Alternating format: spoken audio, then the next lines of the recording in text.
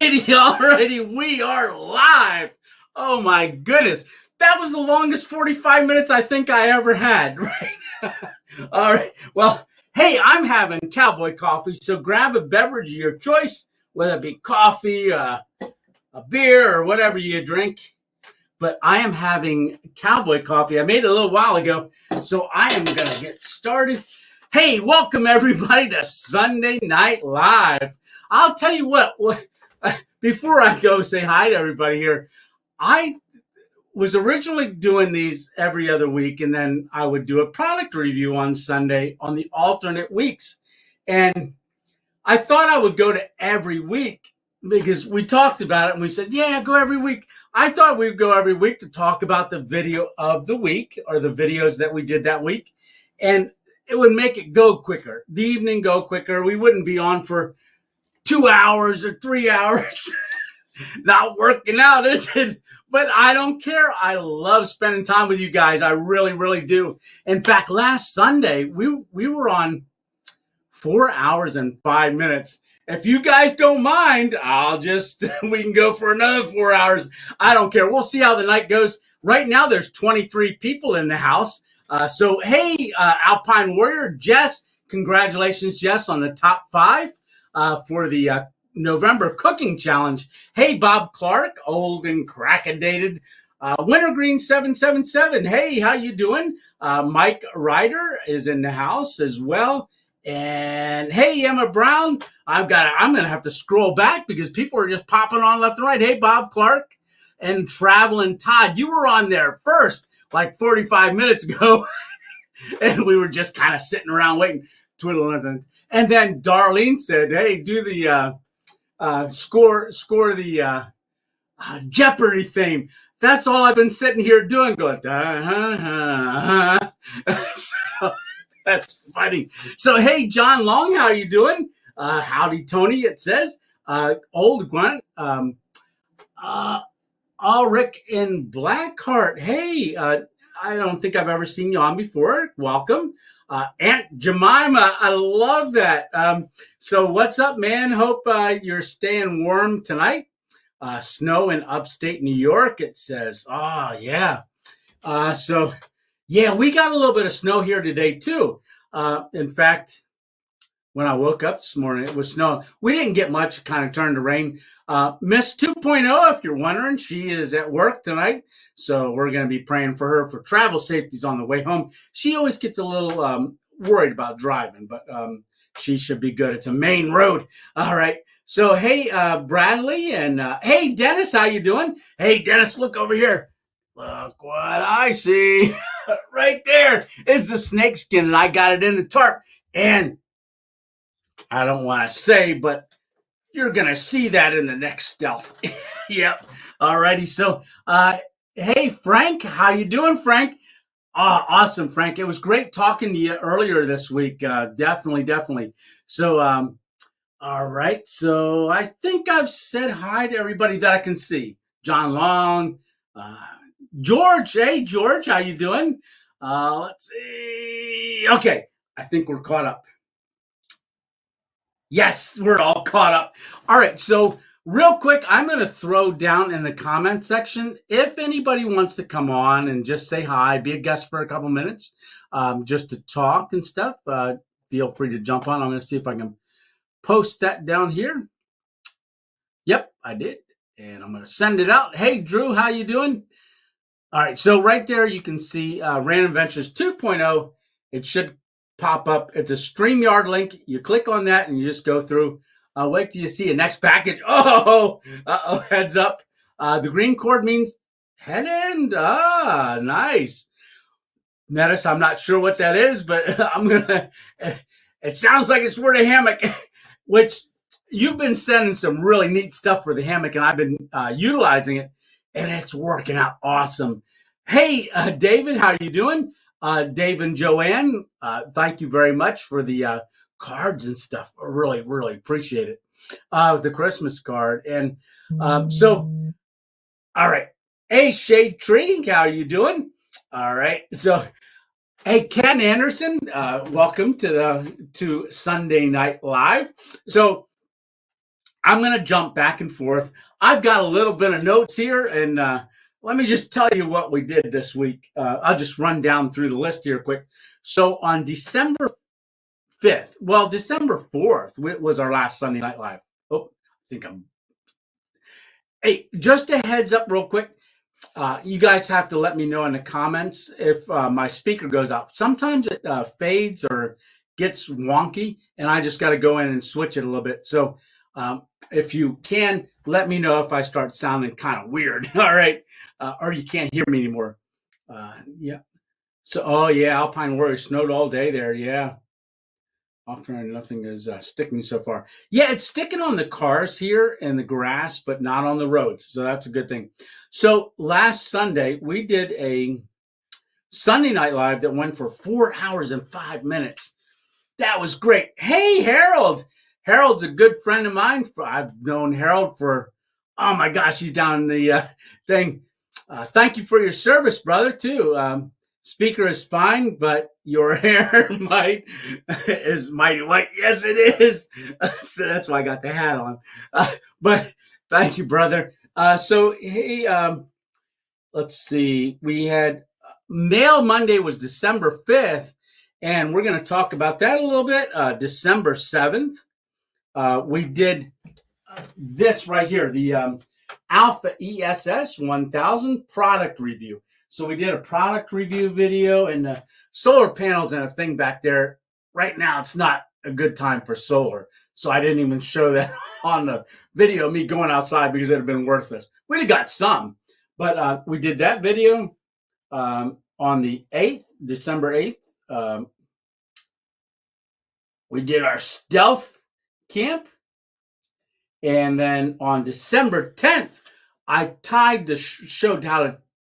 I was just sitting in here last night, and I thought, you know what? I was looking, Alpine Warrior mentioned about the Schmog and how when I've worn it, looked pretty good, like I knew what I was doing. I don't know what I was doing, but I started tying it, and I said, yeah, I just watched a couple of videos and tied it, and I really like the Schmog.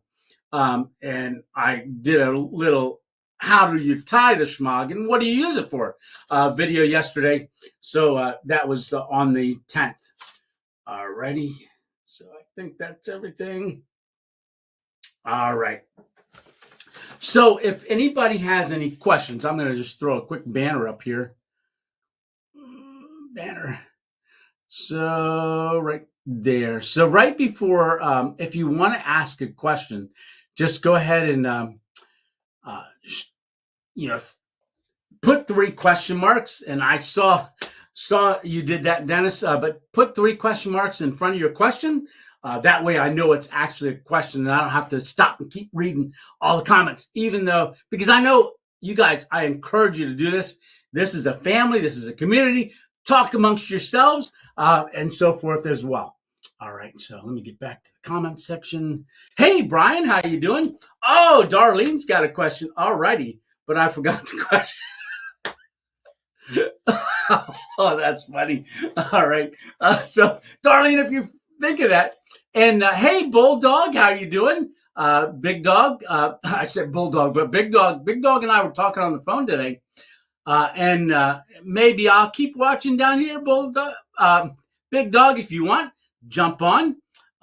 Big Dog asked Tony for a real ice cream sandwich. There you go. Next time he's over, right? So I'm going to have a sip of coffee.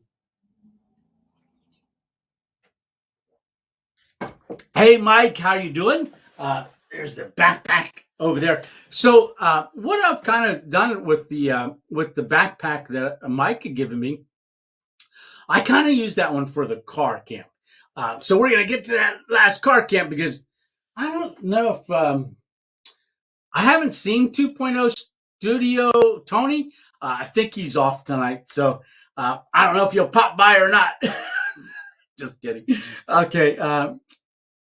Is it a Samsung Galaxy? George asks, is Samsung Galaxy 21 you use to record your videos with fixing to start a channel?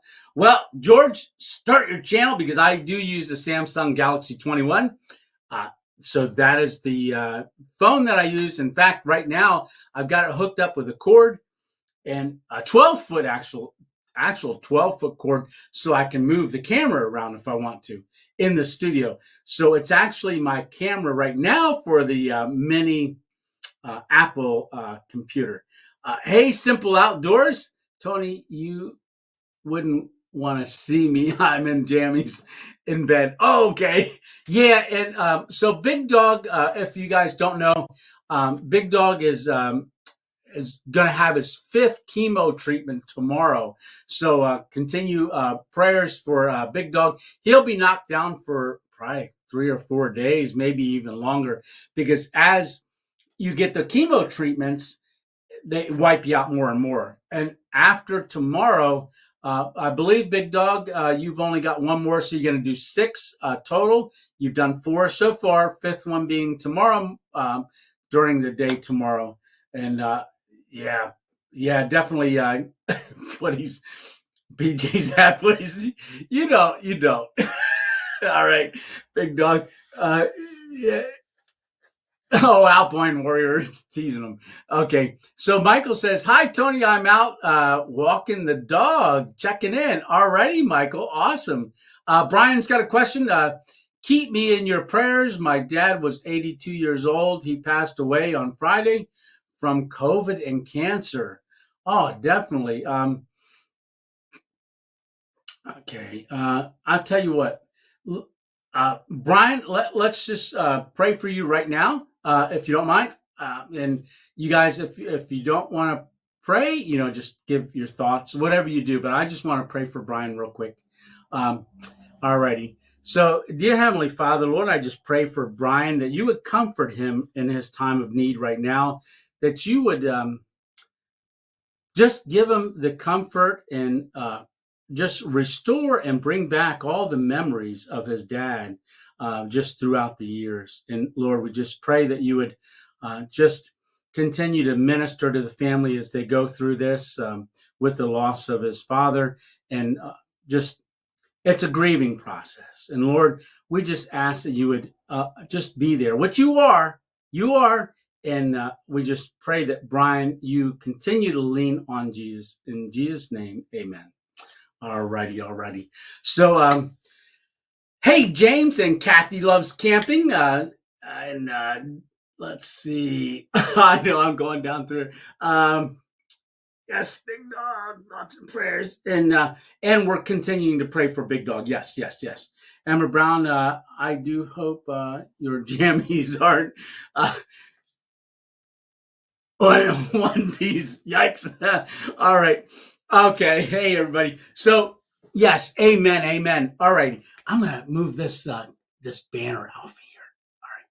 So you guys kind of see that. All right. I'll tell you what, I'm really liking this program, this StreamYard. I really do like it. I do. So, definitely, once, like I said, if you want to jump on and be a guest on tonight's show, certainly jump on. I'll see you down there in the corner, pop into my little screen, then I'll click on you. And just a quick update. I don't know if my friend Dave is watching, but if you remember last Sunday, he checked in. They were en route. I think he was in Tennessee. They did get to Arizona, so they are out in Arizona now, and they're going to be there for the next 5 months. So he did the travels, him and Dave and Katie, they made it to Arizona. All right. So, hey, Mountain Sport Airgun. Hey, welcome in the house, brother. So if anybody hasn't done so already, jump over to our Facebook family page, the Random Adventures 2.0 Facebook family page. Mountain Sport Airgun just put a couple of his camping. I love your camera work, brother. Really, really, really love it. And he takes his dog along camping with him too. I got to get Bailey out there camping sometime. Yeah. Yes, Kathy. Smash that like button. I think I even got a banner like that. Let me see. Let's see. I don't think I used smash. Don't forget to hit the like button. There we go. Don't forget to hit the like button. All right. So you can make. Oh, I lost my comments. Whoops. There we go. All right. Sorry, God bless. Okay. Alrighty. So Monday, if you noticed on Mail Monday, about halfway through, the filming kind of took on a different angle. And one of the different angles was I was shooting from the ceiling down. And that's because I had gotten this. Oh, how do you like the shirt? 2.0. All right. Okay, so I'm going to spin the camera around here and go up. And right there, you can see on the ceiling. Now, that black thing right there, that's a hammock. That was my very first hammock. I'm using that as kind of a sound barrier. But right there, and you notice there's no screws in that ceiling mount. And that's because I put Velcro, double-sided Velcro, because it's there. And then it's also, I got a spot there and a spot there. And what I thought I would do, because I wanted to make it versatile. If I mounted it in one spot in the middle of the room so I could shoot straight down onto the table when we're looking straight down on things, it would be hanging in the middle of the room. And I could pull out one of the adjustable sections and do away with it. But now I can remove it and I can move it around the room to different places. Hey, Travis, how you doing? So it's a bulldog. Yeah, no. Yeah, laugh out loud. Okay.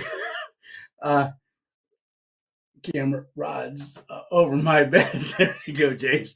Alrighty. So, alrighty. So, anyhow, that's really made it very, very neat to do filming. So, it has made product reviews and everything really awesome to be able to bring about. And I'm seeing Dennis pop into the thing down here, but brother, your camera's not showing up. So check your camera. I think you go down to the gearbox and see if you're worked onto your camera. I'm going to bring you on in a second without the camera if you want. And then we can try. If it's not working out, then we can jump out and try jumping back in. There. All right. And then it's also. Okay, I can hear you. What I thought I would do, because I want to make it versatile. If I mounted it in one spot in the middle of the room so I can shoot straight down. Okay, so Dennis, you're going to have to mute me on your computer or something like that. And then you might have to just check because the camera's not on. I just tried to bring you on. Maybe try it again real quick. And I'll keep watching for you to pop in and out here. Alrighty. Now I can lay down and relax and do your broadcast. There you go, James. All right. So Lou, thank you so much for that. That was awesome gift. And that was one of the items on Mail Monday. And also every video that I made, like the Alpha ESS, when I did that product review, that was all done with that camera inside. And the Schmog video that I did yesterday was all utilizing that piece of equipment, because I can actually turn it down to point straight down, and then when it's time for me, I can turn it right to me to see me. So it says, Dennis, real quick, it says device not connected. All right, you're off. Okay, come back on in, and then we'll get you on. So that has been a really game changer as far as being able to film in here, because I can turn it different directions. I think I showed you a little bit of that on Sunday night. Not sure. And then I got that sticker was in the yellow envelope, and that was a sticker with the hammock.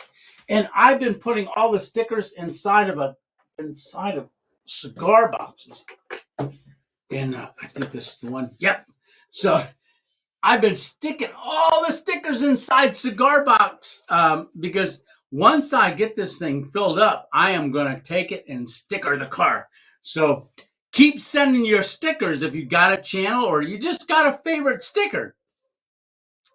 Send it to me. But no step 3 stickers with the leaves. So I probably won't stick that on my car. So what kind of coffee we having tonight? Well, I'll tell you in a second. So this is cowboy coffee. Now I'm going to give you a hint.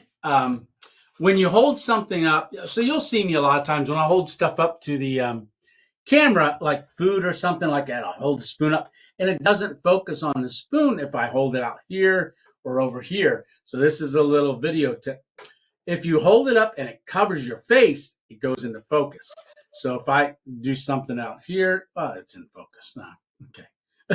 But once I put it in front of my face, it definitely focuses on it. So this is the coffee that we're having tonight, thanks to the Shaker family. So Shaker_outdoors on Instagram.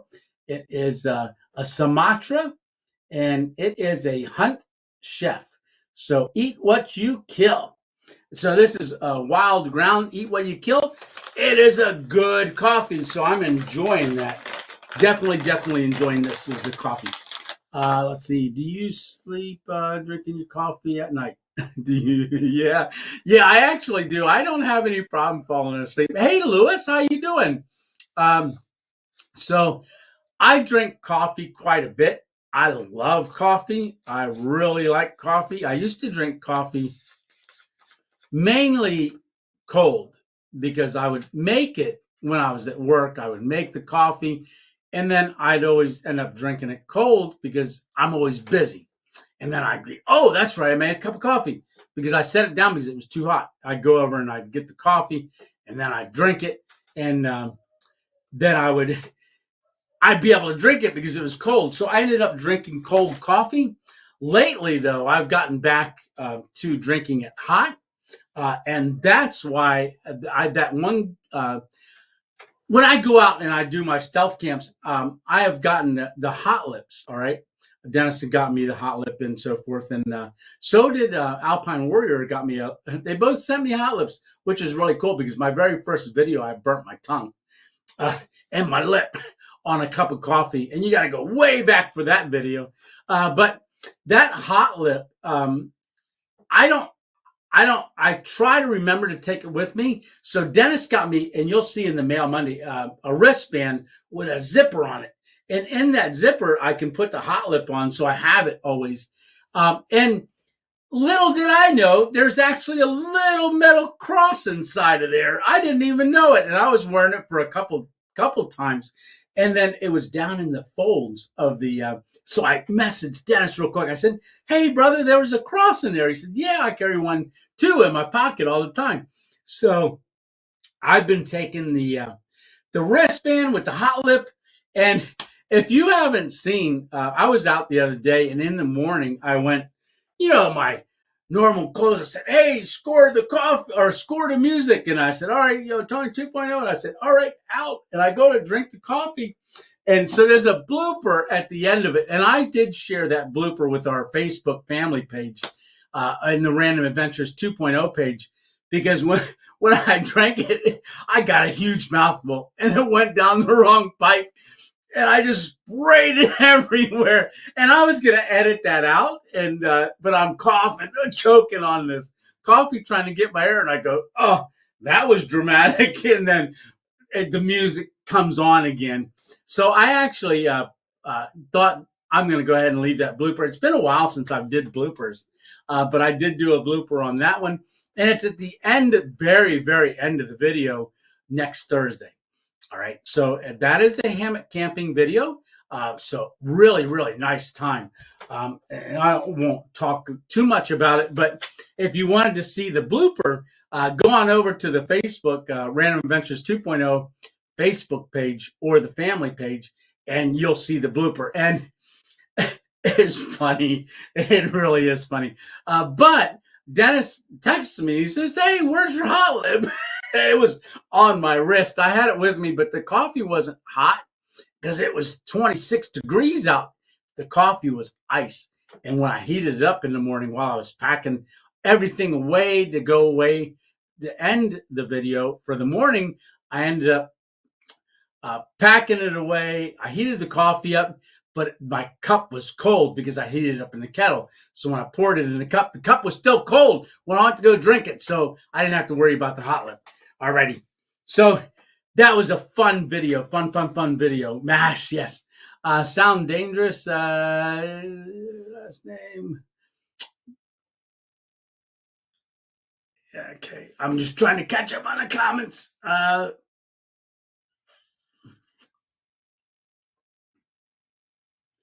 Are you going to camp in a blizzard this winter? Deep snow camping. Well, it's been a long time since we got deep snow around here. so I am in Pennsylvania, central PA, and I think the last time that we had a big snow was probably 10 years ago or more or better, where it was really deep. And for 3 days, we couldn't leave the house because they had forklifts and everything out, or not forklifts, but big tractors bucketing all the snow to try to break into some of the roads where we live. So I would love to do that. Maybe I'll be doing heading up to upstate New York sometime for some snow if we're not getting any around here and you guys got it up there. So that is a great question already. So let's see. I am going to get this. Don't forget to hit the like button. And we got 56 people watching. Oh my goodness. That's great. Great. All right. So get that off of there. And then let's see. Back to comments. All right. You're retired from PennDOT. Yeah, old grunt. So, yeah, you probably do remember that snow if you're from Pennsylvania. That was amazing. That was a really deep snow. Drew asks, hey, Tony, when did your channel take off? Is there a particular time you can point to, or has it been a continuous grind to get it to this point? All right, Drew, that is a great question. And I do want to say that I think it took off and people started finding the channel when I did the Stealth Camping Alliance tribute to Steve when his wife passed away. So that's pretty much where it started growing. And people started finding my older videos. In fact, I actually, that's a great question because I actually have one here. I noticed that maybe you guys haven't seen this video yet. I don't know why, but on February of this year, February 26th, I put out a video. All right. So that's a great question, Drew. So when I put out that video on February 26th, it's where I explore an abandoned dairy barn. Okay, so I just got the Subaru and I'm thinking, well, I'm going to film something. It was freezing. And I go to I'm just driving around and I see this abandoned dairy farm. Now, I had dropped Miss 2.0 off at work. And I told her, I said, hey, I'm just going to go drive around. I'll be back at 11:30 to pick you up. So I dropped her off at 2 o'clock, 2:35, and then I went driving. And February, it still gets dark early, so I'm driving. I finally driving down this one old road, and I see this barn, these silos sticking up in the air, and all this growth around it. Excuse me. And I see it, and I'm like, oh my gosh, there's a really cool barn. So a silo. So I back the car in, and I get out, and I'm like, I had all my stuff with me. I had my backpack and stuff. Thought, well, I'm going to start filming. So I just started filming, and then I actually edited it. All right. I did all the editing and stuff. And then I posted it on that night because I edited it. While I was waiting for Lisa, I went to a Dairy Queen, sat in there for a little while. But they had a little fireplace. So I was sitting there editing, and I was eating ice cream. No, burger. I got a burger at Dairy Queen. And I was sitting there editing, and then they closed, and I went out in the car, and I sat out there, and I was editing because I edit on my phone. So I film and edit everything on my phone. So I went and did that whole thing. Now, here's the thing. I thought it was an awesome video. there's old feed in this barn. And actually, there was somebody that commented months later that they know it's a family member that used to own it or still owns it, but they don't use it. It's been like abandoned for over 30 or 40 years. It's a long time, but it still had feed in it. And just not much feed. You can watch the video and see it. But it's an old dairy barn. And then next to it, I guess that's where they do all the baby cows and calving and stuff. So, make a long story short, I posted it on August 29th. That's so cool because I got this as a note. And I wanted to encourage people. I mean, I posted it on the 26th of February of this year. All right. Now, on March 1st, okay, so February doesn't have many days in it. So then March 1st. So it had 5 views after what? Three days, 5 views, right? And I had maybe about 400, 300 subscribers, somewhere around there, around 300 subscribers. February of this year.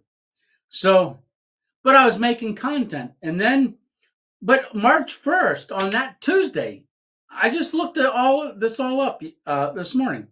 I had 5 views. All right. So the reason I'm saying all this is because keep putting out content no matter what. You never know. Right. So now March 28th, I had, or 24th, I had a stroke. Then I did a stroke series. All right. So then I got to 500 subscribers on the same day I had the stroke. All right. So that was in March, so 24 days later. But by then it had 81 views. All right. So it took it another 24 days to get 81 views on that video. And I'm thinking that was a good video. I thought it was a good video. I'm like, why isn't anybody watching it? But then again, if you don't hit an algorithm or something like that, it just doesn't go. But stick with me because I'm going to get to the point of this here in a second. Because if you do start a channel or you have a channel, like I'm saying, just keep putting out videos. This is a great question, Drew. And I keep not forgetting to look over here. Cool. We'll check out. Okay. You guys are talking amongst yourself. All right. But remember, if you want to ask a question, put 3 question marks in front of the question. All right. So back to the statistics. All right. So then from March 24th, there was 81 views. And then on the end of August, there was 429 views on that. All right. So it just started climbing. So then, okay, at 439 views as of August. November 11th, 30 days. Okay, so then it had November 11th. Okay, going to November 11th. All of a sudden, that video, sometime around end of October, started growing. All right, started going.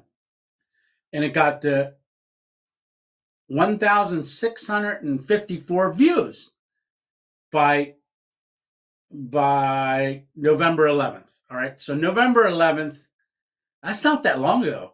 It had 1,654. So from August, 429, then from August, September, October, then November 11th. All right. It had 1,654 views. All right. Okay. Now and it's a video that I made way back February 26th of this year. And remember, in 3 days, it only got 5 views, right? So if you look at those things, you'll get discouraged. You're like, why am I even making videos? Nobody's watching them. But your heart's got to be in it. You got to make these videos for you, right? Don't worry about anybody else. You make them for you. It's your channel. You make them for you. And if people want to watch them, they'll watch them. But that's the funnest part. If you're making them for you and just work on, making your videos the best you can make them and have them fun, you'll have a blast. All right. And it will take off. It will definitely. Trust me. So Dan is final year. Hey, Dan, how you doing? Hey, Cody, how you doing? All right, so now November 11th, 1,654 views. All right, so fast forward from November 11th to December 11th. All right, it went from 1,654 to 4,410. In like the last, every time I look at it, YouTube gives you analytics, and every time I look at it, that one video that I did way back in February that got 5 views in 3 days is up to 4,440 views. It's starting to take off, that video. And I'm not sure why. Maybe because it's a winter setting and all of a sudden it's winter again, so people are finding it. I don't know. I didn't do anything to it, but because it's, you got to scroll way back to see when that video was, and I don't scroll back to see where I'm at with those things. But it came up as like the second most watched video in the last 48 hours. It kept coming up as that. I'm like, what is going on with that video? So, in a nutshell, keep putting out content. You never know, Drew, when that video will take off. Like I said, it went from 5 back in February and then up to 81. It got to 81 views all the way. It took from March till August to get to 81 views or to 400 views. That's a long time, March to August. But then in just 30 days, it grew almost 3,000 views in 30 days. And it's not even a stealth camping video. It's just exploring an abandoned dairy. But it's a really cool abandoned dairy. So if you haven't seen it, and if it hasn't popped up in your feed to go watch it, do me a favor, go and watch it and hit like. I really enjoyed that one. And that one is the 26th. So that's like 30 days prior to me having the stroke.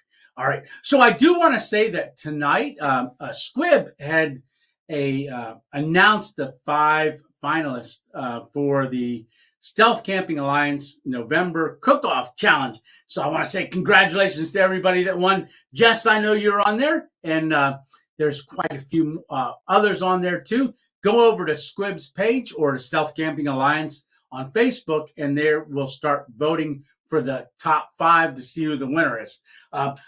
I didn't make the top 5, but that's all right, because when I tasted that steak, I even said in the video, "Oh, that tastes so good. I don't even care if I win."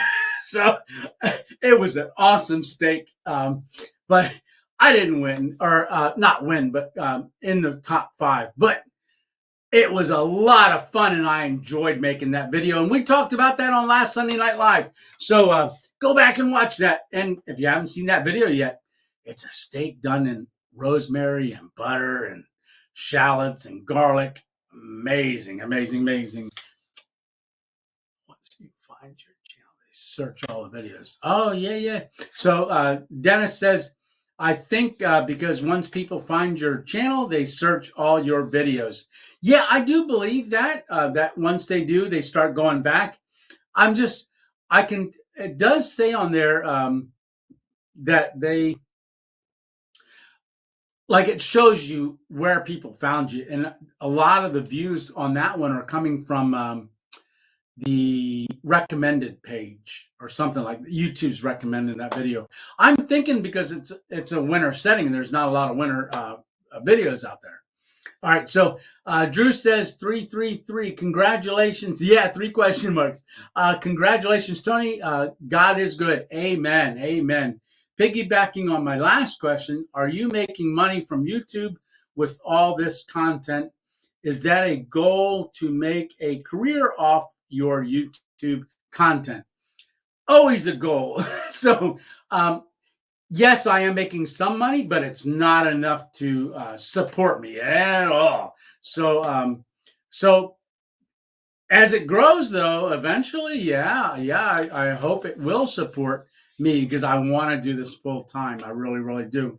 And speaking of that, that's one of the things that I'm looking to do, is doing the car camping. That's why I added that as a new playlist, Drew, is car camping. So I am going to start doing more and more of that. In fact, that cooking challenge was a car camping video already. So Green Hub's steak is good. Yes, it is. Thanks for subbing the old grunt. Yes. Go on over to Lewis and check him out. I started out with Steve Lawless, but I have gone back to and watched his and yours earlier ones as well. Oh, thank you, Ken. Yes, and I want to thank everybody for coming over from Steve's channel. Yes, and our continued prayers. I know his grieving process it's going to be a long grieving process. And we just found out last Sunday, and then I did see it online. He did slip and fall and had a black eye because he slipped on the ice, and we're continuing to pray for him for that. I'm talking quick because I don't want this comment to go.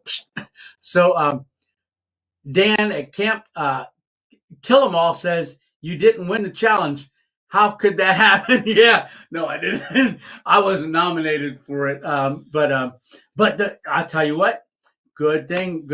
There's a lot. There was 26 people entered that challenge from all over the world. So here we go with another question. It says, are you making a lot of money from sponsor from the sponsor? So Wintergreen 777, I don't have any sponsors. All right. I don't have any sponsors at all. But the way that YouTube works is that even if you click through, if it pops up an ad, I make a couple cents every time, even if you click. So click away, get rid of them after 5 seconds. That still helps me out. And if you want, you can even throw up one of my playlists and just let the sucker play all night with the volume down. I used to do that every once in a while. I'd put my own playlist up on the computer and play it. I don't know if it helps or not, but I think it does. The car camping will bring in more viewers for sure. Yes, Dennis. Camping all out. Hey, buddy. And let's see, I'm fixing up old Frankenstein for a car camping. Yes, for car camping. Car camping is really, really fun. So in that last video that I did, we're going to talk about that in a little bit. I just want to get through some of these questions here. I found you the day he put out the news. Oh, I went to his homepage and suggested you like I knew it was sad. Yeah. Yeah, Jess, definitely.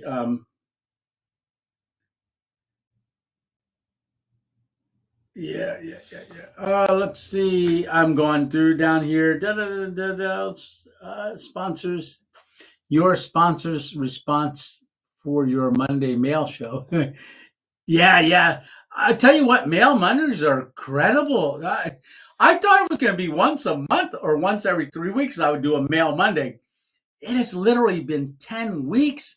And just to say, I've already recorded tomorrow. So that is going to be at 5 o'clock. And we take a road trip. So if you don't know, there was Lynn had donated a Vermont teddy bear. And we had him next to Billy Black Bear over there, sitting on the shelf, waiting till I get a hold of Heidi.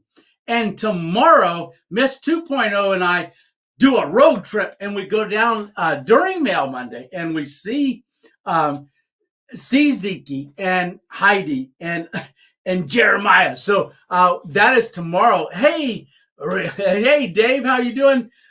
So let's see, Dave, jump on. Let me put the link here so we can say hi and see you out there in Arizona. So let me put the link in. Or if anybody else wants to jump in, certainly there is a link there. So you can, right there's the link. Alrighty. So I'm lonely all on this screen. Hey, but we got 65 people watching. Awesome. All right. So we're going to do a road trip tomorrow, Miss 2.0 and I, and you'll see that in the video. We go and we deliver the bear, the little hero bear to Zeke. What a great time that is. So I'm really looking forward to you seeing that. And I'm not going to tell you any more about it. You're just going to have to watch. But we do get more stickers and we get some cards, and you're going to see all of that tomorrow. So, all right. So hopefully Dave's getting set up and can jump on here because I know I haven't had a chance to talk to him, but I heard he went riding in the desert today. I heard that from somebody, Big Dog, let me know that. So then on December 7th, all right, so a little bit about car camping. So, and sponsors, or not sponsors, but product reviews. So I was really blessed by this one company, the Alpha ESS. Right here, you can see the Alpha ES. This is an AP 1000. Now, just saying, on the Alpha ESS, this is an AP 1000. I know when I do put out product reviews, they don't do very good, but I still like to put them out because they're interesting and they're awesome products. Some of them are awesome. There are products that I'm not going to give a favorable review on at all. But are you going to use a heater in your car camps? So yes. I do use the heater, which is the Mr. Buddy. So I do have one for in here, and also there's one that I use in the car. So in that last in the challenge video, you'll see I take the Mr. Buddy, and they do get hot. They do get hot. The heat rises. So I put a cookie sheet between the headrest and the ceiling. All right. Right in there, just because the heat rising, I didn't want it to affect the top of the car at all. But yes, it does. I do use that heater in the car. But one of the things about this Alpha ESS is that is going to be used in the car for the car camping. And my idea is, hopefully at some point, is to do like a little bit of a travel vlog. I would love to go out to Arizona, and I mentioned that last week as well. So hopefully at some point we will be able to do that. But in there, I actually ran a toaster oven and a hair dryer, and the hair dryer draws a lot of energy. Hey, Indian Amlock, how are you doing? George asks, do they have the products to do the review? Do they give you products to do the review on? George, yes. So there are companies that reach out to me. I turn a lot of them down, but I have been getting a lot. I mean, some are just not related. And I tell them, hey, that's not product camping related. I'm not going to do that video. So every once in a while, I will do one that's not camping related, like those space heaters. So yes, they do send them. And I always tell them before you send it, and when we're going back and forth with correspondence, that it's going to be an unbiased review. It's, if I don't like it, I'm not going to like it. So if you don't want me to not like it, and you're worried if I'm not going to like it, don't send it. So they've got to agree to allow me to be me. All right. So before I accept it, and I've turned down some because, like I said, there was one that wanted to send me a baker's rack. And I thought, what do I need a baker's rack for? Now that I think about it, I could have used it for a studio. But you guys don't want to see a baker's rack, So let me talk about a baker's rack. Stacy says, hi, Tony. Happy Sunday. Yes, it's a very happy Sunday. All right, you ready? Camping all out? Yes. Having stickers made, I'll send you one. Camping all out says, as soon as I get them. Yes, yes, yes. So let's see. Are the products American made or Chinese crap?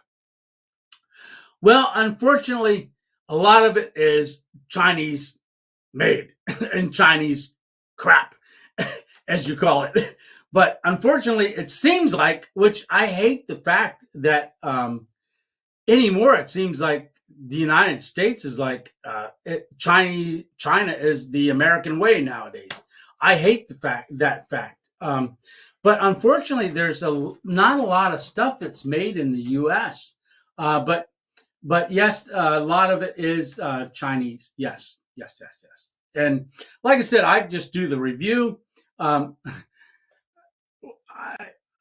Some stuff might be from Japan too. It's not all Chinese.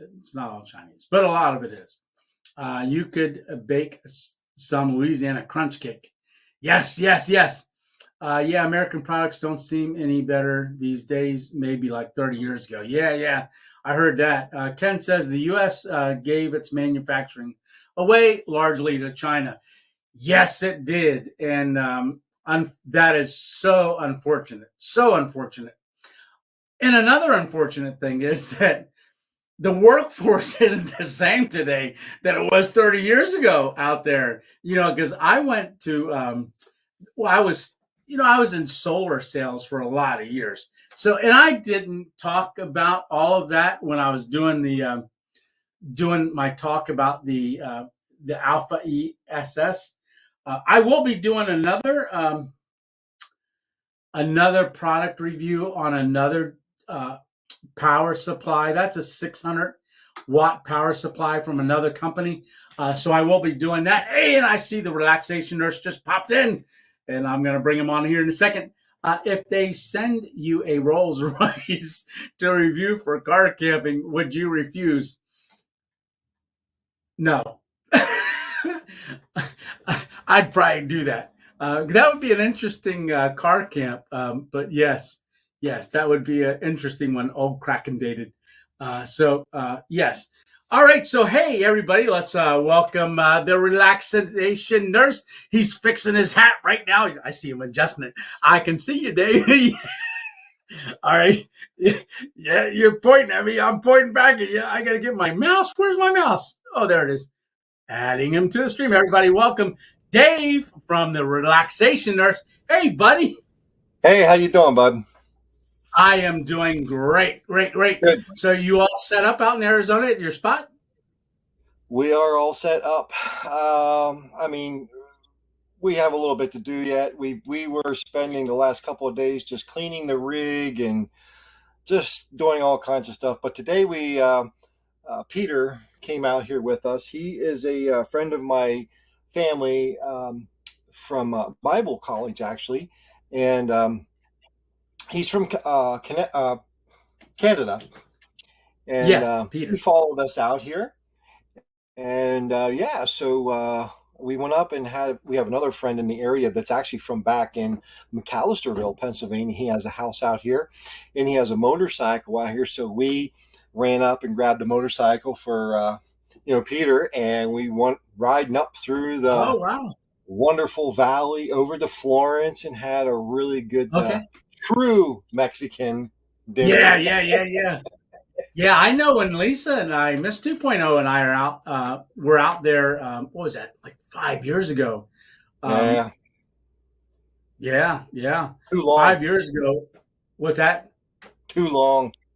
Yeah. You need to get back out here. I'm going to get back out. It's going to happen. I want to go, one of my, maybe after in the new year, right after New Year's, I want to do a stealth camp with Alpine Warrior. I want to go up and him and I are kind of talking right now about doing a collab video. So I want to do that while it's still winter, and then get nice and chilly before I drive out there. If it all works out. So far it hasn't, but things are coming together though. So the car is just it's getting there. Good. And different thing. Now with this generator, I actually been playing around with it. It's just sitting there. It's zero outputs right now, but I had something hooked up to it and it ran it for 2 days. 2 days. And it only dropped to 66%. That was amazing. Yeah. Yeah. Yeah. So that tells me that I can run it for 5 days, 5 or 6 days at least.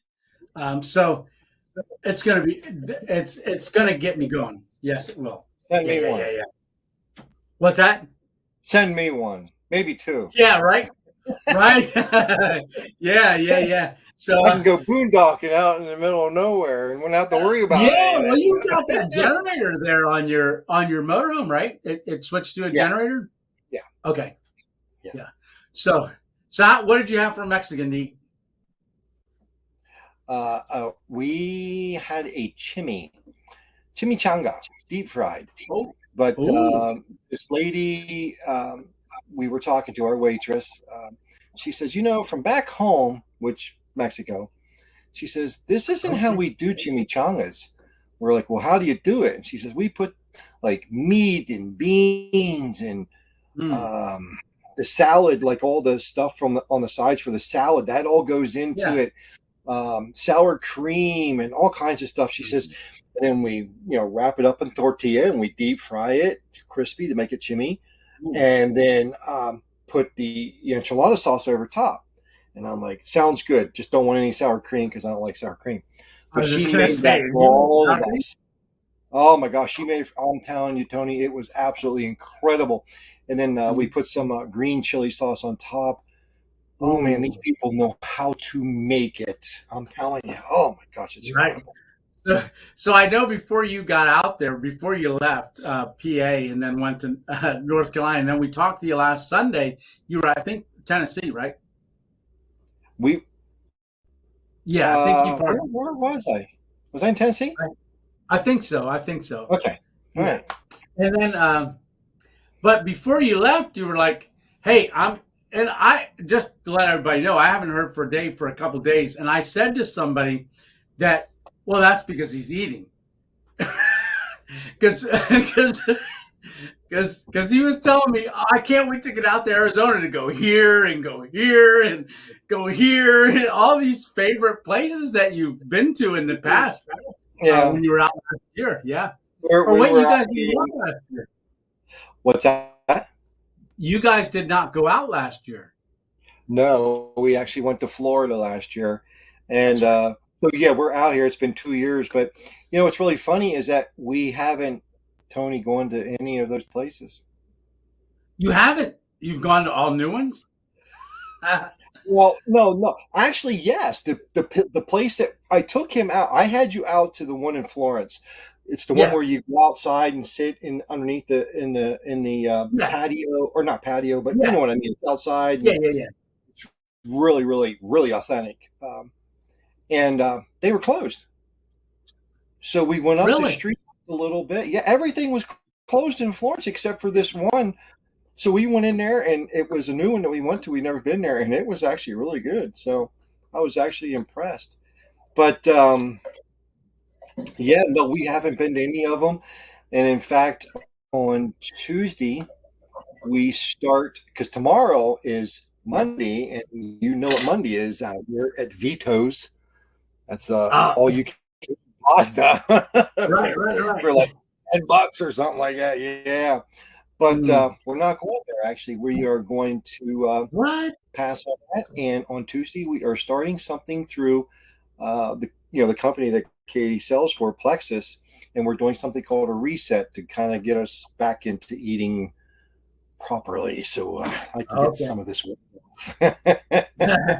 Yeah, Yeah. I Yeah. know Yeah. there's probably a lot of comments coming up about now, and I can't see them, so you guys be nice.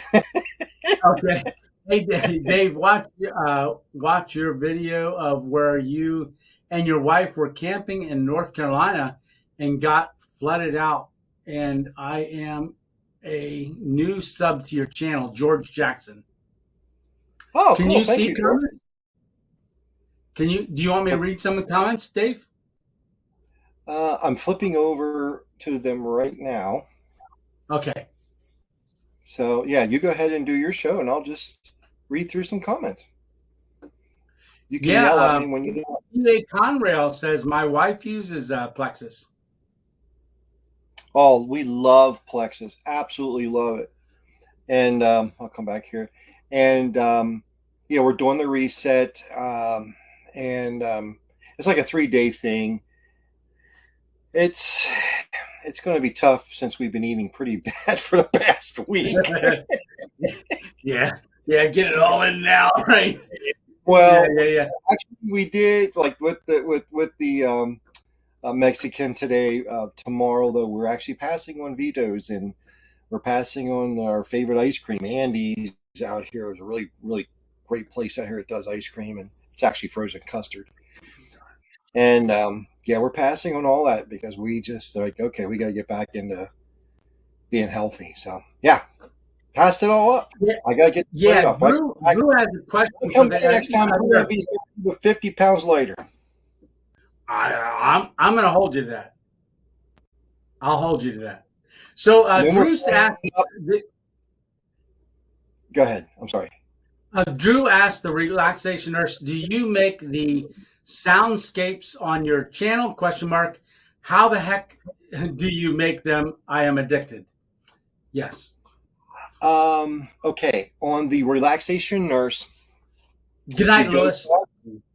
What's that? I was just saying good night to Lewis. Oh, okay. Good night, Lewis. On our relaxation nurse channel, the clips that you see, I actually have to purchase the music that you're listening to and stuff. I actually have to purchase that. And I just got done actually explaining this to somebody else on our channel, asked a question similar. And we actually have to spend money to buy decent quality music to put with those scapes. The scapes are free. That's awesome. There's actually a Christian guy. If you go into our descriptions and just scroll down a little bit, you'll see a link down there that I am actually starting to post to send you over to his channel on YouTube in order to see these scapes that he makes. And they are all free for us to use. Thank God for that, because if I would have to buy those scapes as well, because they're decent and they're really good quality, Yeah, he makes. I would we wouldn't be able to do the channel. Not nicely as nice as what we can get it right now, because it would just cost too much, and we're not past 1,000, so we can't make any money off of them. I want to say good night, simply, and so forth. Yeah. And night, GN. Good night, good night, good night, good night, good night. Good night, everybody that's jumping off, that is jumping off, but we still got 67 viewers on tonight. And yes, Dave, if you guys aren't subscribed to Dave's The Relaxation Nurse channel, please do. Definitely go over and check that out, because they are really neat, just visual to look at. Even if you don't want to go to sleep, you can just watch, because that's actually a still picture. A lot of them are still pictures, right? And then you add all the animation to them. Well, some of them are not all of them, but some of them are. And yes, that's what I do is I'll add animations to them if it's a still picture. But this guy has really been putting together a lot of the scapes, and I don't have to. Nice. He's already animated it. He's done all that stuff, and all I do is simply take it and just loop him, and put some decent music to it, good quality music.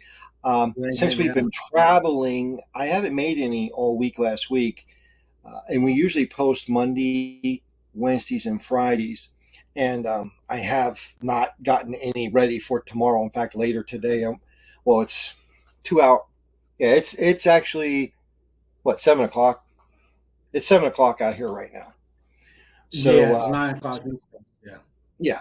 So we're going to. I'll be up tonight, and I'll try to throw together a video for tomorrow so that one can go out.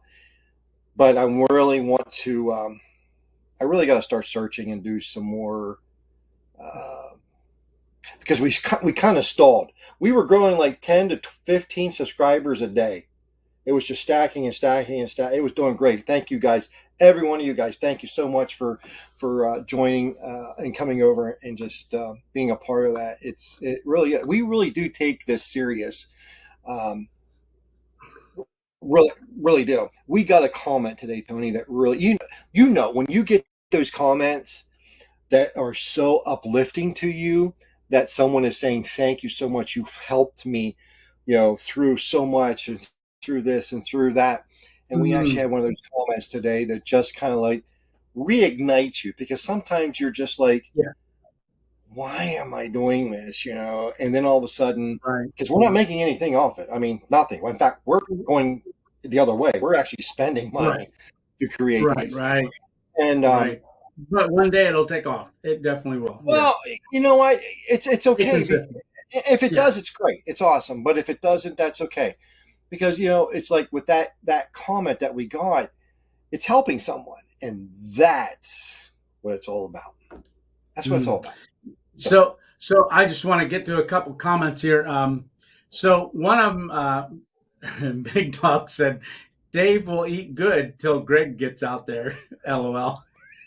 you're right. So Greg is a friend of ours, and he owns a restaurant.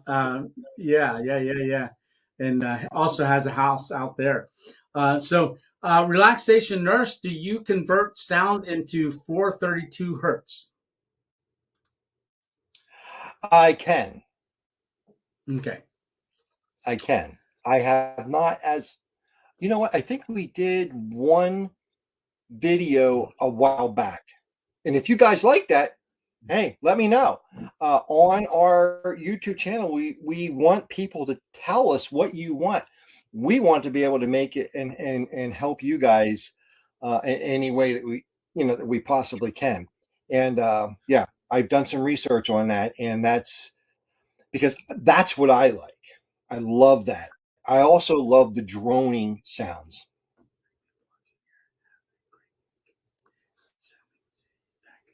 Yeah, I did see a comment in here, and I can't find it now. Somebody asked Let me me a just say goodnight to Dennis. Good night, Dennis. And Dennis says, got to run, folks. Glad to see so many of you here. Have a great week, Dennis says. And let's see. And Darlene asks a question. She says, when you are out hiking for months or moving from state to yeah, state, how does your mail catch up to you?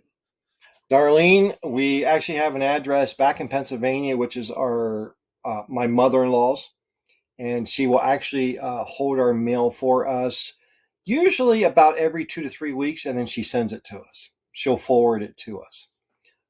So that works out. I will tell you this: if it wasn't for her, there is also companies out there like Escapees that you can actually become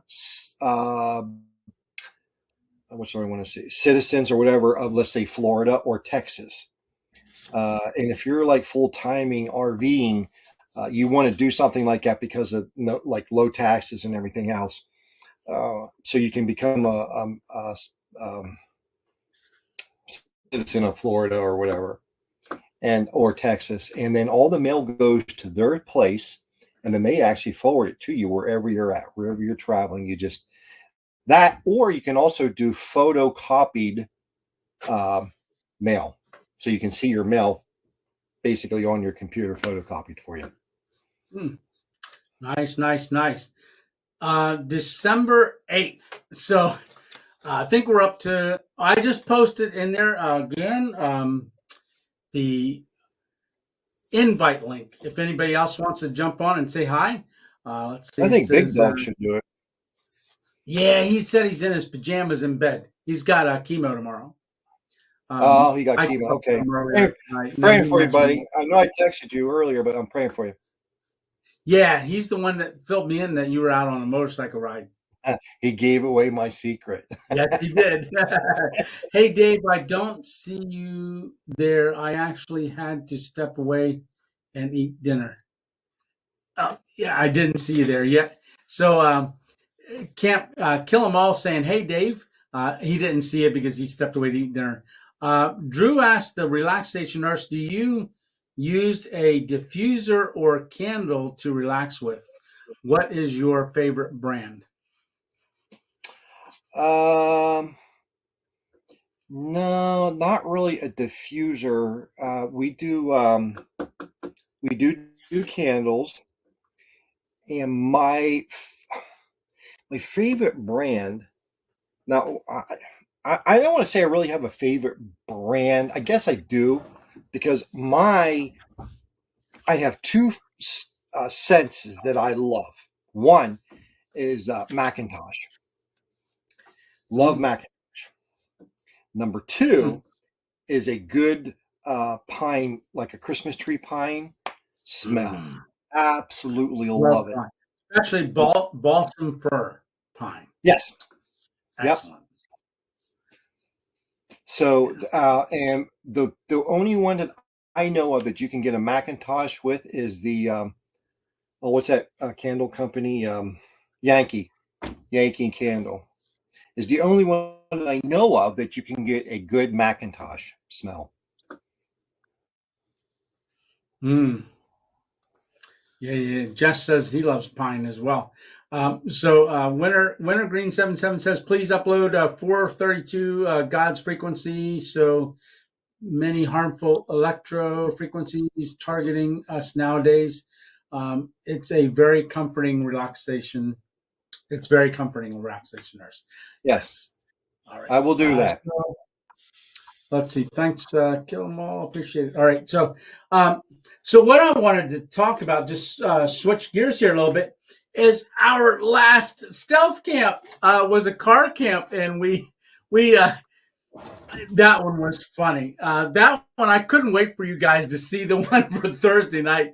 It was just really fun for me to make. And I started out in the studio. The only thing that I wish I would have done was did different clothes. But I had the thought to do this while I was packing up my stuff to go out stealth camping.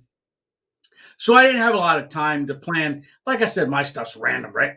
So I'm packing my bag and I go, you know what? I ought to start it out in here and then go out.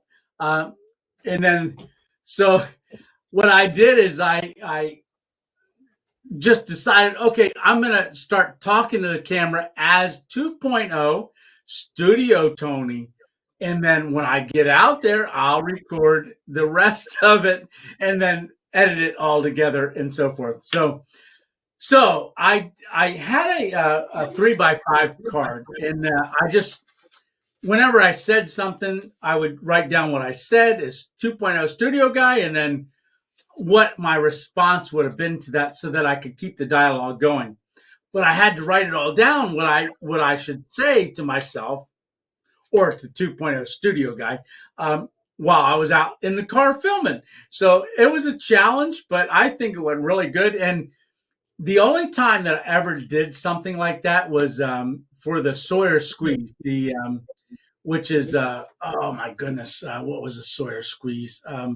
That was the water filtration one that I had done. And when I did the water filtration one, I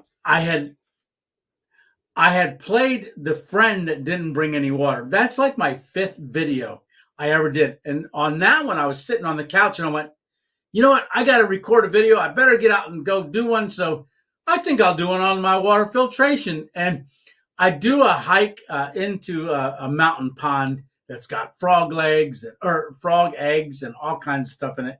And my Sawyer squeeze said it'll do 99.9% of all the bacteria and everything in the water. So I thought, okay, I'll do that. So I start that one out, and then I film it, and I had a flannel shirt with me.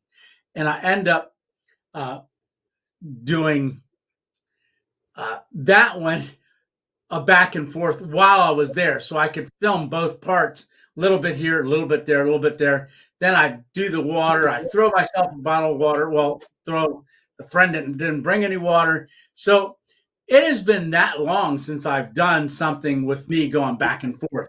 George says, where is Field Tony? Well, I'm Field Tony. Studio Tony's got the night off. He left already. But I wish I would have done different clothes, because I did have a different shirt on that one. But it's been, oh my gosh, I probably did that one March, April of 2021. About my 5th video, April or May of last year. So I haven't done anything like that or showed that side of me that that back and forth, that goofy side of me, in a long time, doing something like that. And I thought, well, a box had come that day, which was from that O Life company, which was a sleeping bag. So it came, so I thought, well, how can I incorporate this into the video? So I thought, well, I'll throw it. So say, I'll use my non-stroke arm, and I threw it up against the wall here, and then it comes down because I'm at the Dollar General, and it comes down out of the sky and bounces through the parking lot. And the editing of that was just a blast. The editing of that, and wait a minute. You were both the studio guy and you Traveling Todd says, say it isn't so. He says, you mean you were the same, both guys? Yeah. Yeah, he wanted to be my twin so much he was twinning, and he wore the same thing. Stop your fibbing. You have a twin.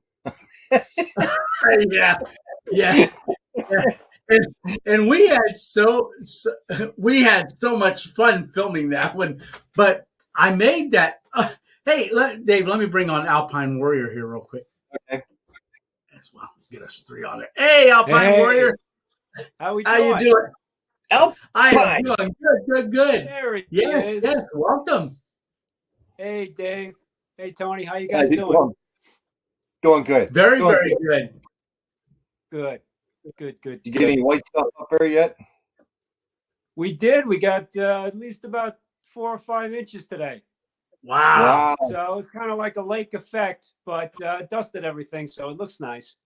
Yeah, we got about 4 or 5 inches of sun. Oh, wait, no, that was sunshine. 4 or 5 inches of sunshine. Yeah.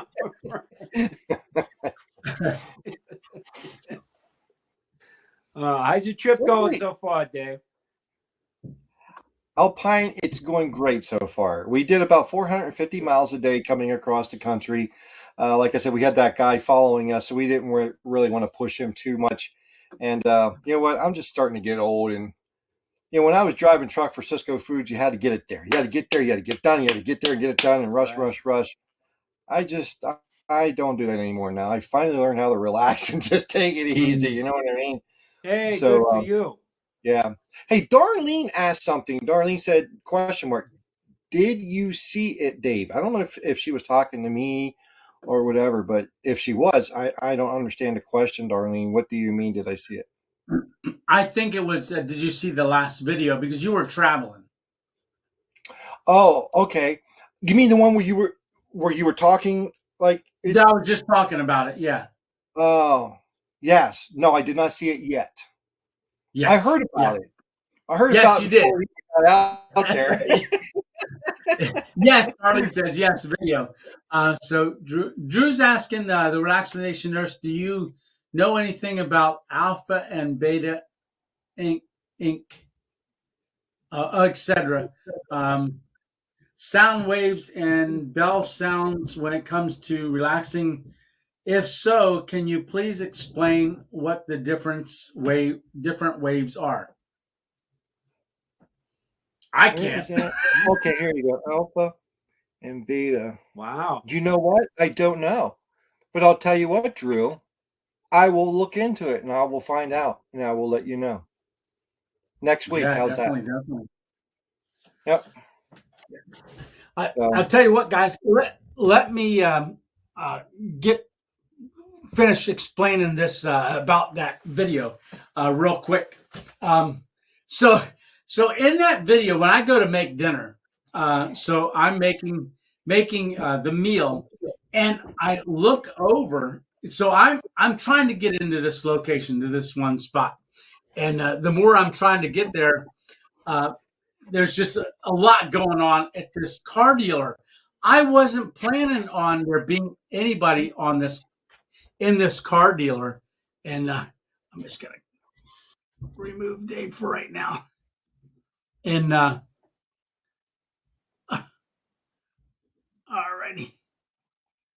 there you go.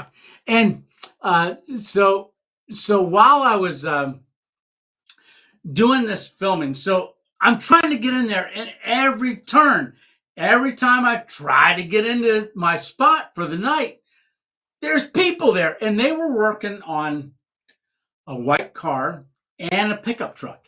And then I kept seeing the door open, but the little open sign that's on there was closed. It said it wasn't on. It was, and I do know the place because I bought a couple cars there before, used cars.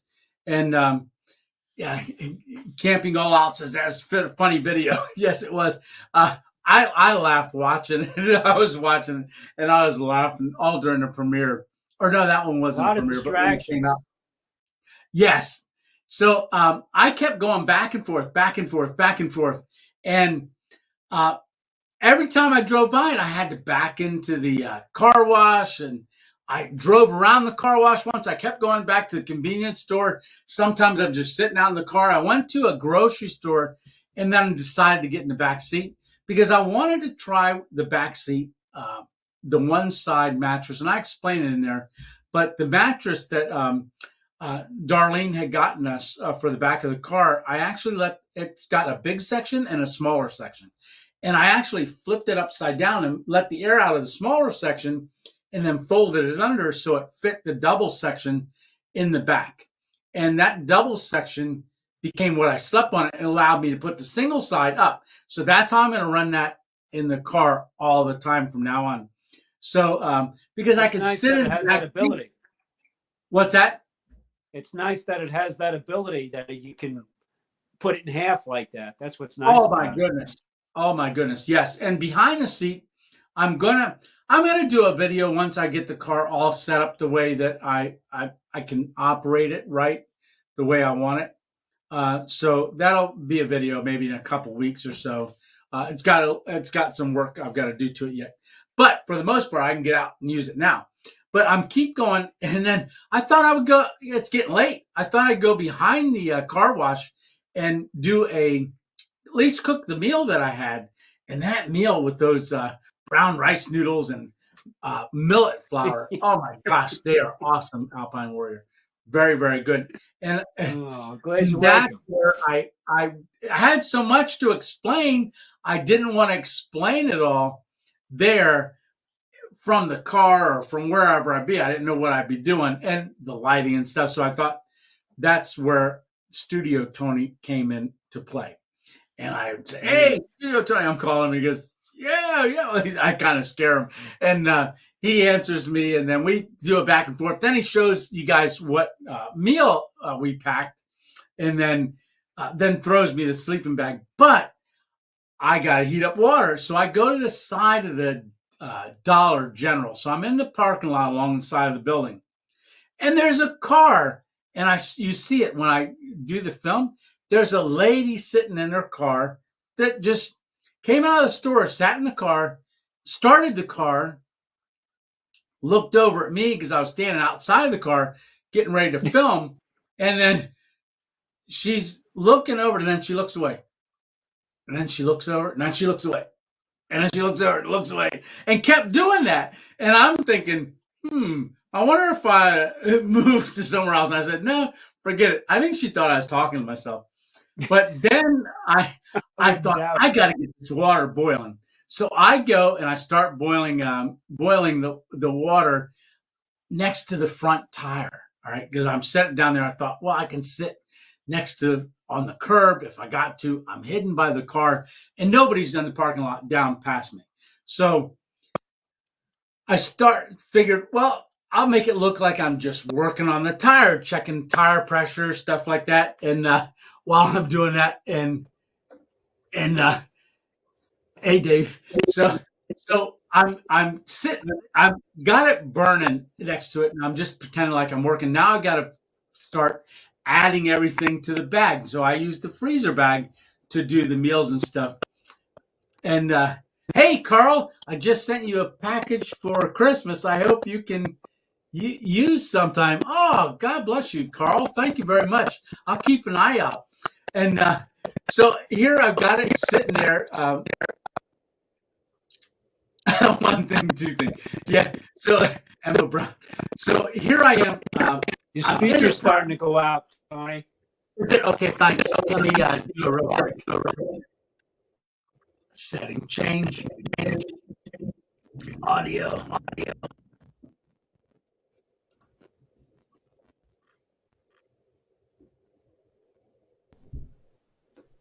Testing.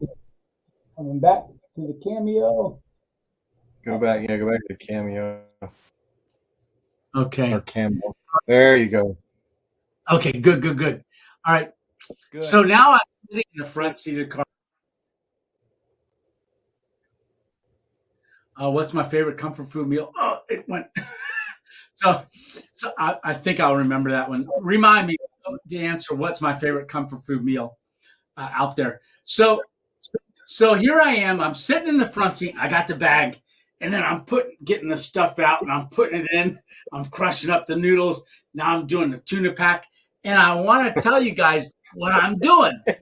And if you notice, I'm sitting there like this, and I'm doing one of these, and I'm like putting like my trash bag. I'm working all real close because she's taking her camera and she's talking on the phone, and then she's doing like this, and she's turning it over towards me, and she was filming me. She's probably thinking, there's this nut guy over there talking to himself in the car, cooking or doing something. What's he doing? I didn't want to. So when you watch it, watch me cooking, because you'll see me sitting there going, and it's because she kept looking over there and she kept filming me, and I look over at her every once in a while. I go, give her. Huh? Like a look, so like, what are you doing? So anyhow, yeah, that wintergreen 7 that bag of noodles must have been about 5 pounds. So if you noticed, I did put I put olives in there, which wasn't something that Studio 2.0 Studio didn't tell us about, because I didn't have it. I got that. Field guy got that when he was driving around, and also found the Cracker Barrel jalapeno jack cheese. That one in there too. So it was more than just cheddar cheese. I added that to it as well. So anyhow, I'm looking over there. So finally, I get out of the car, get the hot water, pour the hot water in, seal the bag up. So when I put it in the koozie, I'm putting it down, in there, and I'm sealing the top. And I said, well, I'll put it in the passenger side. We're going to have to drive around for a little while. So I put it in the passenger side, and I'm driving around. And I said, it smelled. I used 2 tunas. I used a regular tuna that Dennis had sent me, and then a yellowfin tuna in EVOO oil. And I forgot I had the olive oil one, and I made that little bottle of olive oil with red peppers and what else did I put in there? Red peppers and smoked paprika and garlic in that little bottle of oil to add to it. So if you notice, after I put the water, you see like this much oil in the top of that bag, but it also can, and it was good. It was good, and it made certain things happen the next day that was easier. But yeah, the olive oil in there was good, and olive oil is good for you anyhow. But so I made that, and then I drove that around, but it was so strong in the car from both of the tuna packets. It was strong. It smelled like tuna big time in there. So I wanted to get rid of that trash, and I also wanted to let the meal about 10 minutes, till it all absorbed all the juices and everything. And I know next time I'm going to do it a little different. Alpine Warrior and I were talking about cooking the noodles separately and doing that, which I'm going to figure out a way to do that, maybe with a pot, but I couldn't do that in the car. But it was, with them olives in there. Oh my gosh, that was an amazing meal. I really enjoyed that. But I went and I left the camera rolling, and I went threw the trash away, and I got back in the car. Then we drove around. So when I pull into that car dealer, I said, that's it. We're just going to go. It's getting late. I'm going to go. I'm going to get parked behind that white big car, and we're just going to do it. So I'm filming, and I'm going, and I put my blinker on, and the garage lights are on. So the sales part was off, but the garage lights were open. So there was people in the garage. I think they were trying to get a car started I don't know. It was way after hours. But so I go to pull in, and then there's a truck pulling out that has all of its headlights on, and it's trying to pull out. And I'm like, oh, I'm just gonna driving through looking at cars. And if you don't, maybe your car lots aren't like this down where you're at, but I know down south. When I was 18 years old, my uncle, I had gone down. This is going to be a quick story. So when I was down in Somerville, South Carolina. Okay, I moved down there when I was 18. Went to live with my uncle right out of high school, and anything. But they just came out with the Monte Carlo SSs that year, and I'm down there and I'm driving around. Awesome cars. Yeah, I as soon as I saw it, I was like, oh, I love this car. So here's an 18-year-old driving around. Now, Pennsylvania, there's no gates or anything like that on car lots. You just pull in. No matter what time it is, you can pull in there at 2 o'clock in the morning, 3 o'clock in the morning, drive around, look at the cars, get out, look at a car, get back in your car, drive around, and drive out. Not in South Carolina. I found that out. I was driving up the one strip there, big car dealer, and I see a Monte Carlo SS sitting there, and the gate was open. I didn't even realize there was a gate, but it was open. And I drove in there, and I'm driving back, all excited. And I pull in, and I get out of the car, and I'm looking at the sticker, and I'm looking at the car like, oh, my gosh, looking at the wheels, and looking at the fin in the back, looking at this thing. All of a sudden, boo! A police officer pulled up, and his lights were on. And I'm like, oh, what are you doing? And he gets out of the car, and and he walks up to me and says, what are you doing? I said, I'm looking at a car. And he goes, you can't be doing that. I did not know the gate on the dealership was open because he was doing his rounds. And then he would pull out the gate. I'm glad he saw me because I didn't get locked in there. And I was like, oh, well, I just moved down here. I didn't know you couldn't drive it and look at these. He says, no, you cannot. We get a lot of thievery and stuff like that. He says, what are you doing? And he questioned me. And I played the uncle card. And I said, well, my uncle is a deputy sheriff for a lot of years. So, Uncle Joe, Uncle Joe. He's deputy sheriff. And he's like, oh, yeah, yeah, I know Joe. And I said, no, he's my uncle. Serious. I just pulled in. And I'm not doing anything bad. And I guess because I was 18 from out of state, he wanted to see my driver's license and that kind of stuff. And long story short, he got in touch with my uncle, and my uncle said, yes, no, he's with me. And he doesn't know that they were like that. So they said, don't ever do that again. I said, I won't. So I'm always a little hesitant to drive into car dealers. Even in Pennsylvania now, I'm always looking over my shoulder. So that stealth camp was a little interesting for me. So, yeah, because it brought back a lot of memories from before. So, hey, we got 45 people still watching. Hey, that's a good cut. Oh, I've been neglecting That's awesome. Neglecting the side. What's that? I like your cup. I know, right? That's my Arizona. Hey, is that, for you guys seeing that, is that spelled out the right direction or the wrong direction? That's right. Right. Is it backwards? No. Okay, good. It's backwards for me on the screen. So I was always curious. Because everything's backwards. Mine is O and then a point and then a 2 is the way it looks on there. And it's actually the other way. So. Oh, it is backwards there. Oh, is it? Yeah, on your shirt. But that ain't. Is it? Really? Yeah. How can that? Come on. No, I'm being serious. Really? And it's not on the cup. No, that's correct. That is weird. But your shirt is backwards. Really? What does that look like? Yes. Is that backwards or not?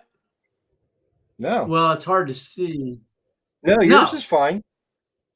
Uh-huh. Yeah. That's weird. Okay, let me just try one thing. Oh, you know what's easier to see? Okay. Is the shirt the right way now? Nope. Oh, did you just? I'm saying, but the bear behind you is even correct. But the shirt's not.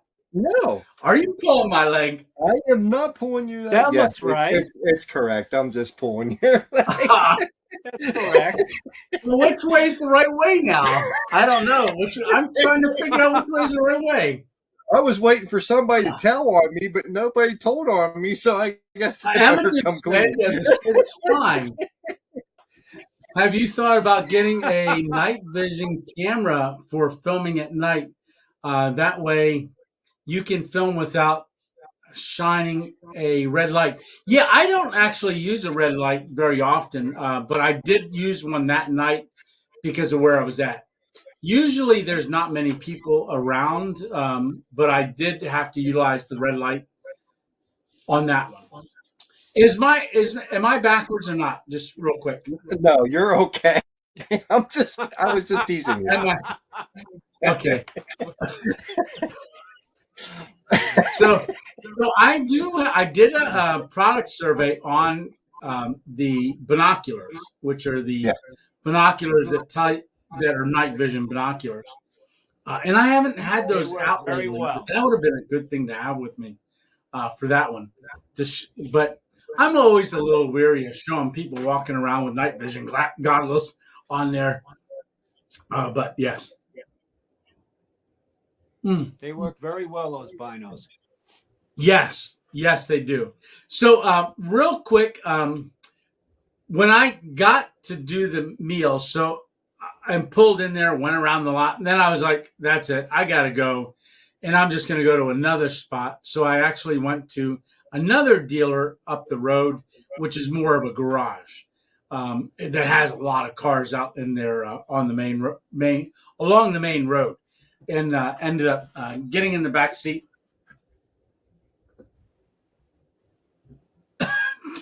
Tony's head's on backwards in Mountain Sports. Who said that? Mountain Sport. Yeah. That's a good Frank one. said LAMO, laughing my arse. Yeah. Got him good. Yes, you did get me really, really good. You are backwards, but the shirt. Emma Brown says I'm backwards, but the shirt's okay. Oh boy. Tony's in the Twilight Zone, old cracking dating says, I could. Yeah, don't do that. Hey, Tony and Alpine, so Drew asked Tony and Alpine, if you had to guess how much have you spent on all of your gear total? Relaxation Nurse, not allowed to answer. We all know your camper car. Yeah. So you're not allowed to answer, Dave. But Tony and Alpine Warrior, roughly, do you know what you spent on your gear? Good question. I don't really know how much because I do want to tell you that my hammock and underquilt and tarp I picked up last November, and it was under $100. And then my top quilt, I think, brought me just maybe $110 all total so that I could go out and start camping. Right. So that's when I started making my overnight videos. Yeah, I hear myself talking in one of you guys' things. Yeah. I had mine turned down, so. Okay. Yeah. So it's better now. But as far as cost wise, there is a lot of my like camping stuff and gear. I don't use a lot of gear, but I'm not really sure how much. Like I don't have a $500 tent ultralight stuff. I mean, you can get a lot of money into gear. But if you're thinking of starting a channel and you want to just get out there, I say go. The reason I went with a hammock because it was cheap, and I'd never hammocked before, and I thought, well, they're fairly. Like, you can pick up a good hammock for like $34, and at least you only spent $34 if you hate hammocking. You find out if you like it real quick or not. How comfortable it'll be. But I say go out more than once with the hammock. Did you want to answer that? I would say I've been collecting gear for years, so it would be hard for me to put a finger on how much I've spent over the years. But I would say if you're going to start a channel up and start going out and doing camping and stealth camping, if you're interested in anything as far as tents and grills and on stoves, the best way to go about that is look into something you're interested in, try to dial it up on YouTube, watch a video on it, see what people say about it before you purchase it. And then that way down the road, you know exactly how much it is and if people like it or not and how well it works out and how well it lasts. That would be my suggestion. Yeah, the good suggestion. Yeah, and watch reviews on it, and watch more than one review on Absolutely. on it as well. Definitely, Absolutely. And Richard Anthony Hill says, "Love this!" Exclamation point. Feel like we're sitting around a campfire! Exclamation point. It does, and that's what I really love about getting together because Yes. Oftentimes we don't get a chance to just sit and talk, with your friends and your family. So it is awesome doing that, and it does feel like that. George says, "Shirt is cup is wrong." Those cheap hammocks don't do me too good. Hurt my back. Oh, War Bonnet Blackbird is the best money can buy. Very comfortable sleep. I've heard that about War Bonnet. I don't know what an expensive or fairly decent hammock feels like. I just know when I went from that first one that I had to I got that other one, and they're all on my storefront. But the one that I use now with that bug net, that was only I think $34. Someone said they just picked it up. Dennis, he just picked it up because they had a half price sale on it, and he's got big hammocks and stuff. He's big in the hammock, and Dennis is. But my hammock, I don't know what an expensive one is, but any hammock, if you get it set up right, it actually feels pretty good, or it can feel pretty good. I was out filming for the one coming up, and I got that thing was dialed in. I mean, it was dialed in perfect. I don't know that I've had it dialed in that good since I've been hammock camping, but it was dialed in. I climbed into that thing, and I felt like I was flat, just flat. I mean, I turned a little bit to get even flatter, but I rolled on my side. I was on my stomach almost at one point. I just had to be careful because my top quilt pops out, and like if my hip gets out, I get cold, because the air gets in there. But like I said, it was only 26 degrees, and I didn't use the underquilt that I just reviewed. I didn't use that one because I don't know how that one's going to be out there. I know how it was when I laid in it doing the review, but I didn't overnight in it. And I'm a little concerned with getting out in the middle of the woods and then finding out, oh, it ain't that good, overnight, because sometimes you're in there and it's hard to get, out, get contact if you got dropped off. So you have to go into other situations where I do pack a candle. And Alpine Warrior and I were just talking about this. I watched a video the other day by Colt Cracker that took a candle, just a single candle, set it between his feet, and took a blanket and put over him. And he had a thermometer, one of those old hand thermometers with the big numbers on it. And he showed it was freezing, and you could see his breath and everything. And he lit that candle and had that over his head. And next thing you know, it was 44 degrees under that blanket. Yeah, it's enough to keep you warm. Yeah, and he had his back up against a tree in the blanket and just had a blanket over him. And then and he said if he wasn't filming, he could bring that blanket in tighter to create less airspace, and the candle would heat it up even more. But He was getting steam coming off of his wet clothes. It was amazing. So I always pack a candle with me just in case you ever get into that situation. It's a safety survival thing. Absolutely. Yeah, maybe I'll do a little video on that sometime. Yes.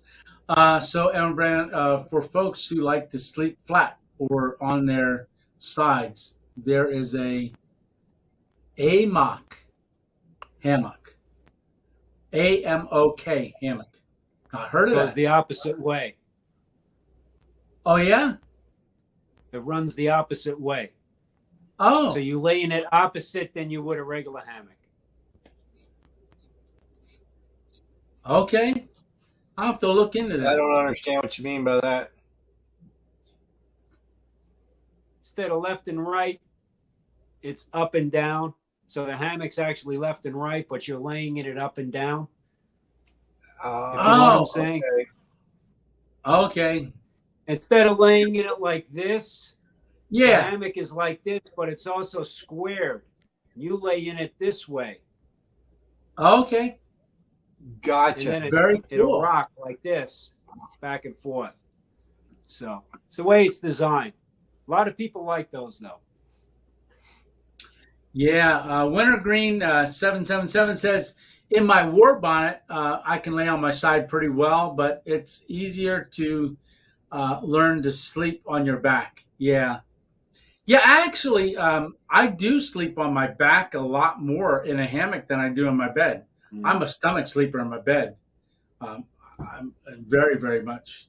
War bonnet products, they make a great product, though. Yeah. Yeah. Oh, Very reputable. Lou, real quick. Hey, Lou, welcome back from doing the church work tonight. I'm glad you caught us. We're still on. That's a good thing. And I was showing, you haven't seen it yet. I'm just going to spin. Oh, I'll spin. Oh, which way do I spin? Go right there. So, all right. So this is the nice. Look at that.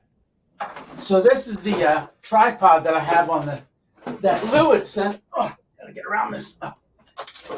And like I said, I have it on Velcro, so I can remove it from the ceiling. And then if I've got Velcro on 3 spots on the ceiling. This is where I film usually the beginnings of a review. I'll have it way over here and about this height because that shines this way. And then I'll move it to another spot, a little closer to where the center of the room. I've got another set of Velcro where I can stick it up, and it's right about here, and it's shining down onto a table. And what I do is I have some vinyl flooring, 3 pieces of vinyl flooring that I put on the table, and then I usually that's the straight down shots. I've got that white flooring. It's vinyl flooring, and I put that on there. And then I have one other spot. Lou says, oh, sweet. And then I have one other spot over here. So I've got 3 spots. I want to find large pads of Velcro. Someone just mentioned, was that you, Alpine Warrior, about the medical grade Velcro? I don't know if it was me or not, but I know what you're talking about. I mean, you can get them in square patches. Yeah, I have to find out because I would like to put. I mean, I just have strips right now, and they do hold, but it's a little wobbly. But what's the weight of that arm? What is the weight of that thing? How much does it weigh? It's not very heavy. It's not. I don't know how heavy it is. Now, I'm gonna get it here quick.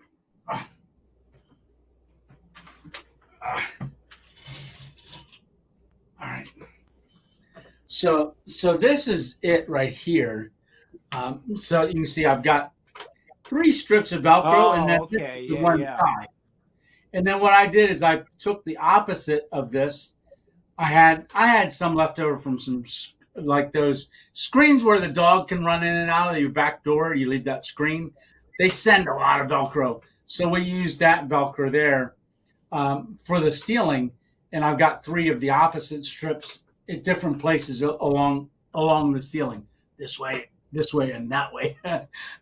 But and then I can just keep putting it on. So the piece of equipment here is this section, and then right here they had a piece that goes in here, so you can put screw a camera on. What I did is the tripod that caught on fire when Bulldog and I were out there filming that melted and it was on fire. We had the fire too hot. This is a salvaged piece from that. Okay, so this section here is from the top of that one. So I took that little thread piece out and stuck this in there so that I can put my phone in and I can spin it. Cool. So when it's hanging from the ceiling, I can do it real quick. I can film straight down, and then That's I pretty can turn cool. Yeah. it to film me. All right. Wow. So and then I can spin it. So Pretty if smart. I'm in the center of the room, I can go pretty much anyway. And then it does. I can set it down on the floor like that and just set it there. You know, if I put Velcro on the floor, I think. Yeah. But for the most part, it's like that. I'm just stuck to the carpet. So. Yeah. Hey, Tony, can I do a quick screen share with you? Yeah, absolutely. All I'm going to do is pull up a picture of the that AMOC hammock. Oh, okay. Let's see if I can do this real quick here for you. Okay. Oh, you found it, Dave. Select, and let me find the right thing I want to share with you. Yeah, Wintergreen's asking, are those trees wallpaper right behind you? And yes, that is a wallpaper from Walmart. It definitely is trees, and I think that was like $57, and it's one big roll, and you just roll it out. It's 5 different sections. All right, so that's one wall, and Velcro brand makes a 50-pound version. Lou says, "Wow, okay, here is that." There it is, right there. So, look at that! Yeah, that's it. See how you lay I opposite saw than you somebody would did a normally. video and they used that. Very That nice, is huh? pretty. Yeah, that is pretty what? cool. I would stealth What? camp with you on that. Yeah, you would. Yeah. Well, if Yeah, you look at you're that, still I working could lay on flat. yourself. You know what Yeah. I mean? In a hammock, I would be with my back and the rods in my back. You know what I mean? In a hammock, but that I could lay flat. Yeah. Yeah, those are even more popular overseas, like in New Zealand and England. I see a lot of those guys using those. Do you? I watched a video. Yeah. I've only seen one guy use it in that, and that looks pretty cool. It does. Yeah. I wonder if Dennis has one of those. He's not on anymore, but I bet he's got, like he said, he's got more. He just bought off of his storefront, my storefront, a hammock that I have just recently gotten that's on there. And he said he bought that one. He said he needs it. I said, "Oh, that's nice." He goes, "Yeah, I need another hammock. Like I need a hole in my head." He's a big hammock camper. Big. Wintergreen said that they make double ones that you can put in a sleeping pad and lay either on your side or your stomach. Oh, Yes. wow. Yeah. Wow. Cool. That's true. That is. Yep. Yeah, let's see. All right. Lost Lakes has one. Who does? Lost Lakes. Oh, Oh, Lost Green said Lakes. Lost Lakes has one. Yeah. Yeah. Very, very cool. Hi, Rick Thomas. Let me look here. So we got. So when I finally get to my spot and I eat that meal, I put the red light on, and there was while I'm eating. All right, not many people. I didn't catch it on camera like I wanted to. The guy got in there too quick. But while I was eating, and I'm, just eating and things off camera. Okay, I'd already filmed me getting back into the back seat, which was a tremendous amount of room. I just slid that front seat all the way up. So I'm definitely going to do that from now on when I'm car camping, because I can go from the seat sitting behind the driver's seat with that seat up. And in a Subaru, it actually leans back. You can actually lean a little bit back on that back seat. Very comfortable. If I wanted to sleep there, I could have slept in that back seat. I definitely could have. So anyhow, after I eat, I just climbed up into that double seated side where I had the mattress. But while I'm eating, I'm going, no, just eating. And I had the red light off because I wasn't filming. Or no, I still had the red light on. And a car came up, pulled it right into the parking lot and right up to the building. And I was like, oh, I grabbed the light quick and shut it off. And it all of a sudden you see the doors opening and closing and stuff. People were going in there and unlocking the door. So it must have been the owner or, family or something. Or maybe a worker. But I'm Tony, sitting there. did you happen to see when you were there looking at the garage, was there two guys there holding a carpet walking out of it? Oh, no. Oh, okay. I was Carpet. just wondering. No, there weren't. So no concrete boots either. So You see that comment down there? What's that? Do you see that comment down there? See, Hanny? It says, "Hey, 2-0." Oh, I have an AMOC extra large. Yeah, you do have to balance yourself. Oh, wow. I usually end up in the foot end. I prefer a Dutch shirt. That would be me too. I'd be flipping up. Yeah, did you ever have them things where you start spinning it and then you pull it and it goes? Yeah, that would be me. I'd be going around in circles. That'd be interesting. But I would think I would probably want to be more like that if I was sleeping, like that. But I can imagine, if I went upside down. Hey, Weed in the Bush, how you doing? And congratulations for you, one of the top 5 as well on the November cooking challenge. Congratulations. I told Tony he had stumbled on a chop shop. Yes, you did. You made a comment, said I stumbled on a chop shop. And believe it or not, car shops, I was starting to worry a little bit because, Squib would know this because he had his catalytic converter cut out. But I've heard since I was there that they patrol those areas pretty good because people go in and cut out catalytic converters from the cars that are sitting around. So, be careful. If you decide to go out and do a camp, just be careful that you're doing car dealers or car places or garages. I was probably pretty fortunate. Thanks you, sir. Much appreciate it. Yeah, thanks. Weed in the Bush. He made chicken. He made a whole bunch of stuff. You and that other guy that was with you made a ton of food. Looked good. When I was sitting there, and then I didn't film it. I wish I would have filmed it. But next thing you know, a U-Haul pulls up, and they're doing stuff. I don't know if someone came to rent a U-Haul, but it was late. It was pretty late at night. But someone, they were going in and out of the U-Haul, and then the U-Haul took off because it is a U-Haul rental place. John, hey, John. John says, Tony, do you encounter a lot of annoying insects while stealth camping? If so, how do you deal with them? They all have 8 legs.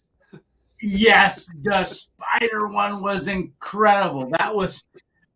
I talk about that one on the one Sunday Night Live. There were so many spiders. I had counted 28 of them looking back at me. I do talk about that on this next stealth camp you're going to see on Thursday nights camping. I do talk about the spiders, and I do talk about the having the bug net with me. I probably, no matter whether it's winter or not, I'm probably always going to take the bug net from now on, depending on where I'm camping, but most likely, because believe it or not, it was below 32 degrees when I was out, and I was doing something.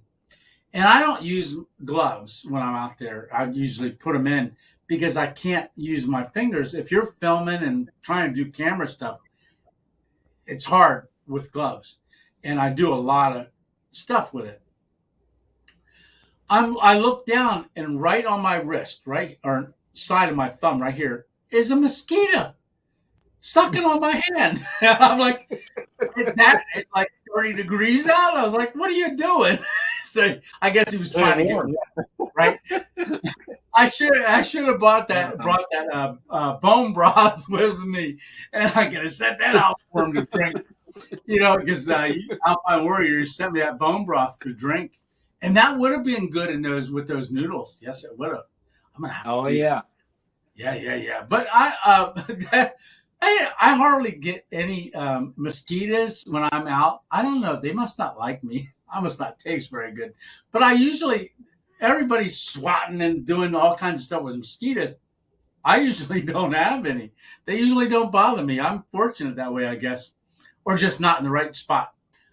Equals how many eyes? Oh, 28 spiders, Emma says, equals how many eyes? Man, yeah, spiders have a lot of eyes. But they were glowing from my headlamp, bluish green. Oh, and hey, I had that giveaway for the headlamp, and I did I put it up on the headlamp. Let me get the headlamp. This one. And Sally had one, and I posted a reply to her and said, Sally, send me your information. But this is the headlamp that I did that review on, and had the drawing, and Sally got picked by the system. Yes, it's assemblies. So Sally, if you're out there, please send me your information. So we'll give it maybe a couple weeks, and hopefully she responds already. If not, we'll have to do another drawing because I got waiting to ship it. All right. Garlic keeps bugs away. Yes, garlic does, darling. Maybe because Lisa eats she makes a salad dressing. The first time her and I dated, and I went to her parents' house for dinner, they had a very rich green salad, rich and very, very green salad. And her mom takes olive oil and garlic and crushes like 10 cloves of garlic in olive oil. And they just spoon that on their salad. That's their salad dressing. Being a German descent, we don't eat a lot of garlic. So I went and they dressed the salad up like this before.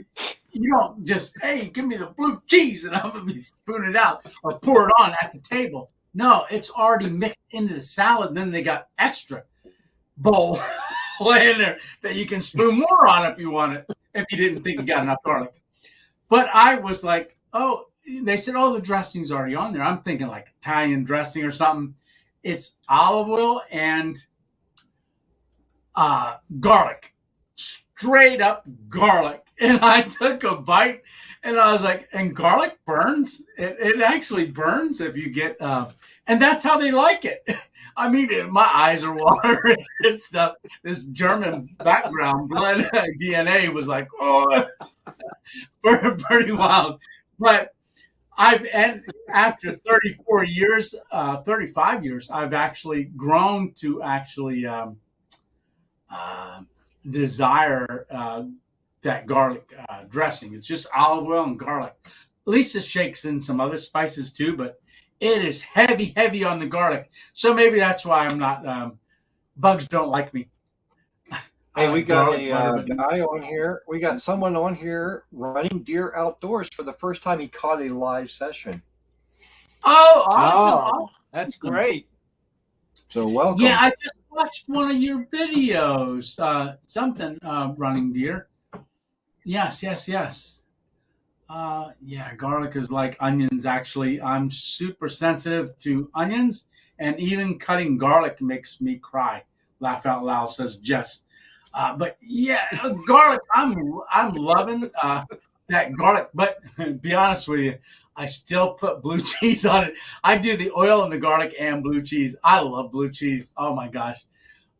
Recently, Nick, he works at a local grocery store, and he wanted to take me out for a Christmas dinner. I think I talked about this last Sunday, but he took me, and we were just talking about this the other day.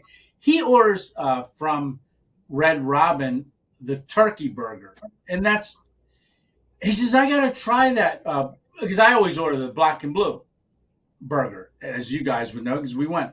And I just love blue cheese, and they got a black and blue at Red Robin. Not that I'm pushing Red Robin, but hey, I always order extra fries when they drop the meal off. I like, yeah, I'll have extra fries. And we were out together. I said, yeah, for the table, bring us all some. And then when they bring that batch, I say, oh, bring me another batch. Bring some more. So when I was eating that black and blue burger, it's got blue cheese. I love blue cheese. And he said he likes the turkey burger. And he says, yeah, next time I go, I'm going to have to try that. Well, I always say that too. Well, next time I go, I'll have to try this or that. And the lady always comes at the waitress always comes and says, oh, what can I get you? And I'm like, I have black and blue.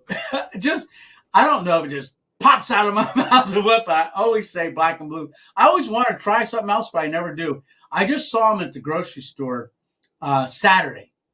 When was Saturday? Yesterday. And he told me he just went back to Red Robin. He took his one friend for his birthday. And I said, oh, because when we were there, he said, yeah, next time I come, I'm going to try the black and blue burger. I said, hey, did you eat the black and blue? He goes, no, I ate the turkey. I said, that's probably like me. Every time the waitress comes, you want to try something different, but you order the same thing every time. Yeah. Jess loves blue cheese too. Yeah. It smells like spaghetti dinner and makes us hungry. Yes. I live in the South, and we use garlic spray during the summer at our camp. Hey, that's a good idea. Yeah, spray garlic. Because up above, Darlene actually made a comment and said that garlic keeps bugs away. And then Lou true. chimed in and said, and vampires. Yeah. Yes. So, yeah. But I didn't even think of that. Yes, you could probably take, probably not mix it with olive oil, but mix it with water and use it as a spray, natural bug spray. Why not? That would work. Yeah, and like as long he as said, you don't go somewhere afterwards. yeah, true. Yeah, but that's like he says. It smells like spaghetti dinner and makes us hungry. Yeah. He says, running deer outdoors. Old grunt. It's finished yesterday. I have 2 years. Let's see. Coyotes hanging around. Yeah. Running deer outdoors. Are you doing any coyote hunting? Shooting? Because they're a pest. And I was talking to a guy the other day out. I was actually out in Centralia, just driving through there. And if most of you know, Centralia is a place that is on fire. It's not as steamy as it used to be, but it is a town that's on fire, and there's only like 4 houses there. But I was driving by, and there's a guy that goes up there and kind of sits because there's been people dumping trash, and he goes up there. He smokes a cigar. He was sitting along the side guardrail, and I said, "Hey, how you doing?" He had his car parked there. He says, just up here smoking a cigar because my wife doesn't let me do it in the house, so I go out here and smoke it, and just keep an eye on people so they don't dump trash." And he told me that there's coyotes up in that area, and I know when Big Dog and I were out, we heard them. And he says that you up in that area, if he's out walking, he says if you see 1 or 2, it's not too bad. But if you see 4, be careful because they can attack you when there's exactly. Yeah, they kind of work together. Yes, Traveling packs, it makes them dangerous. Yes. Old Grunt said he hunts them near you. Oh, really? Okay. Yeah. Yeah, I've got that not binoculars, but I got that scope, and I just talked to the company the other day. I've got it. It's a night vision scope. That would be cool that someone would use that there. But yeah. Wow. Yeah. Minimum 15. Minimum 15. Oh, wow. Wow. That's scary. Yeah. Yeah. So if you're going to be out in the woods, definitely make sure you got protection or a way to fight them off. Yeah. Out here in Arizona, I mean, and is it Jess that's out here? I think Jess is out here. Yeah, they run in big packs out here. You know something? Talking about coyotes, I'm gonna bring this up since you guys were talking about that. We have traveled out here for about 7 years now. Now, last year we did go to Florida, but 6 or 7 times now we came out this way. And coming across 40, we really never saw a whole lot of hit coyotes along the road. You know what I mean? Carcasses. Yeah.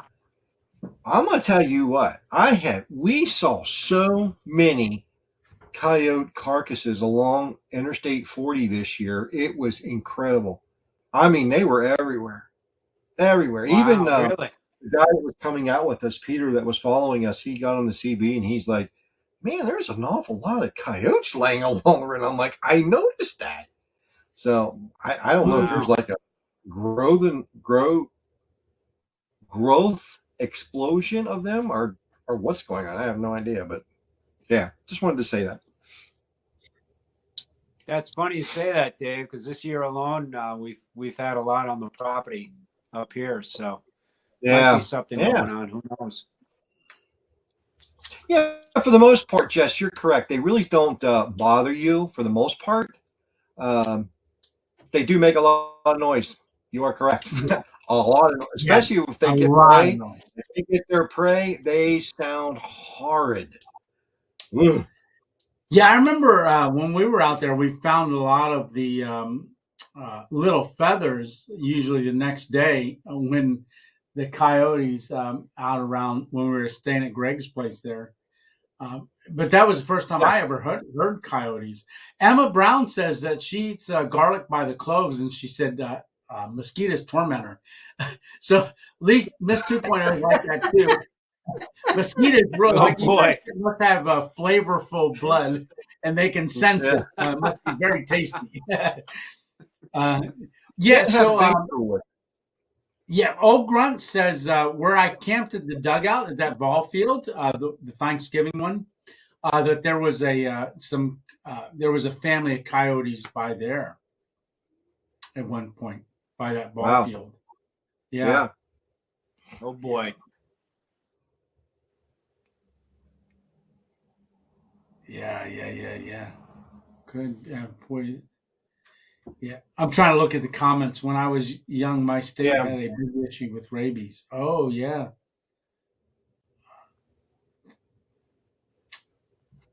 Rabies pandemic in the area. Oh, wow.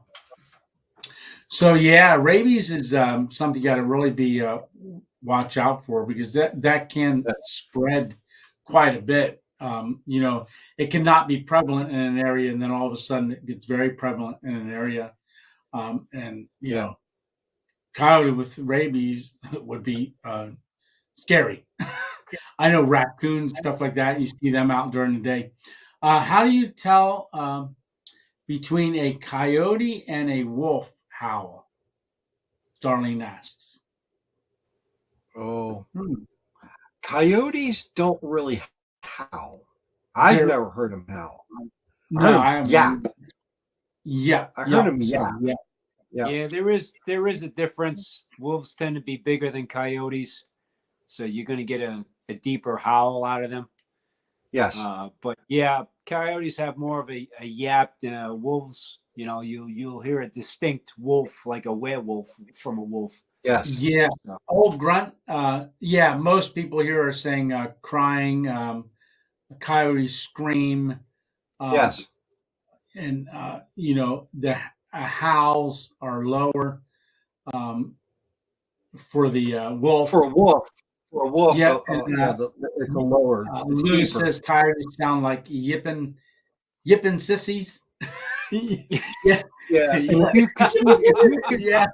do.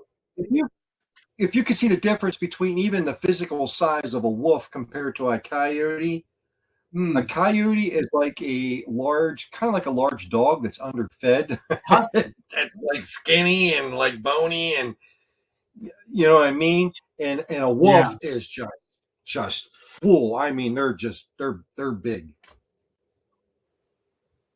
Absolutely. Yeah. Wintergreen 777 says coyotes howl are just higher pitched too. Yeah, Runny Deer said that coyotes are less aggressive than a wolf.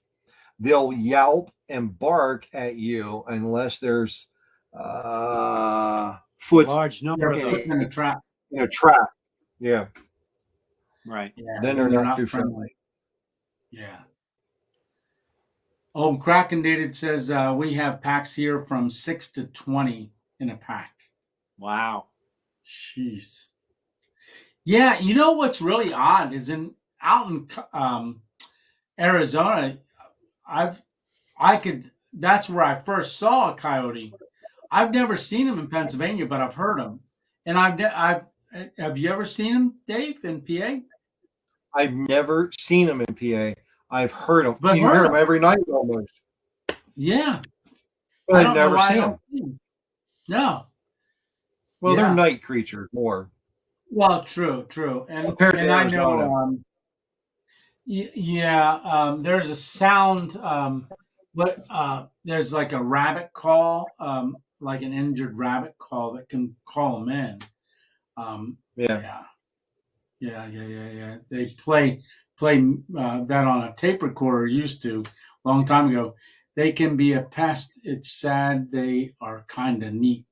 Yes. Lou says they can be a pest. It's sad. Yeah, it'd be neat if they were nice and come up. Get a whole pack of 20 coming up licking you. So, speaking of licking you, so I see. Wait till you see this next video coming up. So I did not take my koozie because I was cold, and I thought, well, I can stick the meal up in my shirt. So, yeah, that's all I'll say. So, but speaking of meal, I just got this box yesterday. Has anybody ever had one of these meals? This came from a company. It's Next Generation Backpacking Meal. Next Generation Backpacking Meal. That looks This good. is a chicken coconut curry, and it comes with a bag of stuff. It's almost like stuff that I do. So you got Planters peanuts, you got peanut butter, and also a hot sauce.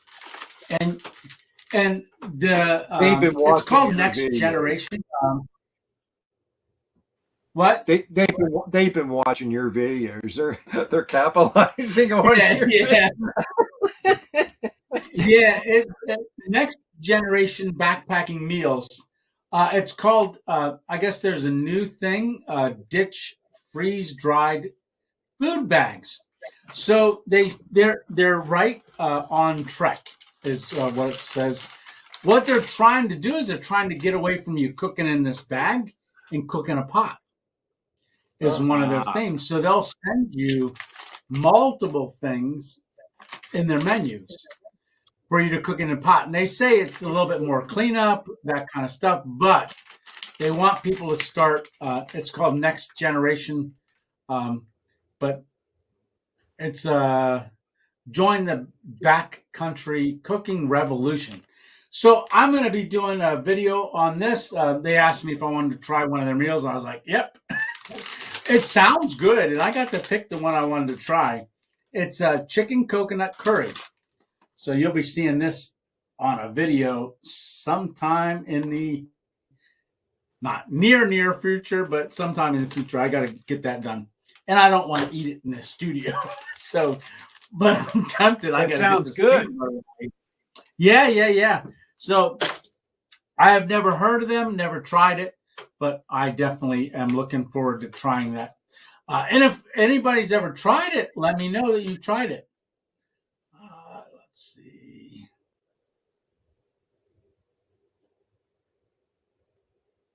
All right. We got cinnamon. We got a cinnamon black bear. Very nice cinnamon black bear up there. Running Deer says, Running Deer Outdoors. Frank says they are common in western Missouri and have a body like a skinny German Shepherd. I've got video of a group of 3 going through my lake property. Yeah. Oh, wow. Yep. Cool, Frank. Cool. Yeah, everybody, just continue to keep Frank in your prayers. He had some open heart bypass surgery, and he's doing good. So almost back to being better. So how are you doing tonight? John says, how you doing tonight? Doing fantastic. And there's 43 of us still on. Awesome. And if you guys haven't hit the comment or the like button, go down and hit the like. Yes. So that always helps. All right. So I just want to show you this here. So this is a dark chocolate cheesecake mix. I was going to eat this tonight in here during, but a little bit about this. So this one came from Zeke, and I've taken it out twice now on my stealth camp, and both times I came back with it. I was dying to eat it, but once I make my meal, I am too full to eat it out there. So I might have to do a stealth camp and just do a dessert one time, but that's another 600 calories right here in just this. So that's a lot to eat after I eat about a 500 or 600 calorie meal, because most of the meals I eat are 2-person meals. A lot of backpacking meals, but I just haven't had a chance to eat this. I've been tempted to make it for breakfast sometime, but you don't add hot water, you add cold water because it's cheesecake. Add cold water and you mix it around, 2/3 of a cup of water. Mix it around vigorously, and then seal it and let it sit for 10 minutes. And then there's a crumb packet, a cookie. Jay Wanders Out is on, Tony. Get out of here. Is he really? Oh, my God. Jay. Yes. Jay. Let me. I sent you a message the other day. I'm glad. You just made his day. Yes, you did. Yes, you did. Jay, I just posted a little I'm going to go out. Link. Okay, Dave. Thank you, everybody that went over and joined our channel. I thank you so much. If you guys haven't, please go over and join our channel and help us out, get this up over 1,000. I greatly appreciate it. Tony, I love you, brother, and I'll talk to you later. Jay, click that link there and come on board there and chat with Tony a little bit. Miss you guys. Talk to you later. Yeah, Tony, let me go out too. All right. See you guys later. All Thanks, right. Take buddy. care, guys. Take Bye. care, everybody. See ya. All righty. So yeah, Jay, definitely. I just saw you just did that movie thing, the movie set for Maine. And I was messaged. I said, I hope you're coming through PA. I got a 2.0 grilled cheese waiting for you. So I don't know if you're at a place where you can come on, but we are live, and a lot of people would like to say hi to you and hear from you, and I'd like to talk to you a little bit. So if you get a chance, jump on. Oh, there we go. All righty. So yes, I'm back in Chicago area now on my laptop. Oh, that's awesome. Like I said, if you can jump on, jump on. I do want to say last Sunday when we were talking, I know a couple of you I've talked to about this on the phone. It was brought up last Sunday that I would like to do a New Year's Eve one, live New Year's Eve. And I was thinking maybe we could go on at 10 o'clock. And my idea is to have guests on throughout the evening. All right. So like maybe, just throughout the evening, but just have people popping on all night up, and then we'll drop a little ball. We'll hook something up and we'll drop it here at night and see if we can do that for New Year's Eve. So anybody that wants to join us for New Year's Eve, that would be great. So I'm thinking about 10 o'clock we'll go on, and then we'll just keep talking and visiting and stuff like that until we do that New Year's Eve. Alrighty. So bye everyone. Wishing all you a great week. Alrighty, Alpine Warrior. Thanks for jumping on. Greatly appreciate it, and we will see you later. Alrighty. So Jay, here you're back in Chicago. You just mentioned, but if you guys haven't seen Jay's latest video, he just dropped a video the other day where he's goes to a I guess it's looking for movie sites in Maine.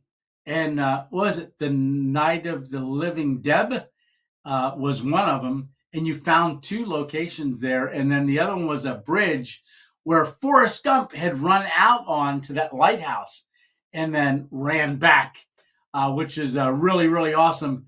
Tony, was I supposed to join with a link? Yeah, Running Deer, if you want to come on and talk or say hi, definitely.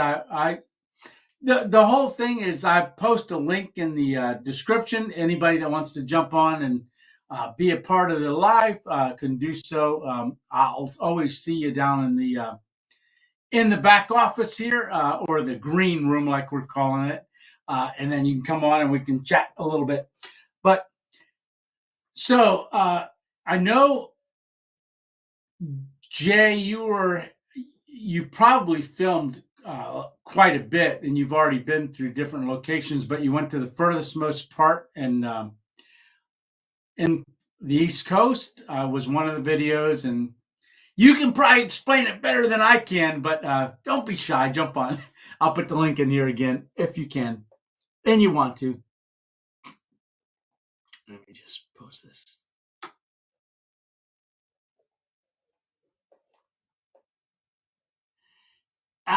For right now, I got Zach here. Alrighty, Zach, Running Deer Outdoors. Are you ready? Here we go. All right. Hey there, buddy. How you doing? Are you ready? How we doing? Good. Yeah, you might want to mute your sound just a little bit there because it'll come through. Yeah. Hey, I remember you mailed me that letter and stuff. Yes, sir. Yeah. So you just came out with a video recently too, didn't you? We did a short. A short, yeah. yesterday. So, Yeah. It's been rough with deer season trying to do videos. Oh my gosh, yeah. I actually Thursday night, this past week. Was it Thursday or Friday? I can't remember which. But I filmed my video for this coming Thursday. Let's just say that. Okay.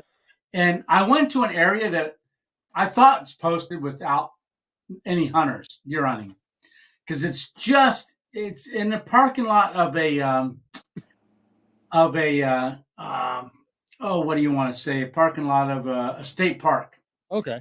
But I went just a little bit off the path, and then set up my hammock in the woods. And I thought there was signs that said no hunting, but I really didn't see it. I just thought I remembered seeing that. Uh, and I woke up. Nobody hunted on that side of the road, fortunately. Yeah. But when I woke up in the morning and got all packed up and I'm leaving and I'm driving away, I see a guy in an orange vest.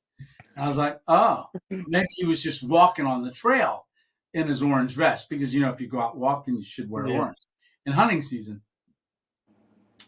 And when I saw this guy, I was like, made me think. So as I'm pulling out, I look to the left for cars coming, and I see like 4 cars up the road further. And then I look to the right, and I see like 4 or 5 cars. They must have all gone to the other side of the road from where I was at. But, they all got there early, because when you want to go to your spot, because you hunt. So you go in early before the sun comes up. Oh, yeah. Yeah. And, you go in with your headlamp. I could just see it now, somebody coming in and going, hey, as the sun's coming up, they see my hammock and tarp and everything there, and they're like, oh, a guy's right there. So, hey, Running Deer Outdoors, I greatly appreciate. Did you want to ask any questions or stuff? Anything? Oh, just chat, do whatever. All righty. So I just see too, my friend Jay just jumped in, so I'm going to bring him on as well. Okay. All righty? Okay. I see. Are you ready, Jay? Just give me a head nod. Thumbs up. 1, 2, 3. Here we go. Hey, Jay. Hey. You'll see me looking down a lot. Can you hear me okay? Yeah, I can hear you fine. That's my first time. Fine. Nice. Yeah. Nice. Yeah. Oh, my gosh. It's so neat to see you. So this thing works pretty well. I was just trying to set up the Sony camera to work with the laptop. Oh. It's my first time ever doing that. But yeah. Once it's really neat, like the Cameo thing. I don't know how a Sony camera would work. Dave would know better than me because he helped me. Uh-huh. I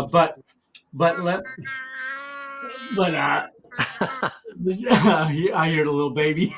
Yeah, she's mouthy. Aw, cute. So real quick, Jay. So you've been living in your car for quite a bit since the trail. And did Tina head back to? Yeah. From here, we went up to Canada. We were there for like 3 weeks, and then Tina flew out of Ottawa, and then I just kind of continued south from there. Went into Vermont, went east, and then just kind of drove around. But I did go to Gettysburg, though. Oh, did you? On the way back here, yeah. Yeah, that would be really cool. I know. Hey, Zach, let me just put you off for a second because I'm getting a little feedback. All right. Just hang in there, though. If you want, I'll bring you back on after a little while. All right. There we go. Yeah, I put on my headphones so I wouldn't give you any feedback. I'm not sure how well. Oh, no, you sound good. You really do. I wonder if it'll work without. It probably will feedback if I don't use it, though. What is that? Let's live a big adventure. Okay. Oh, there we go. All right. Yeah. No, this has been amazing. I've been watching some of your videos. So you've got probably quite a few in the works that are waiting to come out. Editing queue. Editing's always the hard part. Takes a long time. I just finished the Shenandoah National Park video. Oh, really? That took quite a while. Yeah. It's pretty nice. Any memorable thing that people should look for? If you ever go to Shenandoah National Park, hike Old Rag Mountain.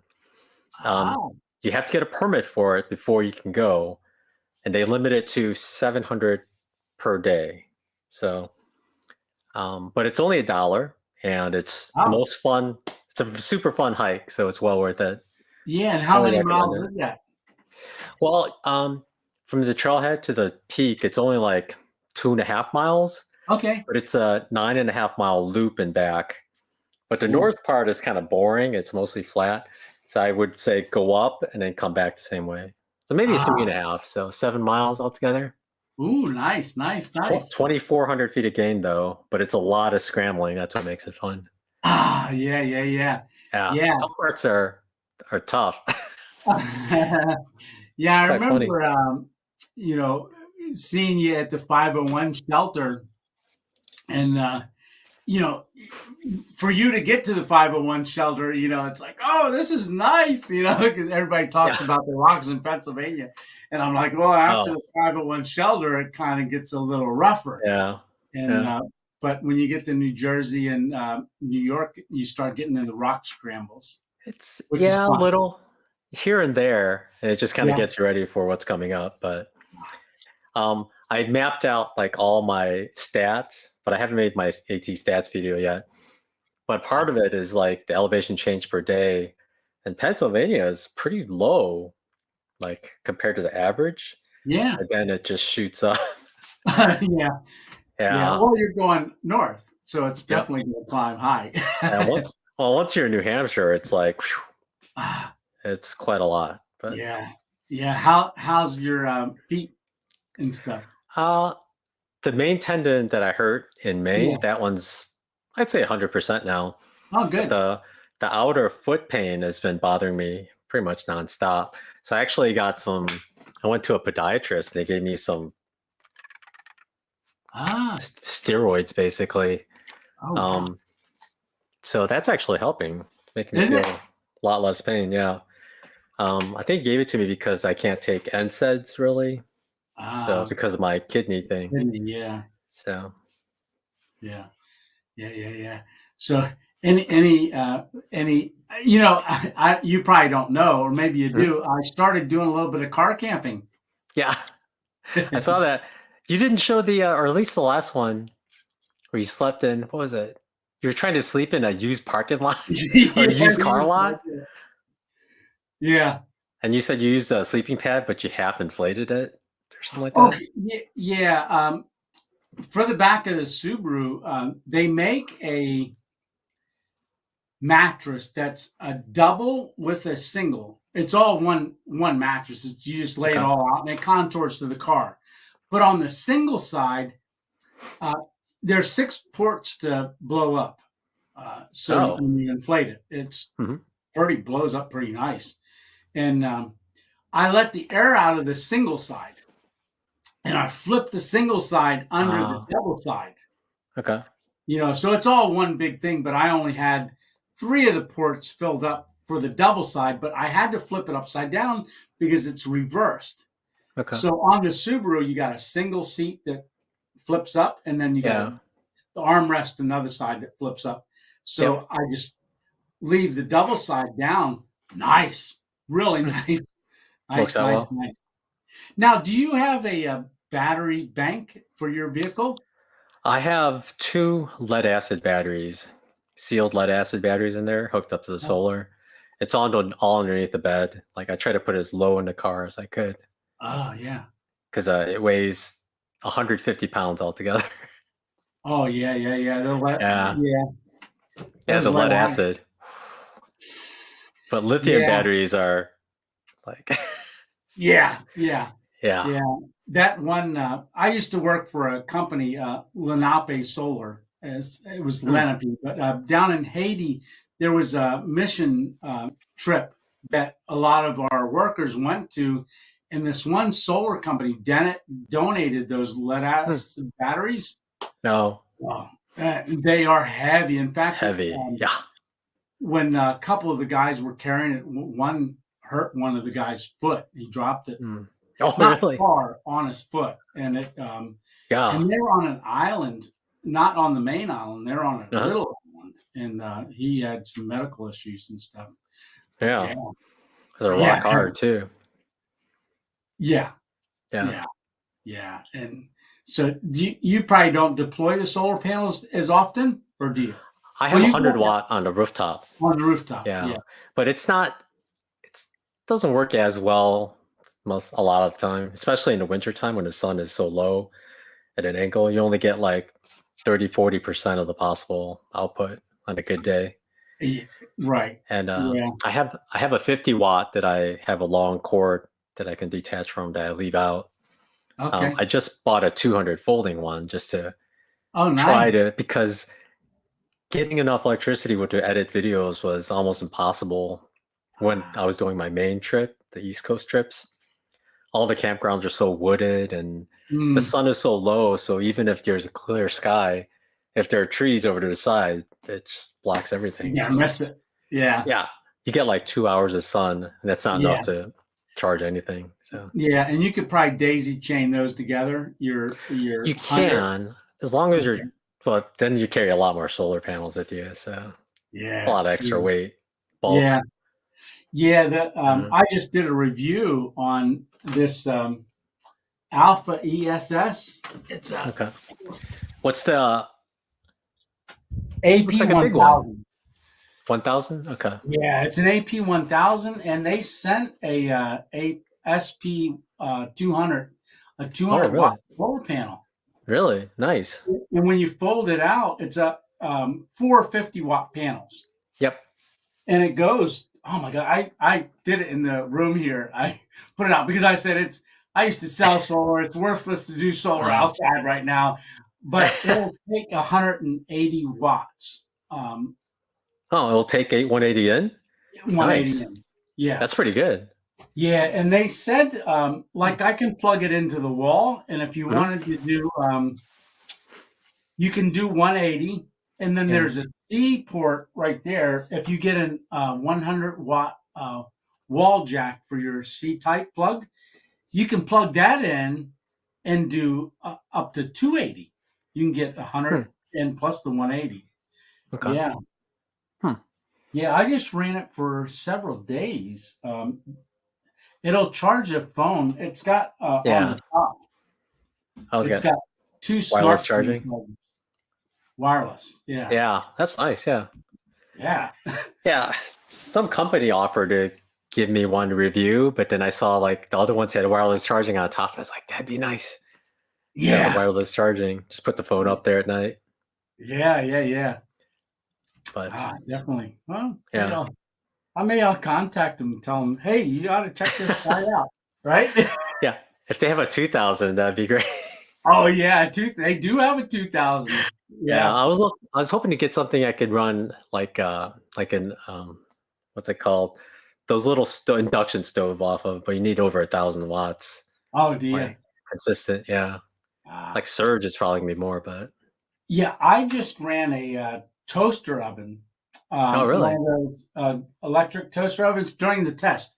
This is sorry to get so technical, but on this side it shows watts going in. Yep. But on this side it shows watts going out. Mm-hmm. And when I turned on the it to broil, it was doing 380 watts. Okay, that's not bad. No, and I wasn't going to be running it for 4 hours. I'm not cooking it for 4 hours. Yeah, exactly. It's good for just a here and there. Huh. Yeah, so I figured I'd try it. But it's nice because with that output, like a phone is like 8 or 9 or less sometimes. And pretty low. You can get like 60 or more charges from one. Yeah, I see. It's probably 1,000 watt hours. So, yeah. This is 1,036 watt hour. Yeah. Pretty cool. Yeah, my refrigerator uses about 200 to 240 watt hours per day. Okay. Like altogether. And if it's hotter, like when it's in the summertime, that's pretty good. So that's why I was having trouble having enough electricity. If I could generate only like 200 watt hours in a day, and then my refrigerator is using 240 a day, it's right. It's not working out. Yeah, a little off. Yeah, well, I know when I was selling solar, like the North is you can still make it, but even in the summertime, you're not getting the amount that you would get, say, like if you were in Arizona.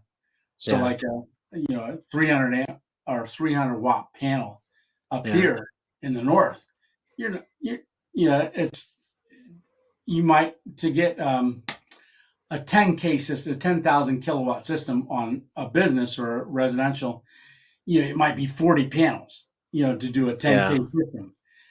In Arizona, really, you need 15. You really need to be able to tilt it a lot too. Like in the winter, it's like. Yeah, they said 41 degrees is optimal for all year round, but yeah. Yeah, I have an app that shows the sun tracking, and it said in winter, well, when I was there, it got down to 30 degrees. So it was like the sun was coming so low.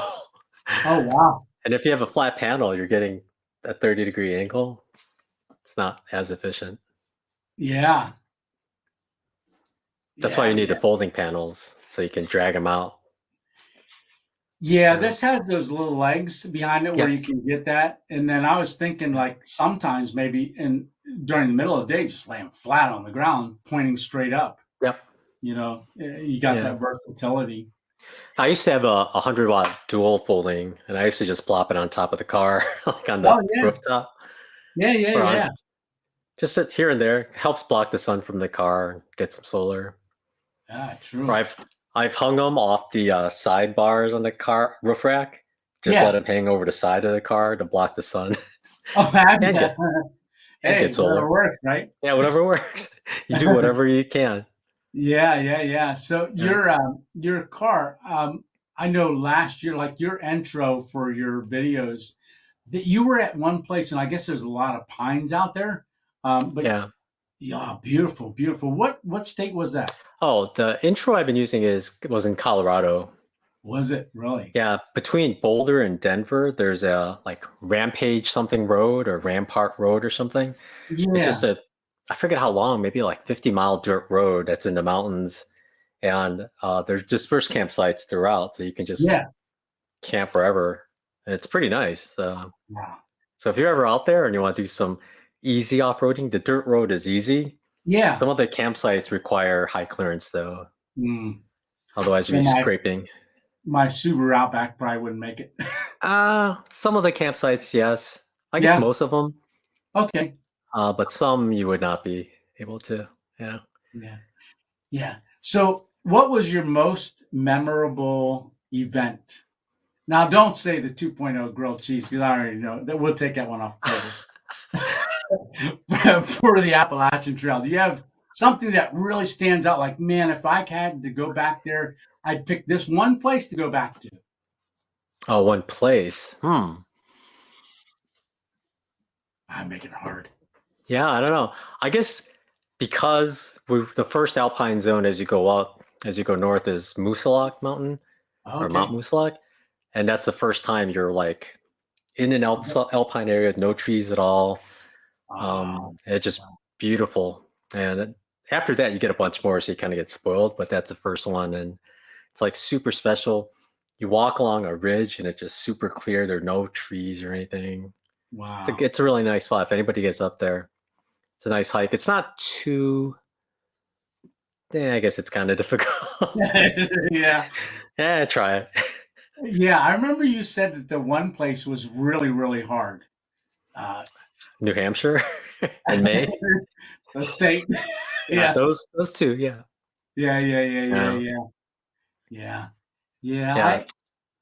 I'm still, recovering and stuff. Yeah. So I was hoping to maybe be able to do something this March. But no, I actually this Thursday. Oh, look at these. Somebody got me these for Mail Monday. Johnny D. Torres got me these Cascade carbon fiber trekking poles. I had been, I took them out for the first time it'll be on this week's video for the first time. And I'll tell you what, when you first start, well, my stroke arm to begin with, but when you first start, it's a little getting used to. Plus with the tripod, because I got the tripod and the trekking pole, and I'm trying to film, how you do your filming off the end and stuff, and it was a little difficult. But I did, when I set the tripod up, set the shot up, knew I was going to be doing it, then I just started doing it, and I was starting to get feeling comfortable with it. But it did save me from a lot. I didn't realize how much it saves you from actually falling. Oh yeah. I will admit, trekking poles they've made me fall and almost made me fall a bunch of times, but they've saved me falls from falls a whole lot longer or a lot more. So I'd still use trekking poles. Yeah. When you were heading the last time that I saw you in Pennsylvania, it was later that day. You actually fell. I think for your first time, you had a fell and you hurt your hip. Oh yeah, that was on wet rocks. I was kind of careless. I think. Yeah. I think it was like Wolf Rock or something. I slipped and fell. I forget. Somewhere near there. Somewhere before there, I think. Yeah, I went to a lookout hostel, and that's where Lazarus was staying. And yeah. And then you had mentioned that you fell later that day and hurt your hip. And that was wet rocks. That was a storm coming up. And then he fell too, like earlier that day. Or was it the next day or 2 days before? He fell sometime around there. Yeah, he broke one of his trekking poles. Yes. And he taped it. Yeah, and he didn't buy new ones. He went home for a few days, but he didn't buy new ones. No, he just kept using it. Yeah, I remember that. Weird. Yeah. I put so much pressure on my trekking poles. I want them 100%. If they were taped, I wouldn't be able to rely on them anymore. No. I remember karaoke. This is not this year. This was last year. She needed a ride. Oh, hey, Miss 2.0. She says hi there. Hi. So, and Lisa says hi, Jay. So, yeah. She wanted so bad, but she was always working every time I was going to see you. Yeah, she wanted so bad to see you and Tina. And that was I was able to catch Tina too. Thought I was mirrored, but I guess I'm okay. Oh, yeah. I was trying. They got me earlier. They told me I was doing back. I was asking, am I backwards or forward? And like, oh no, your shirt's backwards, but your cup's right. I was like, how could that be? I'm trying to figure it out. They they were pulling my leg. Yeah, they had me going. I just want to look here at the comments here real quick. I recently started using trekking pole when we waded trout fishing. Yeah. Lou says he started using a trekking pole when he went wades for going trout fishing. Yeah, there's a lot of people, as long as you don't forget it's there, Jay. Yeah. I'm just trying to catch up quick. Sorry about that. But I'm getting used to the trekking poles. I'm thinking they're going to be a good thing to use. But she told me when she needed picked up and taken somewhere. I had never given anybody a ride before, but I gave her a ride to. She needed to pick up medication, so I gave her a ride.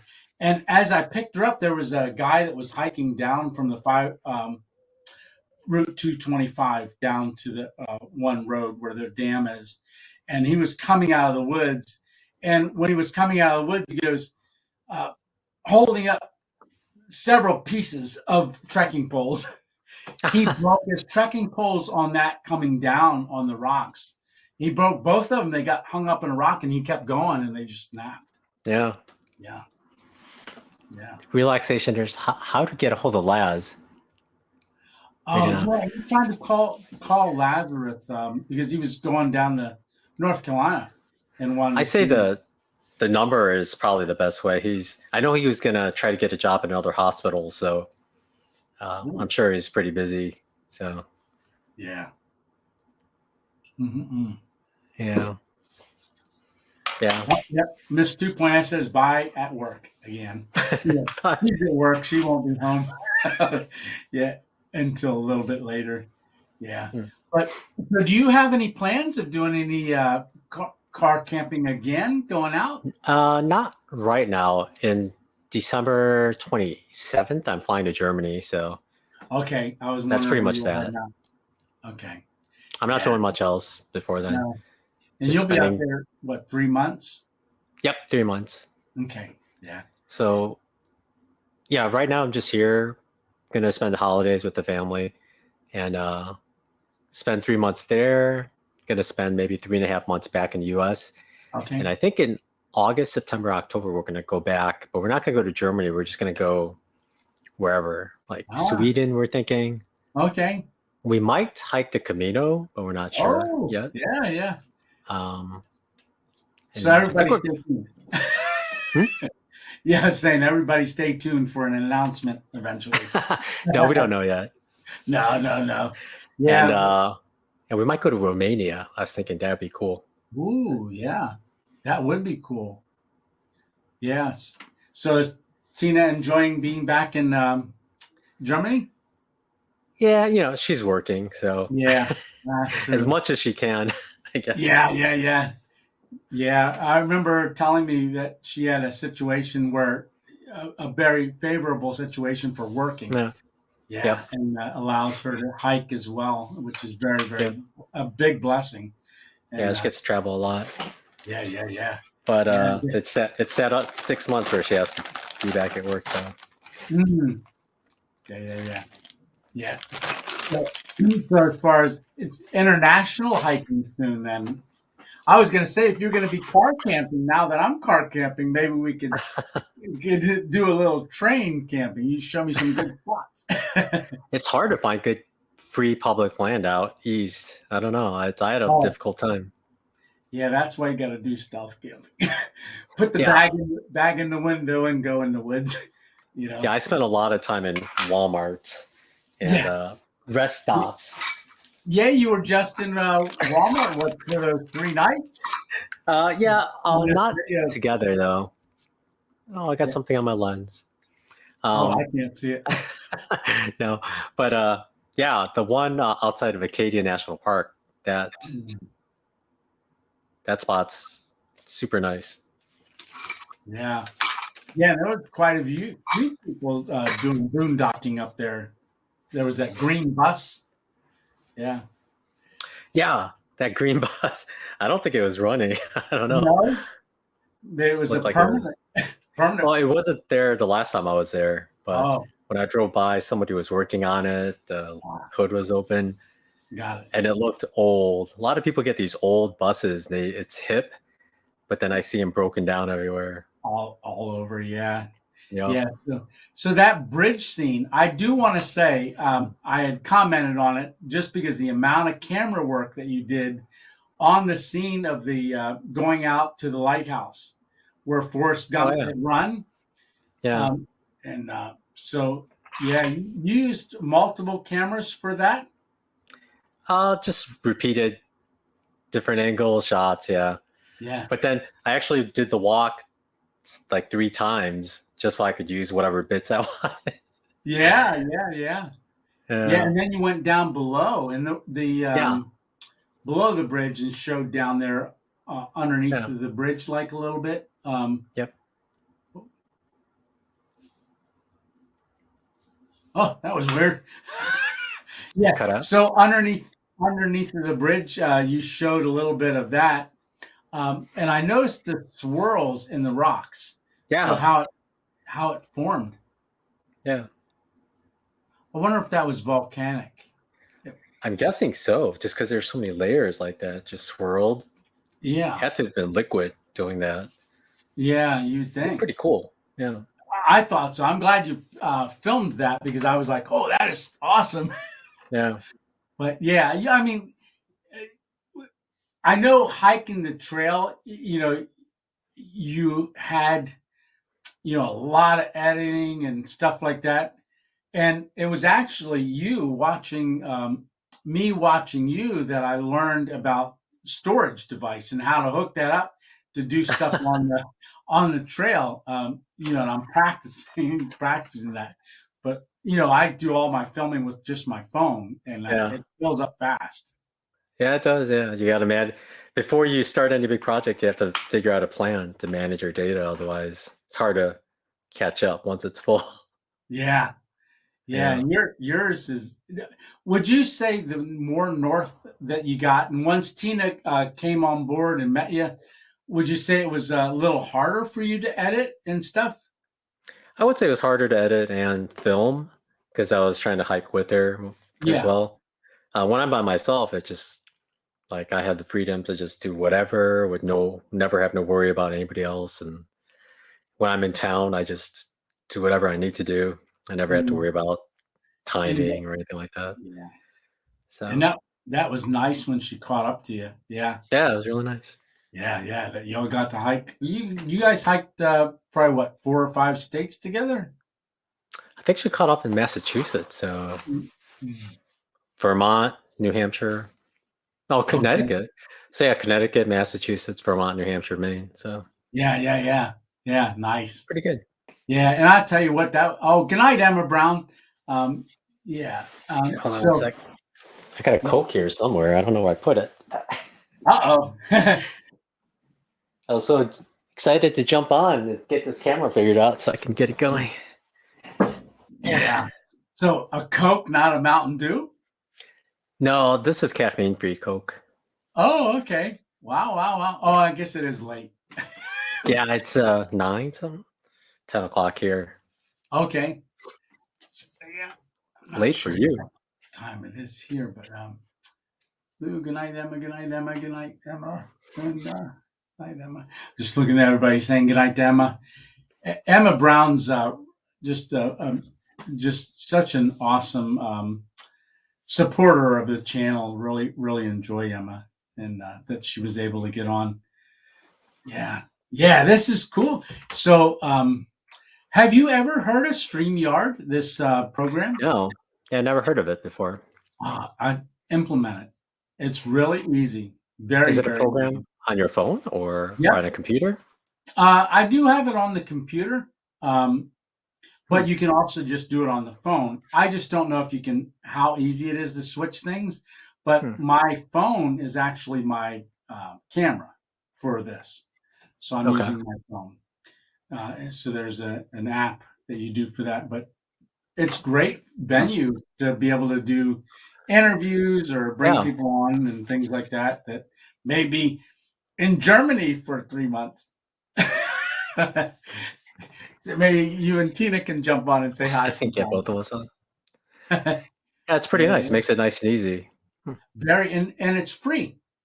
Believe it or not, it's free up to 4 people. You can have 4 people on at one time. Okay. Yeah. Very nice. Yeah. Let's camp at Guntersville Dam again. I don't know where Guntersville Dam is. Maybe they're talking amongst themselves. But yeah. So, so you like that one movie, Deb? Yeah, Night of the Living Dead. Yeah. Can you believe it? They made it with $106,000 as the budget, which is Wow. yeah. Low. Yeah, I've never seen it or even heard of it, but I'm interested because you talked about it on there. That it's kind of really funny, humorous. It's campy. You have to have a good sense of humor. Yeah, good. Leaving soon. Lisa says she's leaving work soon. Oh, maybe she can get here and be on our live. Yeah, Miss 2.0. Yeah. So, did you have any questions for me, Jay? No, how are you doing? I'm doing good. I see your subscriber count skyrocketed. Yeah, it's growing. It's a real blessing. And I know when you had shared, with my stroke and recovery and stuff, on your channel, a lot of people came over from your channel and subscribed as well to mine, and have been a great support for me and encouragement as well. Yeah, but definitely, I'm able to, I know when you were here and we saw each other, I was struggling walking and stuff. I still do. I'm still doing a leg brace, but I'm able to lift this leg off of the chair where I couldn't before. So it's not like extremely high, but I'm definitely getting it up and improving still. And I've got 3 months, 3 more months, and it'll be 1 year. Oh, 3.5. Wow. Is that Goes fast. okay? Yeah, time does go by fast. Yeah. And they say within a year, basically, you can get back what you still make progress, but it's not as fast. Is what they say. Yeah. It slows down. Yeah. Yeah, and I notice when I get tired, I still bite the inside of my cheek and my tongue, and I still with this arm, it gets tight right in here, and I got to stretch it a lot, when I walk and things.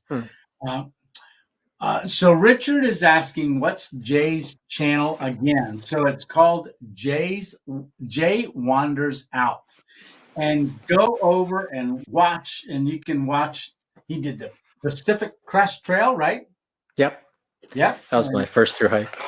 Yep, his first through hike, and then Lisa and I started watching you when you did the Arizona Trail, because we had visited Arizona, and then I was searching on YouTube for a hiking trail, and I saw Simtex 77 had done the same trail that we had done, and then it popped up as a recommended channel.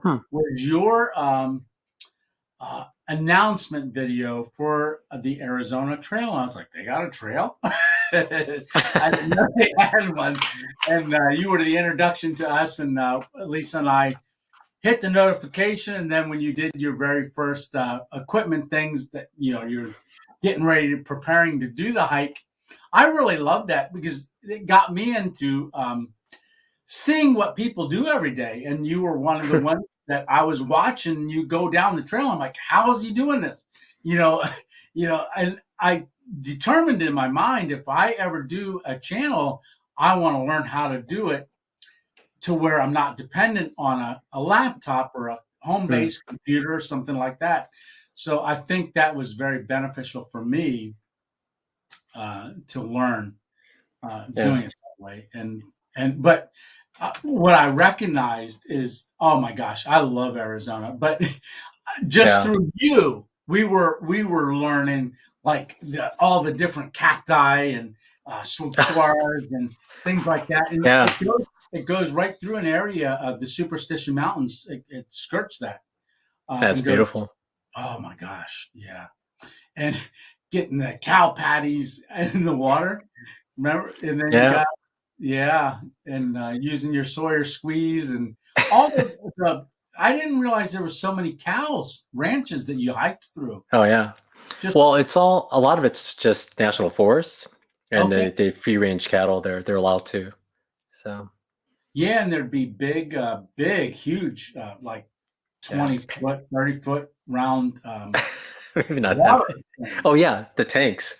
Yeah. Yeah, they just take a bulldozer, just dig a hole in the ground, and that's their water for the cows, and they just let people drink out of them. But yeah, they're so muddy and they smell so bad when you get there. Yeah. Oh my gosh. Yeah. But they sort of squeeze says it takes out 99.9%. Yeah, you just gotta trust your filter, and it tasted fine, even with poop everywhere, fresh poops, even. Oh yeah. Yeah. I haven't got a chance to try that yet, but maybe I'll have to try it one day.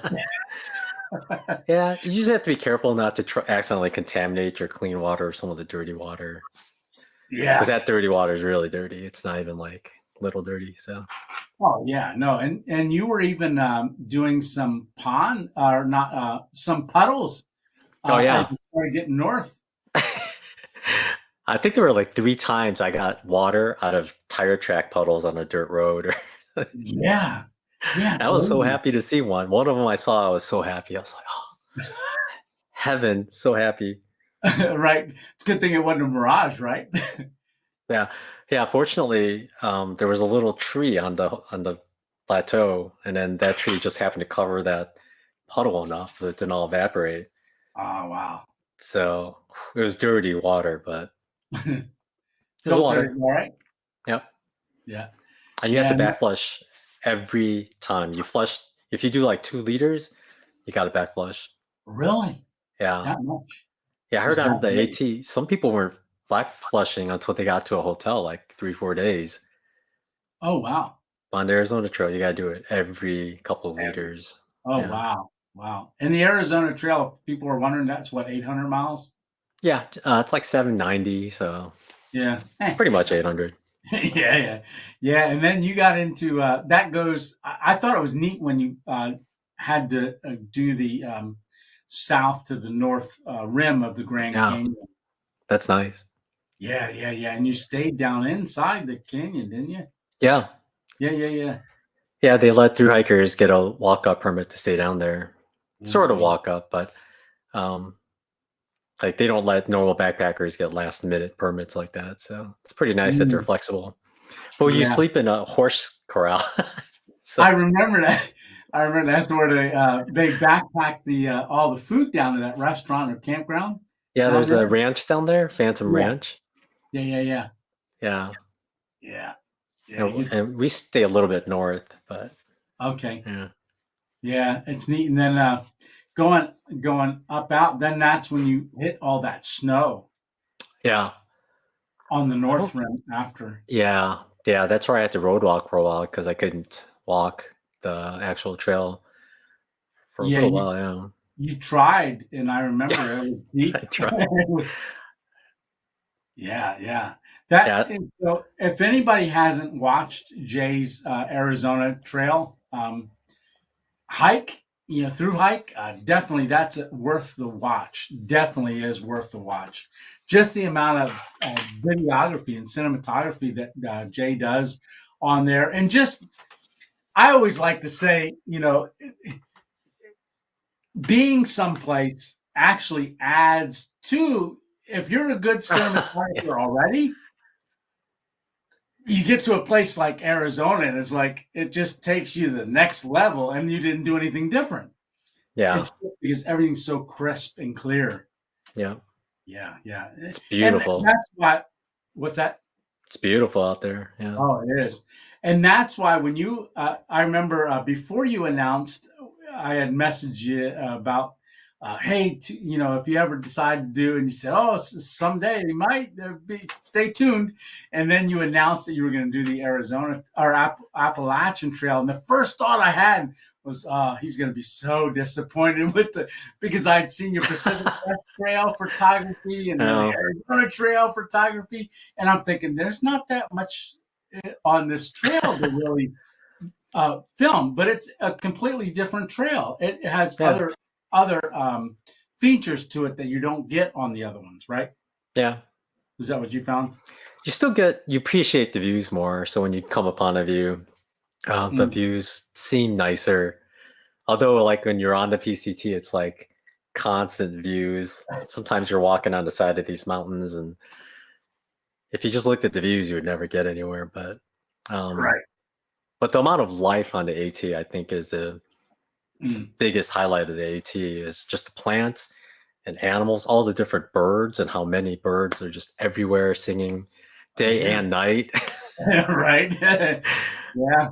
Yeah, it's amazing.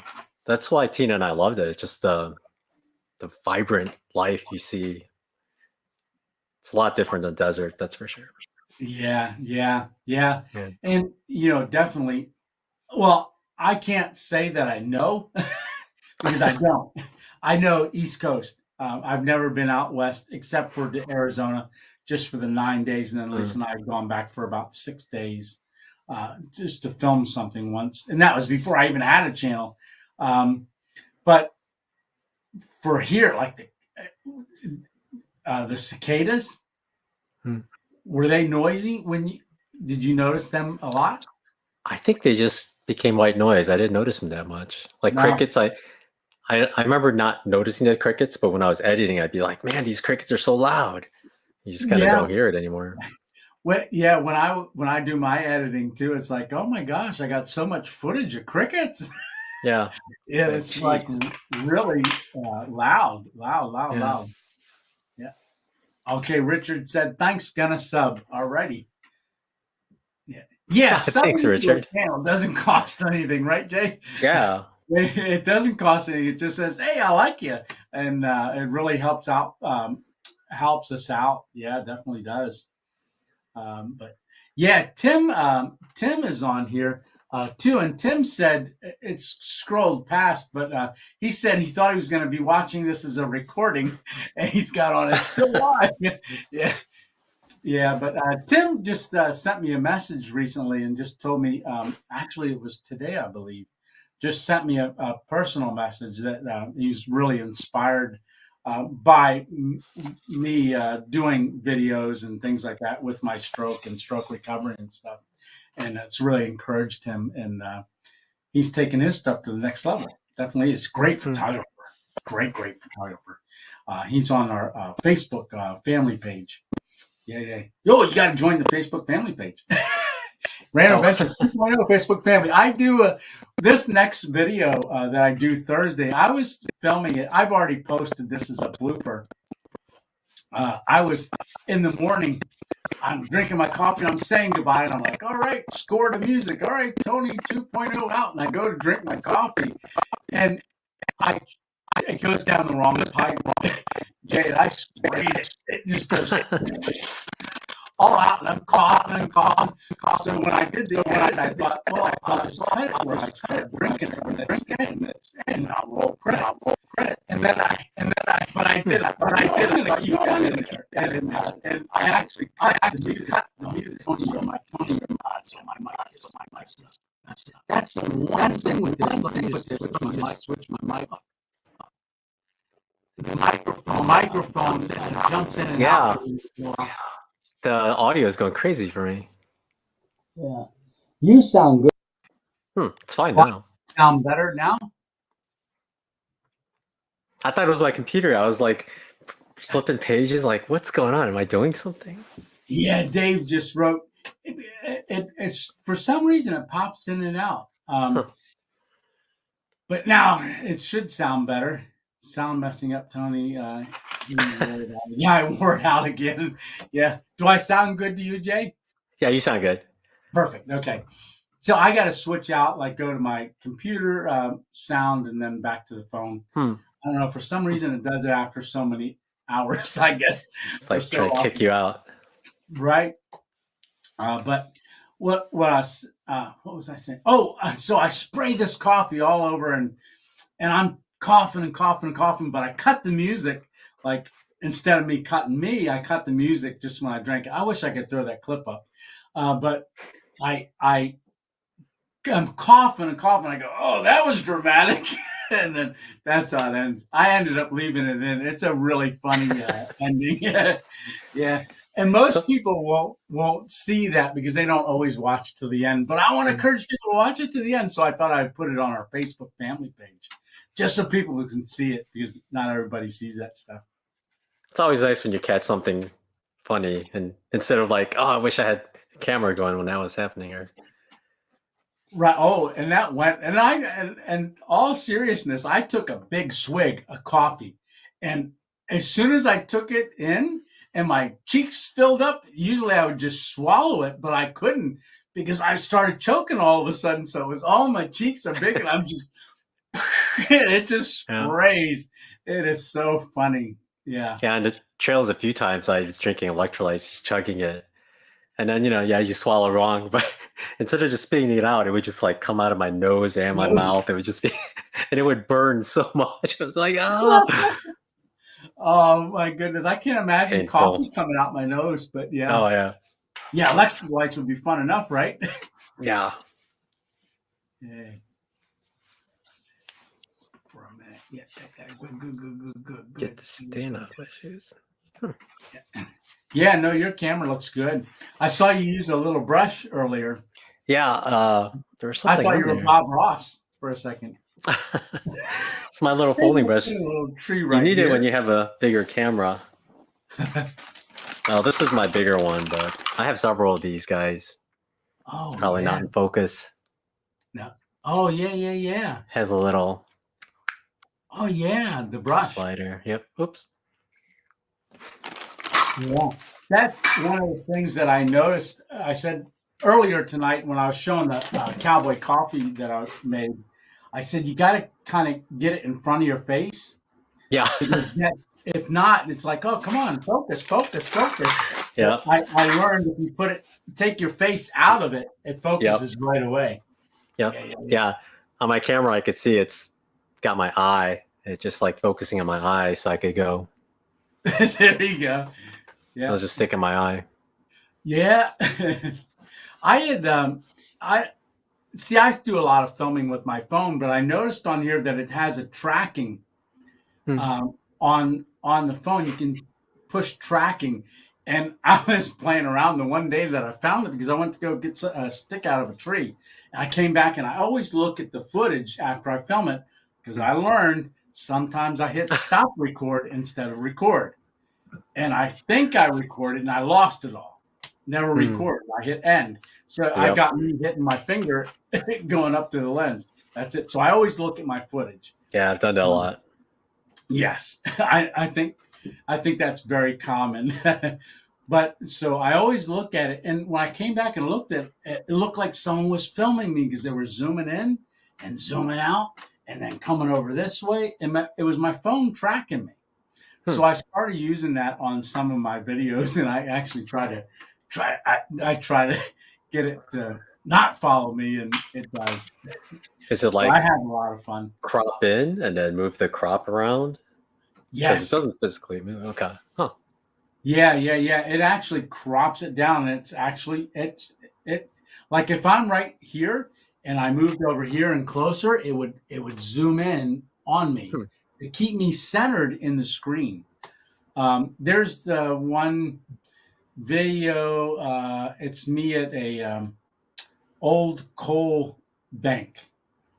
Like they do coal, and I use the night vision goggles for that. But while I'm walking to find a spot, I show that and I talk about the camera following me. And I'm walking this way and that way and just going, all right, I'll see you. And then I come back. Did it follow me? I just had a lot of fun. Yeah. I get goofy sometimes. Yeah. Next step is the gimbals. That way we'll track you like all the way around. Oh, yeah. Because it'll actually move around. Oh, I know you did when you and Tina, I think you guys both went up that big stone thing. Was it in Yellowstone or? Half Dome? It's in Half Dome, Yosemite.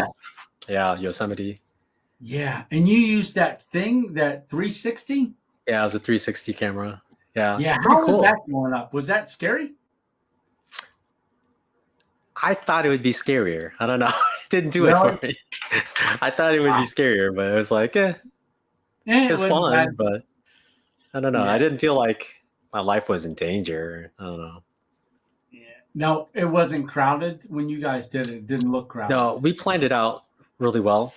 If you ever go to Half Dome in Yosemite, a lot of people will get the pass just to do Half Dome. So they all leave about the same time in the parking lot, go up, and then they come. So it's busy during a certain period. Usually first 2/3 of the day it'd be busy. Okay. But if you go to a campground and then you go up later in the afternoon, most of the people are gone already. So you could zip right up. It is annoying when other people are coming down because you have to like get to the side and hug one cable while the other person is going down.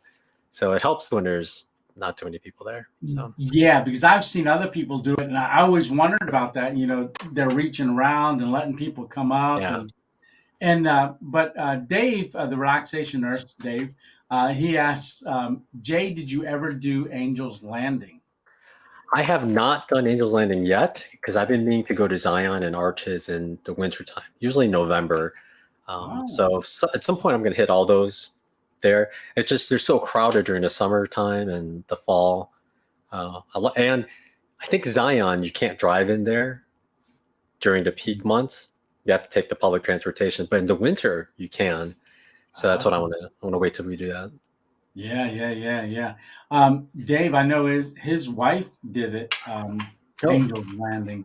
I know Miss 2.0 wants to do it at some point. I've seen a couple people do it, and I talked to somebody that did it and said they're usually very afraid at doing things like that. Yeah. But they said they weren't afraid. They were surprised how unafraid they were. Yeah. Yeah. But and they say there's people doing it in flip flops and all kinds of stuff, which is crazy. Yeah, I wouldn't do that in flip flops. No. Yeah, that's on my list though. But Half Dome is fun. If you ever get a chance, you have to get a permit, of course. But Is that the same one that has the waterfall? oh, yeah, there are falls on the way to Half Dome. You have to walk up the waterfalls. Okay. Yeah. Like Nevada Falls. I think that's the big, like really spectacular one. Yeah. Yeah, beautiful out there. What would you say is your most favorite place out west to go to, or out in that area? Where did you think, oh man, I'd love to go back there again and do this or that? Out west? I don't know. I definitely want to do the JMT again. So basically hike the Sierra Nevadas again. Because a lot of the PCT overlaps. But there's so many places out there. But I would say the Sierra Nevadas, if you get a chance, it's kind of unbelievable when you go home and look at all your footage. Like, I was there, and it just looks like something you only see in movies that, you can never just go out there yourself. But just with some permits, you can go out there and have a good time. It's amazing. Yeah, and out on the PCT, there's many days in between where you can resupply, stuff like that, right? Yeah, there's a lot less towns, so you have to plan a little better, especially the Sierra. It's a lot tougher. But yeah, and with that, in the beginning, there's a portion that's desert, right? Oh yeah, you can walk through the Mojave Desert for the first little under 700 miles. So there are a lot of parts where you get very little water. But you just got to pay attention to the water sources. That's a big thing. So but once you do that, it's not too bad. So at what point is that the PCT? Is that where you met Tina? Yep, I met her at Ramona Falls, which is like 2,200 miles into the hike. Wow. So basically like 500 miles from finishing. Yeah. And I know she hikes fast. I think she started a month after me this time. Then she caught up. Wow. Yeah. Yeah, I'm a vlogger though. I'm slow. But you know my hiking style. Stop a lot. Yeah. Oh yeah. Oh, I'd be slower. It would take me a long time to do it. If I tried to do it right now, I definitely Blue Ridge.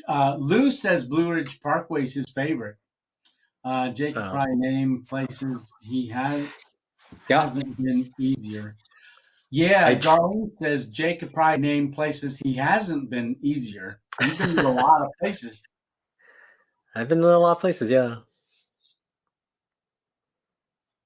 Yeah, I'm trying to catch up on comments. Smoky Mountains is the place I would go back again. James says, Nitro says, yesterday I seen a yellow Hummer in my town. And then the driver was Tony. Yeah, I didn't see you, Nitro. Yeah.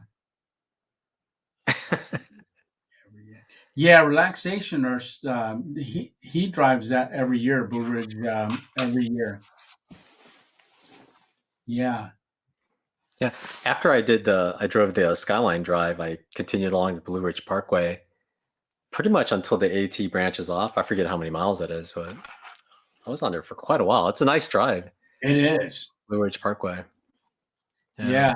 That, and you just, that's an area that I like to get back to. I remember driving that as a kid with my parents going down to South Carolina.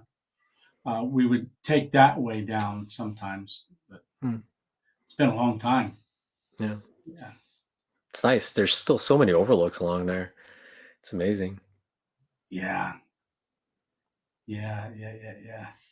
But I was thinking when you were coming down through Maine, and I saw a couple of videos that when you went back to hike that one section that you had to take the bad weather trail around. Yeah. And you were hiking that, and I was looking at the leaves like, oh, what time of year is it? What time of year is it? Because I was trying to catch you if you came down through. I wanted to catch you and try to see you. Yeah, I kind of breezed through Pennsylvania. I was kind of in a hurry, so. Yeah.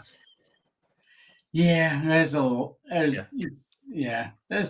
Pennsylvania is nice, but once you've seen it, you've seen it. No, But, so have you been to Gettysburg? You mentioned. I was there as a kid. Okay. And I'm not afraid of heights, but I remember there's a vivid memory of me went up on one of those towers. Yeah. The observation tower. Yep. And it has those open, like a fire tower, but it's not as high.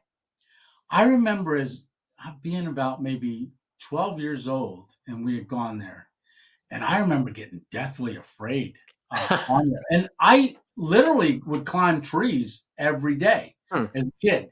And I would go as high as I could in them and get down to the real thin to where it starts to bend over. And I would ride them all the way back down to the ground. No fear. But down in Gettysburg, I got really, really afraid on one of those things. But no, I remember going to a couple places, and then there was one mountain that we saw people hang gliding off of down there. But no, did you like it down there when you went? Oh, yeah. There's an app. You could do an auto tour. You buy an app. It's like $8 or something. Oh wow! And you follow the directions on the app, and it tracks your location. And it has little circles, and when you get within a circle, it starts telling you the story in that area. It tells you when to pull over. It's super nice, and you just follow the directions and pull over when it tells you, or pull over whenever you want. Go look around, and it took me 3 hours to do the whole tour, but I thought that was a great way to do the tour. Oh yeah, and that connect the dots, right? Yeah. And it's not like the old days or like a CD or a cassette where you had to where am I? Or you got to catch up. It just waits until you get to that spot before it talks about it. So, oh wow, yeah, it's pretty nice. So if you ever go to Antietam or Gettysburg, I'd highly recommend getting the app and and it's only $8. Yeah, the Gettysburg one is more. Antietam, I think, was like $4, something like that. A little cheaper. It's one day of battle in Antietam, though. Yeah. So sad when you heard all the stories, though. Oh my gosh! And I know that I used to know a guy that did reenactments. He wasn't. I was younger at the time, and he was a lot older. But he used to go do reenactments at Gettysburg, and where they would do the whole, certain battles. But there's the one rocks. I don't remember the names of the rocks, but there's rocks where snipers were, and they were shooting up. Devil's Rocks, I believe. Yeah, I remember. I remember as a kid going in those rocks, and old AM radio antenna tower. Yeah, hey, James says I want to see stealth camping under an old AM radio antenna tower. Yeah, that would be cool. But I even thought someone told me recently about Gettysburg that they went at night and just did like a ghost tour. So there's ghost tours. I'm not a big fan of ghosts. I get scared too easy. You sleep in a cemetery. Right. Well, that was different for me for some reason. The one cemetery my at least his grandmother lives in or is buried at. I guess it's different because at these battle sites, like thousands of people died there. Yeah. Violently. So.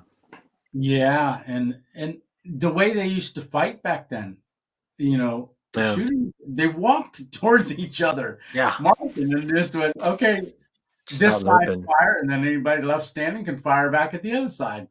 Yeah. It's crazy. Yeah. And the bullets are huge. The caliber. Yeah, huge. Yeah. That's scary stuff back then. Yeah. And you have to talk like an old timey radio. Let me see. Oh, we got 35 people on here still. So River Dam. Yeah. 50 cal. Yeah. 50 cals, and it's crazy. Yeah. And they just lop off your leg or your arm if you got hit. Oh, I just just took the whole limb off. yeah. It just like in Gettysburg, so many people died within just the first day, and there were 3 days of that. It's just amazing when you hear about it. Mm. Yeah. Did it give you like that tour? It told you like where exactly what happened in that spot? Yeah. Yep. Oh wow. Yeah. Yeah, that would be informative. That'd be a lot of information. Yeah. That's why to it took walk 3 out. hours. Yeah, 3 hours. Yeah, and even to retain it, I would think Yeah. would be tough. Yeah. Did Oh. you do any filming of that? I didn't because I was driving and trying to pay attention to the tour, so I didn't want to do another thing while I'm driving. Yeah. Yeah.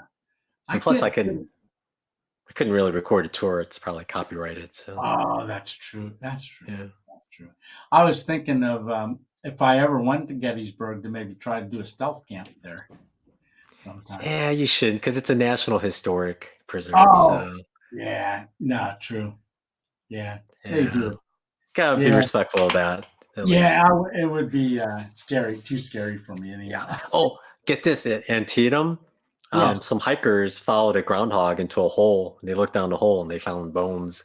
I don't know how recent, but I'd say like last 10 years. Oh, wow. Because they buried soldiers when they got killed. They just buried them in the spot.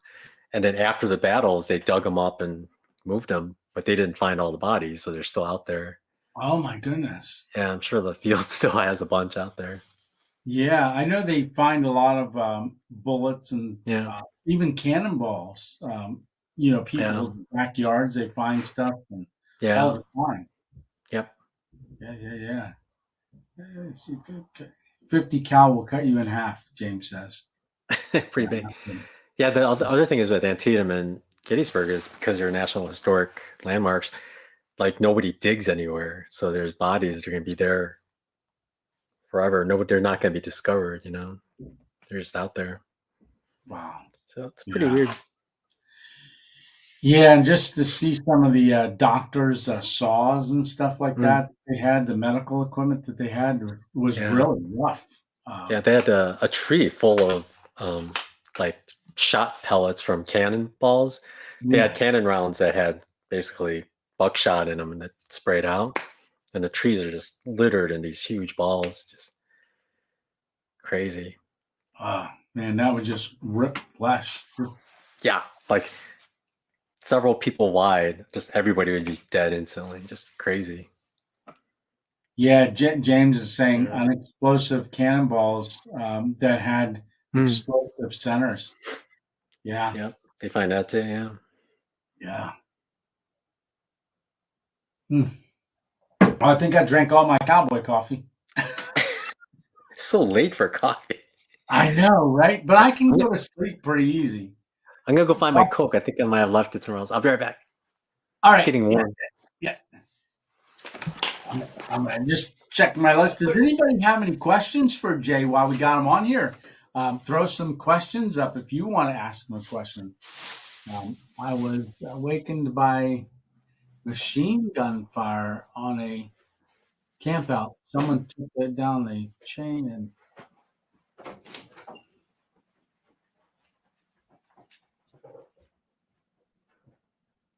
wow. Yeah. Oh, Kraken Dated said someone heard, whereas Lisa, she's got to drive. Usually she doesn't get home. She gets off around 11:30 and it takes her about 40 minutes drive. So I don't know if Miss 2.0 is going to make it.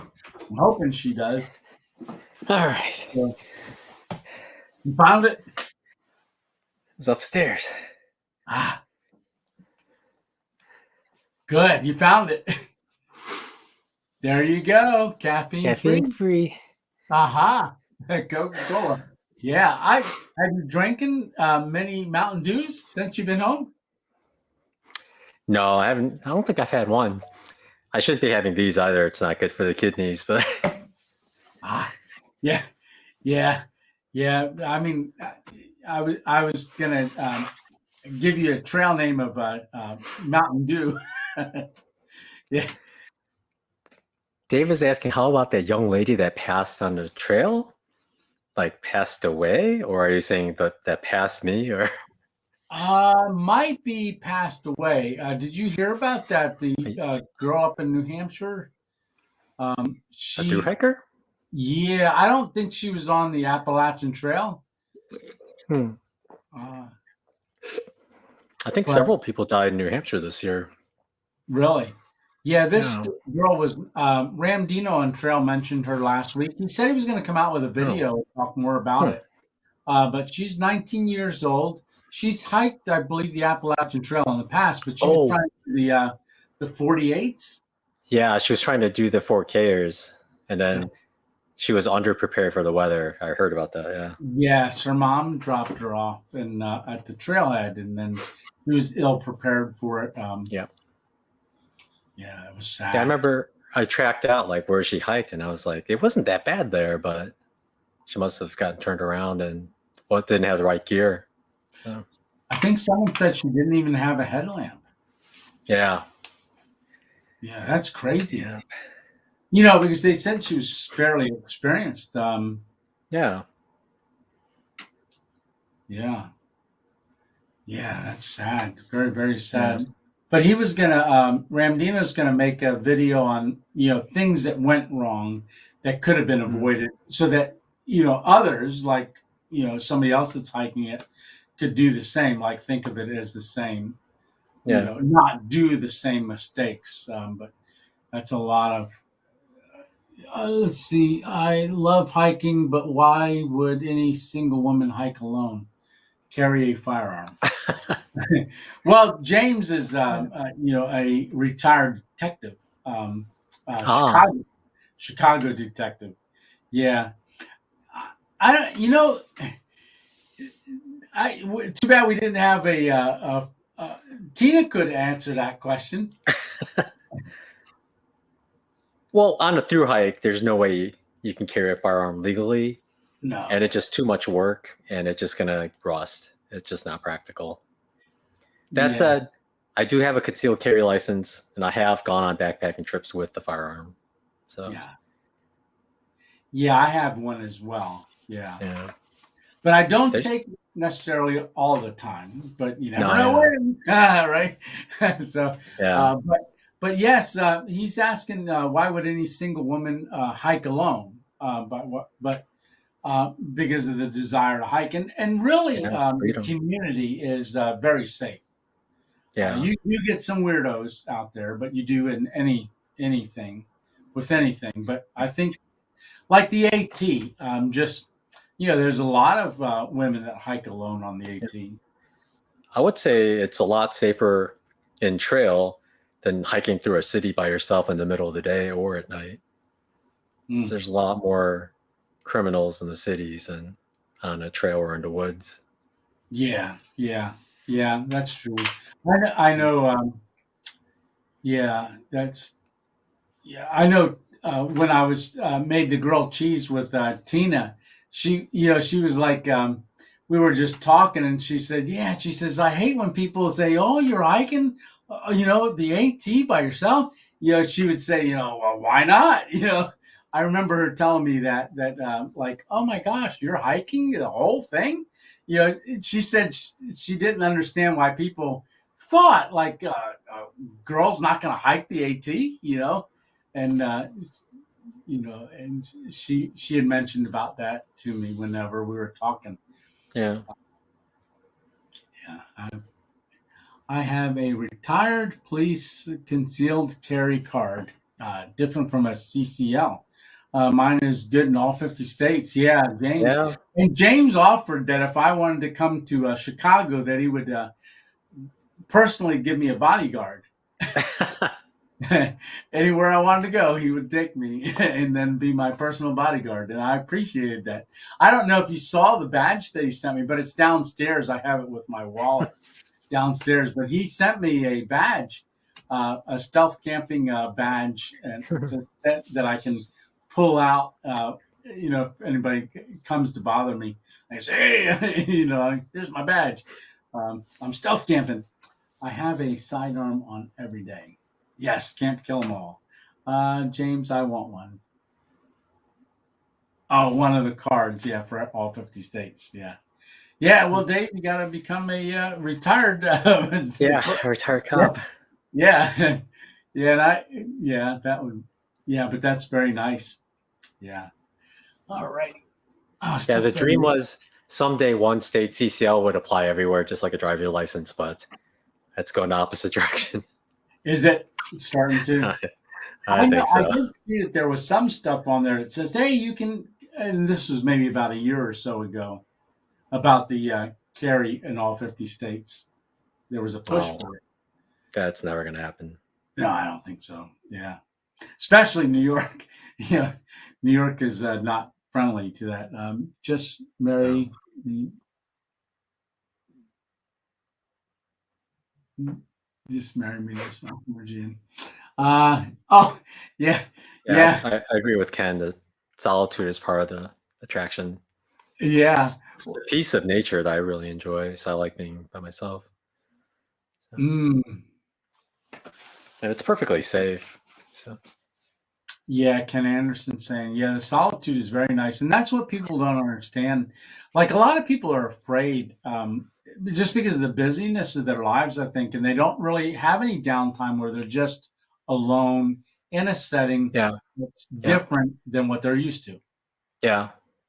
And Uh, plus, a lot of things these days anyway, people everything they learn is from movies. So they think yeah, woods, they think it's going to be scary and there's going to be like all these like redneck people are going to rape them, but it's not like that at all. But that's running what they think. chainsaws, running through the woods, chasing Yeah. you.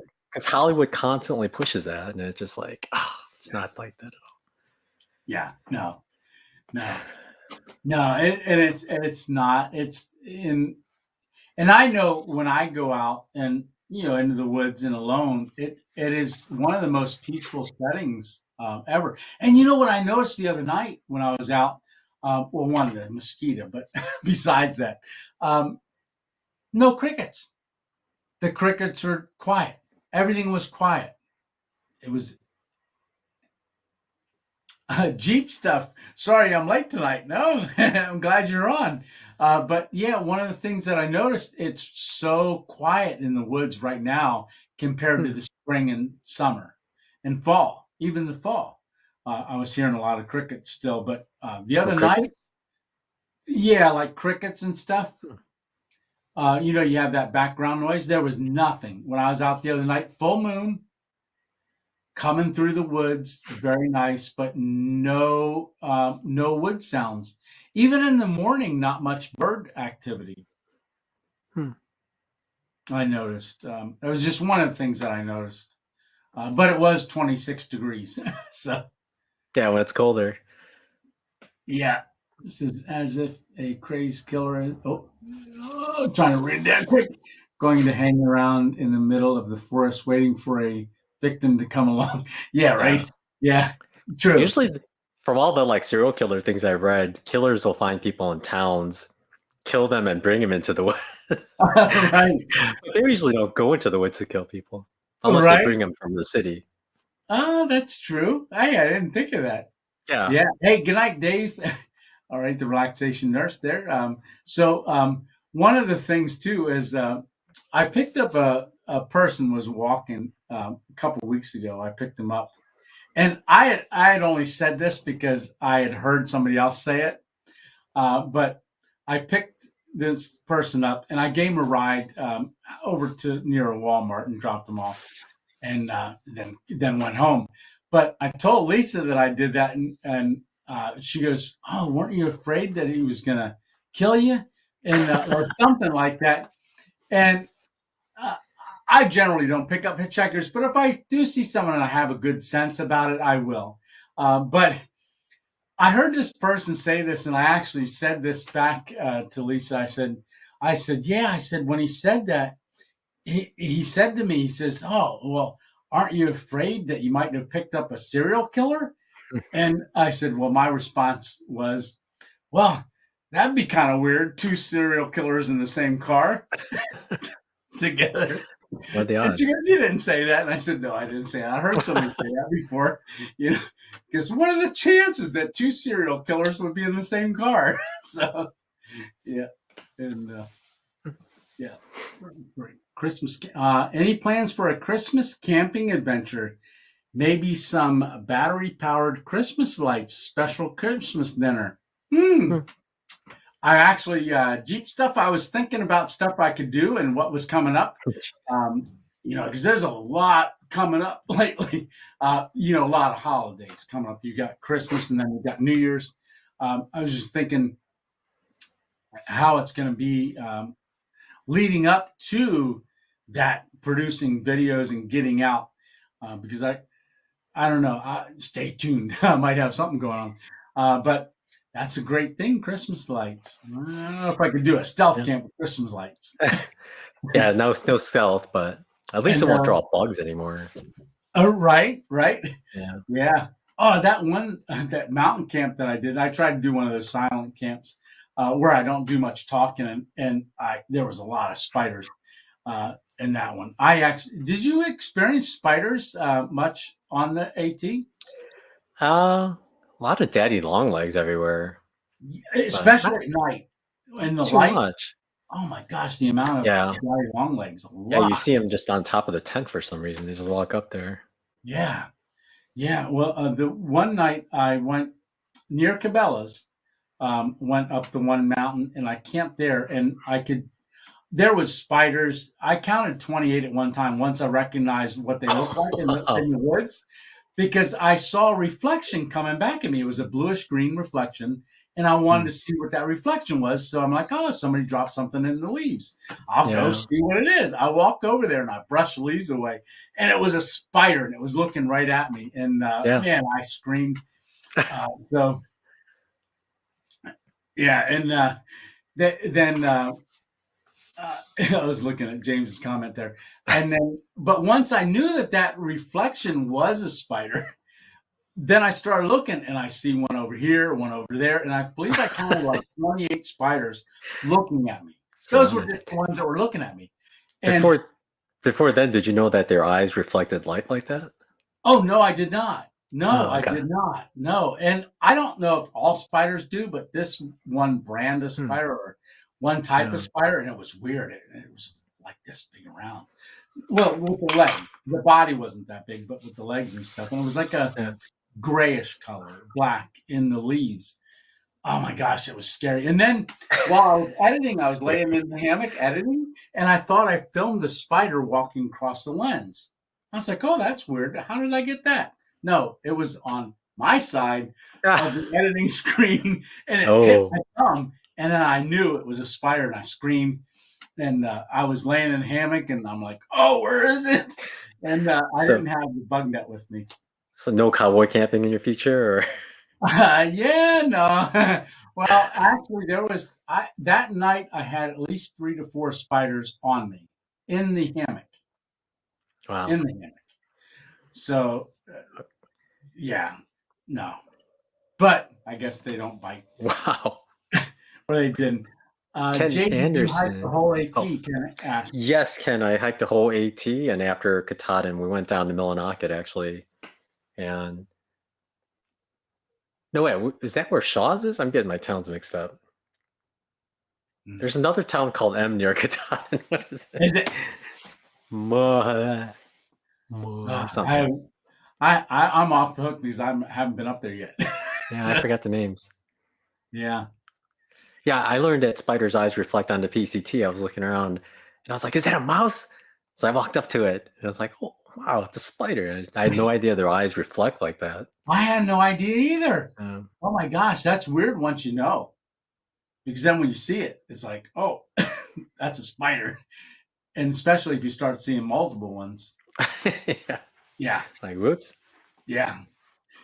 One of the things that I really liked that last day, Jay, of your ascend of Mount Katahdin, and just the overwhelmingness of you didn't plan on it hitting you like that, and I could tell. Just the overwhelmingness of reaching that sign as you were walking and doing that approach. I could tell you probably did a lot more, tearing up off camera than you did on camera. Yeah, I got really choked up and I was getting teary, a little sniffly. Yeah. It was that finale was much more deserving than the other 3 hikes. Like I feel like I suffered through this one so much more, like just the pain, and it was much more rewarding to hit that finish. So it was nice, good moment. Yeah, James says I did the whole PCT. The Uber bill killed me. He's a comedian. Yeah. I don't think I took Uber once on the PCT. Yeah. Huh. So somebody told me recently that they hiked Mount Washington, and then when they got to the top, they were disappointed to find out there was a parking lot up there. Yeah. And you see all these people, like, I don't know, out of shape people, old people, dressed in like with sandals and dress shoes, and it's like, oh come on, why are you taking a picture with the summit sign? Right, and then you had to wait as a you had to wait. You had to wait for them to take their picture at the top of the mountain. Yeah, they should have a separate one, just for through hiker pictures, and then one for just everyday ride to train or drive. Yeah, I remember Ian last year. He had hiked. Now, I don't know. Did you? I don't know if maybe even you know this, but a lot of hikers will moon the train. Did you? Oh, I didn't know about that. Oh yeah. I would never moon. No, I know you wouldn't, but he did. He showed his tramley. His Worth heading north. Ian. I watched him the year before, and he explained that. And you see as the train goes up, through hikers would be mooning the train as it goes up. Yeah. And I was like, I don't know. All I see is like, if you have bad luck, there's gonna be a cop on there with kids. He's gonna jump off, and you're gonna be arrested for exposing yourself, and then you're going to be a registered sex offender for the rest of your life. Right. Yeah. So why? I don't see that being a good idea. No. Yeah. So let's see. Thanks for the chat. Keep up the good vibes. All righty, Richard. When I saw you approaching the sign, you got choked up. It reminded me of my very first after the stroke, when I did trail magic, and I got out to do trail magic, and I was at the 501 shelter parking lot, and it was maybe only 25 yards to get to the AT. And I told Lisa, I said, hey, I'm going to walk over there. I'm going to limp over there.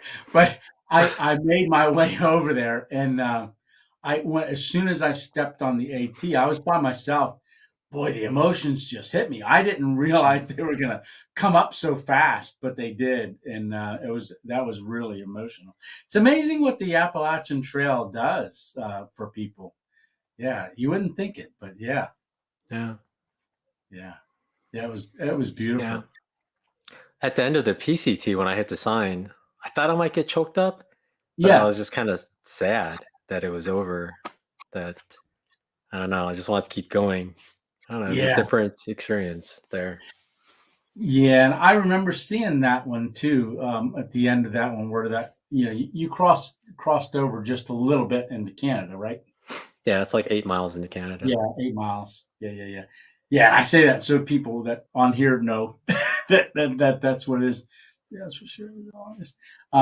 Not yet, James. Yeah, Jeep Stuff said 3 hours for sure. The longest. Well, no, last Sunday, believe it or not, was 4 hours and 5 minutes. What? Yeah, I had said I would. 36 people still on. Yay!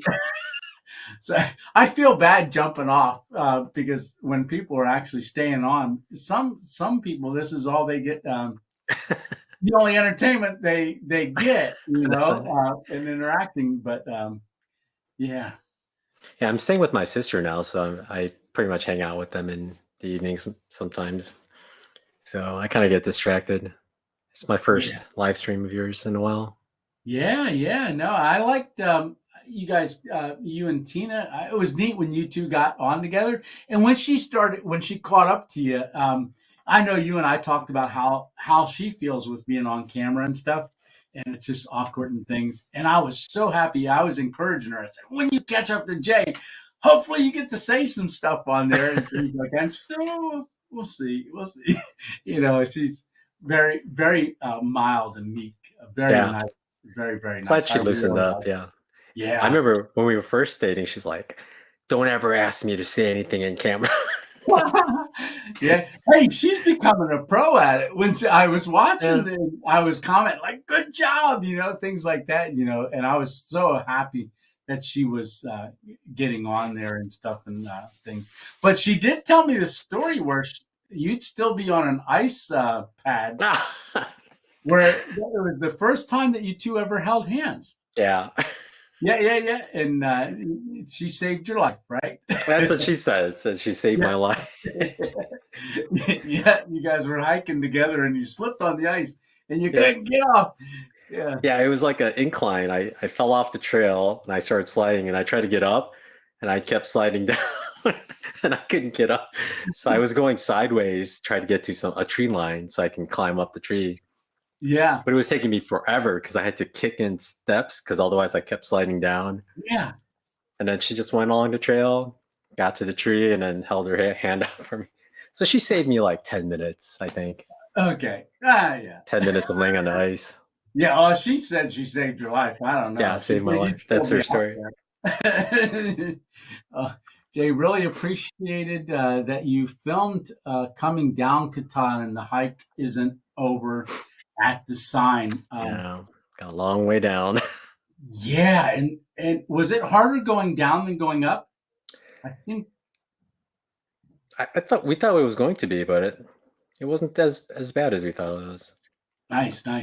So it was pretty fun. It was when you go down, you get to enjoy the views more because you're looking out across the views. Whereas when you go up, you're looking at rocks mostly. But when you go down, it's really pretty when you go down.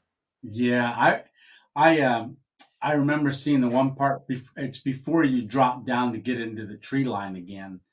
That one shot of you were pointing and saying, "Yeah, we got to go over there," and then it's going to go down. Yeah, I remember that part. I think it was right after y'all passed the toilet paper under the rock. Yeah, good old toilet paper. Yeah. Somebody had it.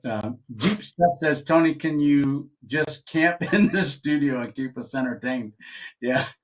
But one of the things that I tell people is when they get to the approach Amacola Falls approach trail, I said, you are the only person that I've ever seen spend that much time filming the approach trail before the Appalachian Trail even starts. You put in a lot of hours just on that, because you hiked down from the hotel. You hiked down the steps, and then you hiked all back up and filming it because you wanted to film that for the approach trail. But I remember you saying, "Oh, I got to get going because it's getting late and getting dark." But I've never ever seen anybody do that much. I've always wondered what the approach trail looked like. That part of it, the falls, and you gave a very, very vivid filming of it that I really, really appreciated. And I've never seen anybody actually do that. So that was a good. I knew it was going to be good when you said you were going to hike down and film on the way up. I thought, oh, the way Jay films and he's just getting started, all this built up energy for filming and things like that and beginning to vlog, you're going to put it all into there. And you did. Yeah. That was a fun first day. Yeah, the first day. If anybody wants to just watch the first day, they get to see something that most hikers never see. Or hikers see, but most people watching hikers never see. Is the Amacola Falls. I got to go. All right, Ken. See you next time. See you, Ken. If I ever live streams, I set up my tent in the room and do a live stream camping from the room. Yeah, I got this is a working studio. Jay, you've not ever seen my studio, but this is wallpaper right here. Oh, It looks $36 from Amazon. It's peel and stick wallpaper. And then the trees, the forest, that right there is the trees in the forest. So what I do is I usually take everything out of my backpacks and put them on the wall. They're actually sound barriers. So I'm going to spin the camera around here. You'll see all the hammocks and the schmog. I got a schmog. Yeah, I saw that. Yeah, They're great. and, I have a whole bunch of them. What's that? The Shimals are great. I have a whole bunch of them. Oh, yeah. You're the Different first colors. person I ever saw that had one. Yeah, the because Arizona you were on trail, the I wore Arizona one, trail, you were talking about using it for the sun. Yeah, it's like 24 hours a day. Yeah. Yeah. Yeah. And then I actually, I just filmed a thing yesterday on how to tie it. Yeah. And, but I actually use my hat a lot of times. I'll just do it right over my hat. Did you ever do that? I do that a lot, Yeah. especially in the desert. Yeah. Yeah. Because I like that the hat holds the front of it up and it doesn't hang in your eyes. Yep. Yeah. So Yeah. I did do that. For a little bit, I had like the hat, sunglasses, and I had it over my face because I was walking into the sun. They're Yeah. so strong. I was just completely bundled up. Oh my gosh. Now, did it get hot under that? Or are they It kind gets of warm, but it's still cooler than when the sun just hitting you directly in the face. Yeah. And it was too windy. I couldn't use an umbrella too. So it's like, yeah. You like your umbrella. Yeah, I love umbrellas. Essential. Yep. I always, whole PCT I carry an umbrella, whole Arizona Trail, whole AT, Wonderland Trail. I've carried an umbrella all the time. Mhm. Yeah. Not just for rain. It's for sun. Yeah, it's you can use them for sun or wind if it's really bad. You can use them it's especially for rain. Freezing rain, I think it's a lifesaver in freezing rain. Like, because it all just freezes on the umbrella, not on your body at all. So I would have been a lot more miserable if I didn't have that.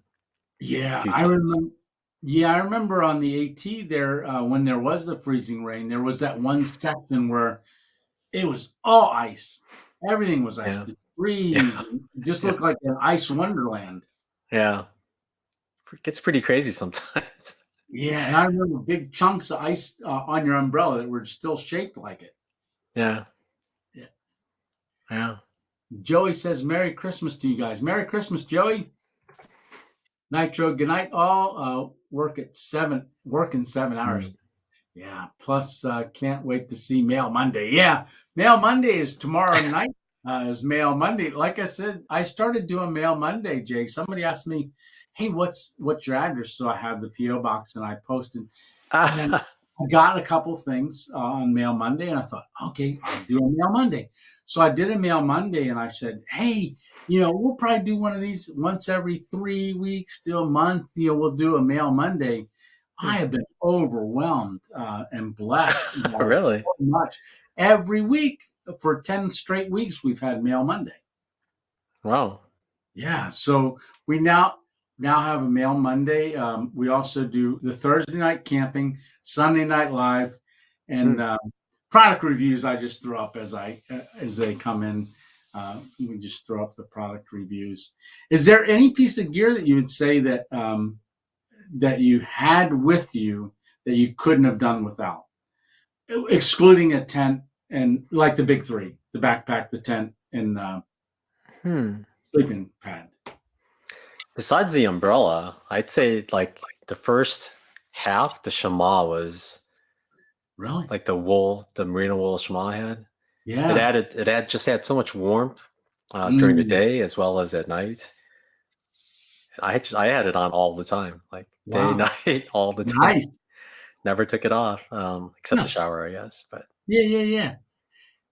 So Georgia, with the snow and stuff in Georgia, I didn't realize it snowed in Georgia until I started watching some through hikers. I thought it was like all 80 degrees down south all the time, but I guess they get snow probably up in the further mountains. south and east where it's lower elevation. Yeah. Yeah. Were you surprised at the amount of snow at the time of year you started? No, I was expecting a lot more, actually. I was disappointed I didn't get as much snow as I was hoping for. I know. Do you like doing the snow? Oh, yeah. I think it looks prettier, just quieter. There's more calm. There's less people out there because of the bad weather, and it's just quieter that way. Yeah. It's more fun. Yeah, definitely. Actually, I think it's warmer than if there isn't snow. So if it was like 28 degrees and no snow, it seems more colder than 28 degrees in snow. I find that when it's a big blanket of snow, it's almost like a little bit of a blanket. But you do get that calming effect as well. Yeah, it absorbs all the sound, so it just dampens everything. Yeah. And where did you get your green thing? Your that matches the moss that you always wear. I don't know what it's called. Oh, it's a Melanzana fleece from Leadville, Colorado. I love that thing. Are you still on? Yeah, come say hi to Jay. Crazy. Is he the only one? Yeah. No, I'm not just me. me. I'm not going to be on. No. Am I going to be on No, live? say Is hi. he off alive? No. You're We're on live. No. Are you off Wait. or on? No. We're on. Hey, guy, I'm going to turn the camera. Say hi to everybody. Just say hi. This can off work. Hi, everybody. Come over here. I don't Quick. really want Come to. on. No, just, hon. Oh, my Come God. Say hi. I hate this. Hi. Hi, Lisa. Yeah. Hi. Yeah. Walk over here. Aw. But yeah. So she's like Tina. Yeah. You're rattling off this long. I'm rattling off this long. For me, snow reminds me of purity. Yes. Very, very. Yeah, I really like, when it snows, everything just seems really clean. If there's garbage and stuff like that, it can snow and it blankets all the garbage. It's like, Yeah, I covers didn't it know up. that this place was that nice. All the garbage is covered. Yeah, like the area we live in, it looks so much nicer with snow over it. Yeah, George Jackson says, hi, Miss 2.0. Hi. Yeah. Did you already film tomorrow's video? Green Hubs asks.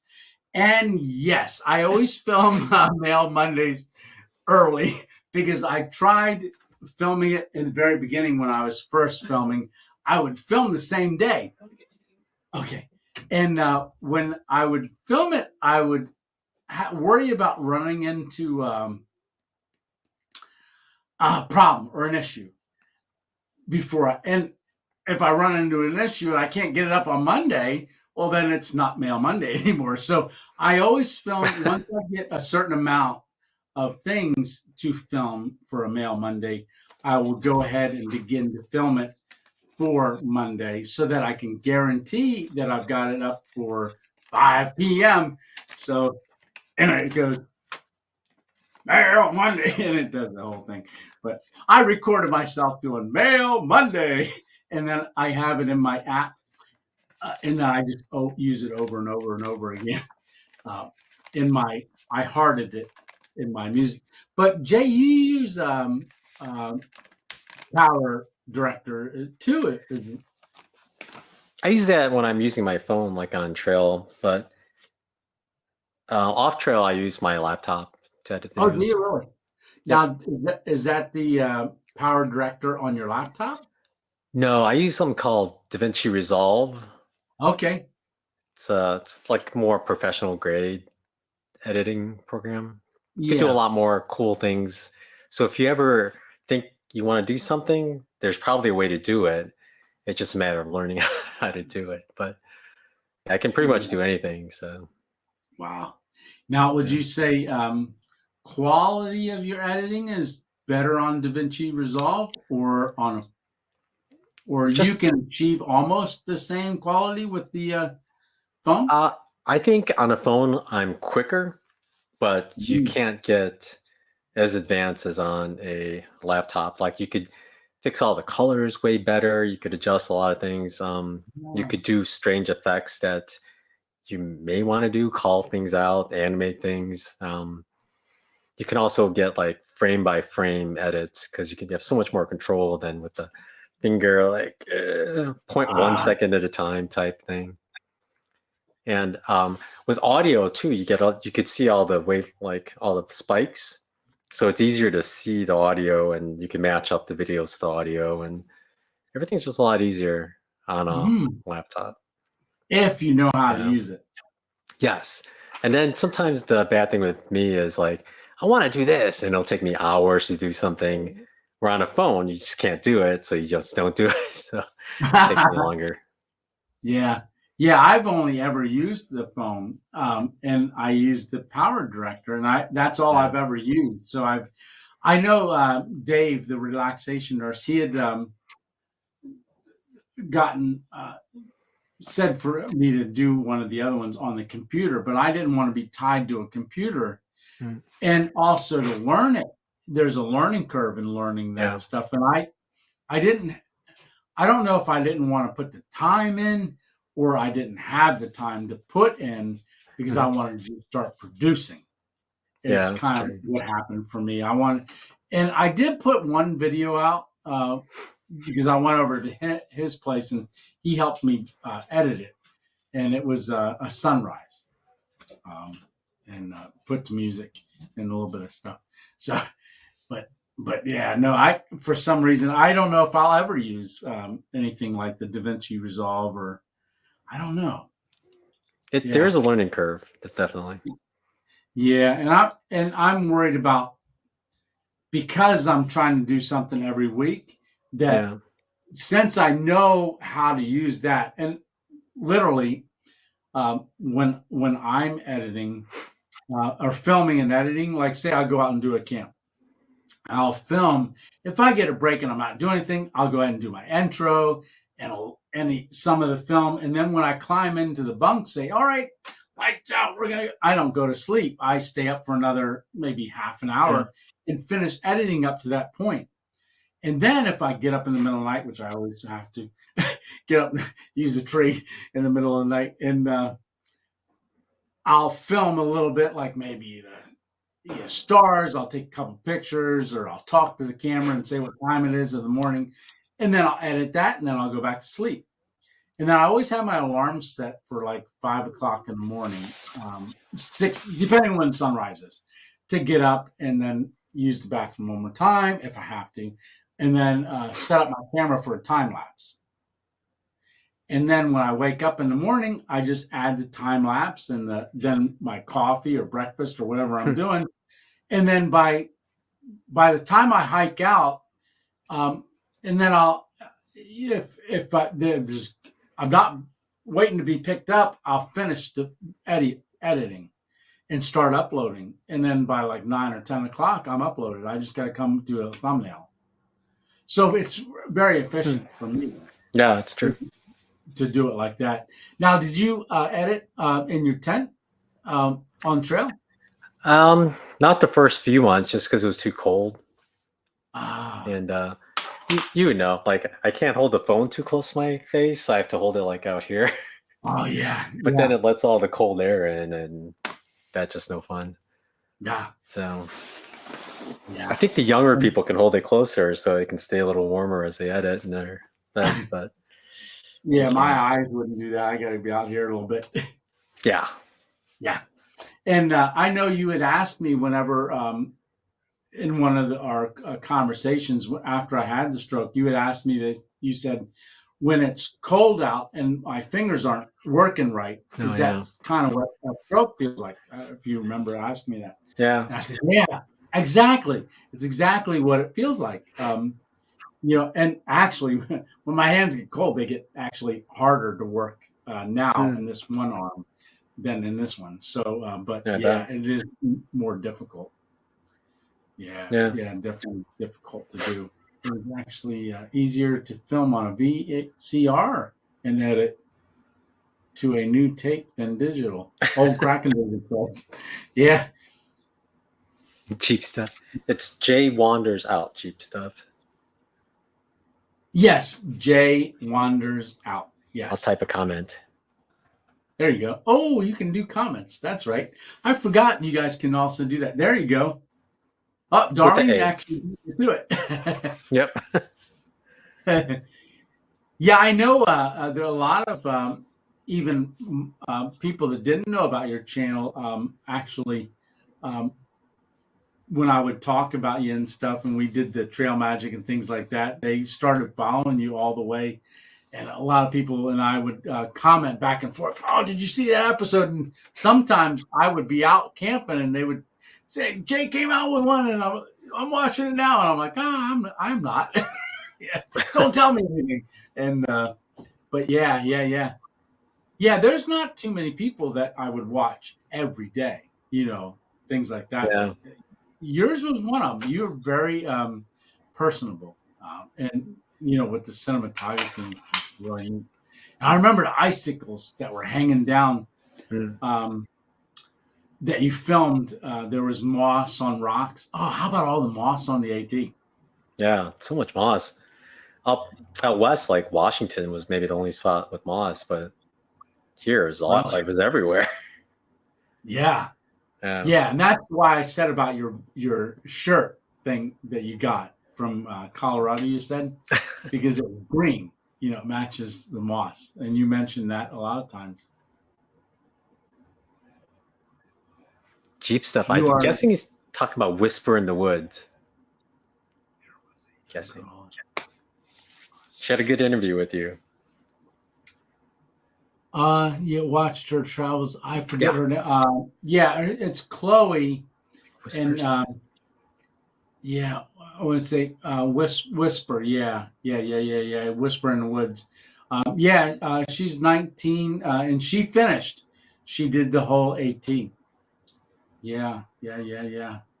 She did the whole thing. She did finish it as well. So many vloggers. I wonder how many vloggers there's going to be next year. There's probably a record amount this year. Yeah, I would say this year was record. They were increasing because of 2020. But so far, Ramdino said last week when I watched him, he said the numbers are down for people at least registering or saying into him. But Backpacking and Bible just did her announcement video just a couple days ago. She's one of my subscribers, and she's going to be hiking the AT as well. Yeah, I don't know. Did Amethyst? You guys met them up north. They just started hiking south. Did they finish? I thought they're still going south. The last video I saw. The last one I saw, they were still almost finished. Yeah. 420. Oh, is that how long we've been on? Oh, 422. Yeah, they close it out. Yeah, that's a long one. I should get going too. Yeah. Well, I really appreciate you jumping on. Yeah, no problem. It's been fun. Yeah, it has, and it's been a while since we talked, and I've seen you. Yeah. Yeah, this is a good venue. You ought to check out StreamYard and maybe implement it for your channel sometime. Yeah, I'll come on. Okay, good. If you ever want to talk. Is all your videos hiking, Jay? I like seeing all the different places and scenery. No, I do. I normally live out of my car, so I'm usually like driving. I like doing any kind of adventure, driving adventures, hiking adventures, but usually good drives take you to good hikes. So I think they go well together. Definitely. Yeah. Yeah, and you do some drone footage too when you can. Yes. I have a drone. I'm licensed, so I try to follow the laws. That's why you don't see me fly my drone to any places. Right. Yeah. So I've recently gotten a drone, actually, and I'm studying for that license. It's expensive, is one, and every 2 years you got to renew it. But if you get caught flying it without a license, can be a huge fine. Yeah, if you're doing it for YouTube videos where you're monetizing, that's still considered commercial use, so they can fine you for it. Yeah. And there has been a couple YouTubers that got fined, hefty fines. Yeah, oftentimes those are idiots doing stupid things like how high you can go and just blatantly breaking the laws. But I wish they would go after everyone that are blatantly breaking the laws. But yeah, and what is it? 400 feet, I believe, is all you can go as a. Yep. Yeah. Yeah. And that's above where you're standing, or not where you're standing. It's from the ground where it's over. Yeah. You have to So be able to see it with your eyes. You can't even go 400 without seeing it with your eyes. no. And I've flown mine, but no footage on here. But I've flown it because I was out at Centralia and I wanted to see if I could find this one abandoned building without knowing where it was. I thought, well, I'll just take the drone up and fly. I couldn't find it. But I couldn't fly very far because in the thing it says you got to be able to see it or have a spotter that you can have communications with, and unbroken communications. And I'm by myself. Yeah. I get it up so high, and then it's like disappears. And I look down, and it's only 100 and some feet up. My eyes aren't good either. Yeah, once you look away, it just disappears and you can't find it. Oh, yeah, because there's especially the ones that are smaller. The ones that you can get away with, doing no license if you were just a recreational flyer. The smaller ones. Yep. But I have the smaller one for getting the license. But yeah, there's so many rules. Oh my gosh, a lot of rules. Yeah, and I was just watching somebody was on top of a mountain, and I watched him fly the drone away from the mountain, and he was already at like 900 feet, and he could go 400 feet straight up above him, according to the rules, on top of the mountain. But as soon as the drone flew out, it would have to go down, descend to keep it at 400 feet because it's to the contour of the land, only 400 feet. So you can be 900 feet on the mountain and be flying over a valley, but the drone will be below you because it can only be 400 feet. At least that's what I learned in my studies, so forth. But yeah. Yep, that's true. It's like so many feet away, it also applies. So if you're at a mountain, you can still go so far out, and that's still considered 400 above the mountain. So yeah, crazy. yeah. Well, I forgot a lot of it. Now, do you have to get relicensed? And was it 2 years? I forget when mine expires, but there is a renewal test out there, so I'll have to look into that maybe. Okay. And if you know or don't know, it's fine. But is it another cost to get retest? I don't know. I thought I heard that it was cheaper, but I'm not sure. Okay. Yeah. Yeah. Simple Outdoors says hi Jay and hi Tony. Yes, Simple Outdoors, definitely. Hi, Simple Outdoors. Okay, cracking it. Alrighty. Yep, let's end this. Yeah. It's getting late. All right. But thank you so much for jumping on. Really appreciate it, Jay. And I love watching your videos and things. You just really, and I want to thank you because you've actually inspired me as one of the reasons why I have a YouTube channel is because of watching your stuff. And really encouraged me, hey, honey, you should do one. I think you said, if he could do it, I could do it. Right. If he can, I can. Well, come on. Yeah. So everybody's saying good night, everybody. And I got to go, Tony, Frank. Yep, we're all going. And Jay, thanks a lot. Greatly appreciate it. And if you guys, you say you fly out on December 27th, if you're in New Year's Eve, if you're not doing anything, you and Tina want to pop on? I will be up on live New Year's Eve, doing a New Year's Eve thing, and we're going to do a ball drop. Oh, wait, you'll be ahead, won't you? Oh, yeah.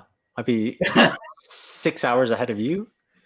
6 hours ahead? Oh, wow. So you'd already had your New Year's Eve. When it's New Year's Eve for you, I'll be out. Yeah. Yeah, you'll be 6 o'clock. I'll be dead asleep. Yeah. 6 hours away. Definitely. Yeah, because that would be 6 a.m. Oh, well. Well, we try it. Maybe in 3 months when you come back, we'll try it again. All right. Well, thanks a lot, and I greatly appreciate it. Great seeing you again, and stay in touch. All right. All righty. All right. Well, good night, everyone, and I'm going to end this, and Jay and I say goodbye. All right. Thanks, everybody, and it's Tony 2.0 out. All right. Good night. We'll see you, Jay. I'm just going to hit end broadcast. I hate doing this, but I got to. Good night. End. See ya.